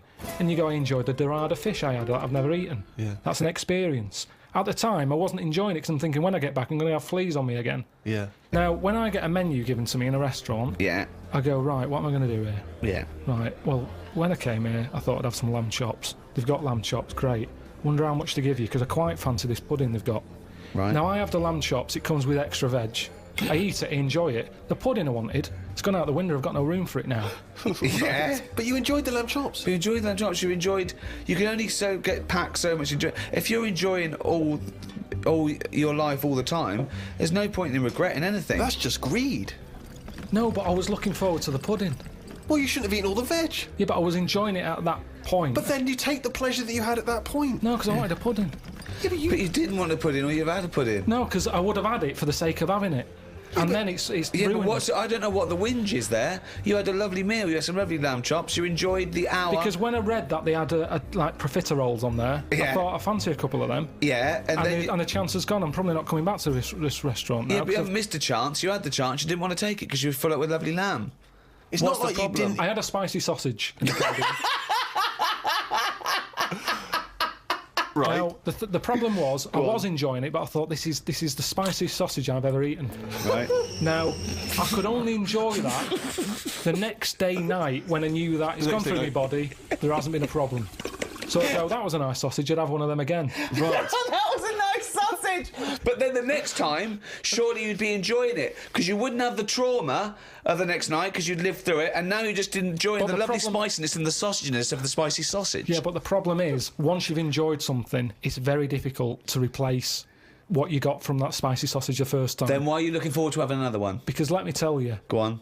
Auntie Nora, I've told you she prepares all the food, right? She's got them all in bags in a freezer, Monday, Tuesday, Wednesday, Thursday, Friday. Right. Now, what she normally does, she makes a big pot of curry. Right. She goes, what I'll do, I'll pop that in the Monday bag and I'll pop it in the Thursday bag. It's the same curry. Now, she has it on the Monday. Yeah. She loves it. She thinks I got the mix just right there. The spices are good. The chicken was tasty. I'm looking forward to Thursday. I'm looking forward to Thursday. I can't wait for Thursday. Yeah. I'll call her up on the Thursday evening. I'll go, how was the curry that you had on Monday that you said you were having again on Thursday that you enjoyed? Didn't enjoy it. Why is that? Dunno. Just want the same. She was expecting too much. And that's the problem. If I had that spicy sausage again, he's never going to live up to it. So forget the spicy sausage. I've had it. I've experienced it. So you never someone know says, well, it depends. So do you have anything twice, ever? Maybe not. But this is insane, Carl, because aside from you and your Auntie Norma and presumably all the other Pilkington clan, or all as weird as one another, why you phone her up and ask her what she's having for tea, I don't know. Yeah, that's one thing. What, and That shows not you only that- what it's happening on Monday, but what you're going to do on Thursday as well. I'll make a note of it in the Auntie Norma the food diary. That's proof that you really aren't enjoying your life now. Exactly. To go, right, oh, fucking hell. What else do you say But to then other he's people? phoning her up again late on the Friday to find out how the Thursday curry went down. I know, exactly. Yeah. That's two calls that week. Unbelievable. Well, it's just Just good to- read her journal. Now, the question is it better to enjoy something once and not again than not at all? But you're an idiot because you're the That's only not person who choice. experiences this. That's not the choice. That's not the choice for normal people. You can either never enjoy summer or only enjoy it once. You can enjoy things loads of times. No, you can't. That's what a hobby is. A hobby is enjoying things over and over again. I haven't got a hobby ever. That's why. I've had loads of hobbies in the past. I did the dancing, I did the boxing, I did... what else have I done? That is it. I think that's what. But that's what I'm saying now. I soon get bored. And it's like how you enjoy... You know, I love munchies. Yeah. But I always enjoy the last one more than... Well, that doesn't make sense. That goes totally counter to your argument. No, because it's from one packet. What? It's from one packet. What difference does that make? The first one's surely your favourite. No, So hold it's on. not. So if you do have one munchie, right, okay, there's a munchie, mate. You No. go, I'm not going to take one unless I can have all of them, particularly the last one. But what Well, this? no, I'd like to have them all, please. What? No, you can't have them all. Don't be so greedy. Have one munchie. Have the first munchie. There But you I'm go. going to have one, and I'm going to get a taste for them, and I'll probably want another. Well, no, they're my munchies, aren't they? I'll Do you keep them then, forget it. Well, look, so you'd rather have no munchies than one munchie? I'll go and buy a packet. I'd prefer to go, do you know what? I fancy a packet of them. But why do you enjoy the Okay, then Why wait. do you enjoy the last munchie more than the first? Whereas you know you that's the enjoy the last first one. curry, but not the But second you know it's curry. the last one. Because I'm eating them all in one sitting. I'm not going, that's for Monday, that's for Tuesday, that's for Wednesday. I'm Right. talking about a packet of munchies. Right. I eat them. There's probably about 12 in a packet. Okay. I shove the first 4 in without even thinking what I'm eating. You shoved the first 4 in! Without even thinking about what I'm Right. eating. Now, then when you're getting towards the end, you make them last more. You might bite the top off them. You look what's inside them. You go, I'm liking this. But You know hold that on, last what, one? every time? What, every time you buy a packet of munchies? Yeah. Yeah. So, hold on, though. You must enjoy a packet of munchies regularly, then? Not as often as you think. They have Well, an I don't offer know. on them. Well, No it's not opinion. as I think. I don't know. So tell me how often you enjoy a packet of munchies. Normally after sort of maybe once a month. So, every month, you look forward to a lovely packet of munchies. And the same experience. Yeah, You but like at the first end, I one. like the last one. The only thing you know you enjoy, look forward to enjoy, and it fulfills all those expectations is a fucking packet of munchies once a month. Fuck me. What do you think happiness is? Again, you only know the happiness because of the badness. You've got to Well- have a yin and a yang. Well, I know what you mean there. I agree with you on this because it's sort of no good to be handed it on a plate. I mean, just from my own experience, working for someone does feel better because you've got a pride and a satisfaction. I genuinely think it's better to start a business, struggle, go bust, come back, than win the lottery. Yeah, I genuinely believe that. but you need the mixture, don't you? So you find out what your favourite thing is. It's like a bag of Revels. Yeah, but you can't cherish guilt or shame. Did you just can say life is like a bag of Revels? Isn't that dangerously close to life's like a box of chocolates? In Forrest Gump over there, yeah. No, Jesus, but it is, isn't it? There's one or two in there that I don't like. like what? The raisin. The No, raisin no. with chocolate. Yeah, no. Now, what I'm saying metaphorically, what's the Yeah, well, I'm actually using- named what Reveille doesn't like? Yeah, well, I'm telling you because it works in life. Go on then. But the Revel You like is raisins? there. Go on. Well, maybe if you have What? enough raisin ones, Yeah. you eventually go, do you know what? They're not that bad. What? And that's the thing in life. What would you have written to Jim will fix it to fix for you? What would have given you pleasure as a kid? Dear Jim, can you fix it for me to do what? When I watched Jim Will Fix It as a kid, they never really lived up to what the kid wanted, did they? But what would you have requested? But I don't think I would, because I think I saw how disappointed most of the kids were. God, it's a kid exhausting. like whistling, they brought out This Roger is Whittaker. exhausting. Yes, because they look at it and they go, can you fix it for me to go into space? No. Can I dance with Bananarama? No problem. That's the ones they pick. Yeah, so Do you know that's what I why I mean? wouldn't write in, because whatever you ask for, you're always going to get a watered-down version. But if Jim could fix it for you to do anything, what would you have chosen? There's not many things I wanted as a kid. One though. thing. Jesus Just Christ. one thing. To choose one thing, please. That my name was Brett. Oh, fucking hell! It's not unbelievable! I mean, it's extraordinary. There is no predicting that. Okay, you know what? I can make that dream come true for you right now, Brett. We can just call you Brett from now on. Not a problem, Brett. Brett Pilkington. It sounds good. I love the fact that it's the Karl bit he wants to replace, not the fucking No, but Pilkington. that doesn't work either, because like then Well, why not, Brett? I told me mum and dad that that's what I wanted. They started calling me that, but then I forgot that. They went along with it. Yeah, So you said, Mum, Dad, call me Brett from now on. And they went, all right. yeah, but then I kept forgetting that I was Brett, so I wasn't answering, so they went back to Karl. It's amazing! So you've had that dream come true. Yeah, and it wasn't that good. And that's what I'm saying to you. Things never live up to what you want. Dreams, what are they? When I was on holiday recently, Yeah. I got talking to an old fella, because where I went, it's mainly for old people. I got chatting with him. You could tell he had a lot of money. Yeah. He sort of tanned. He had that sort of rouge-coloured sort of jeans, Oh, yeah. which is always sort of... Telltale sign. It's kind of like he's got money. Yeah. And, The red jeans are twice as much, sir. That's okay, I've got money. yeah, it's either that colour or yellow. But you Yeah. can carry it off when you're an old man, and especially with the tan, you think, yeah, he's got a few quid. I'm a millionaire. Do you have any yellow jeans?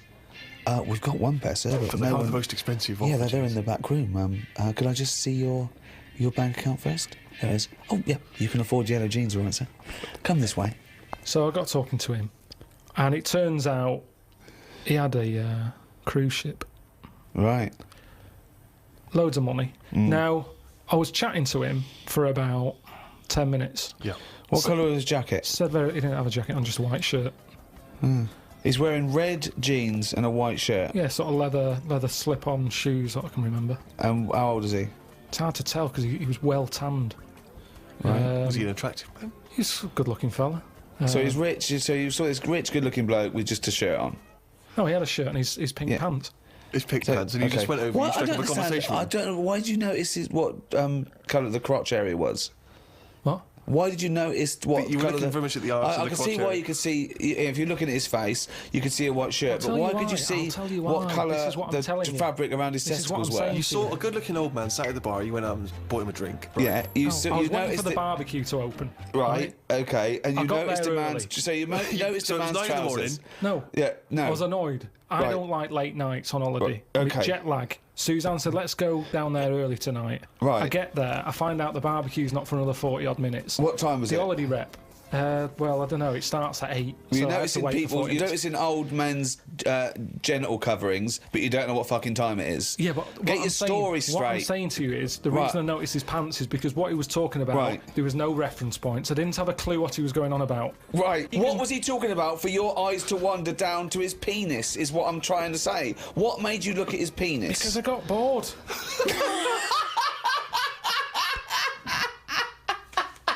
I didn't know. What I'm trying to say to you is reference points. I had no idea what what was he he was going on talking about. When about? you're talking to a stranger, aren't you meant to keep it Above the waist, looking at his bollocks, keep it to erect.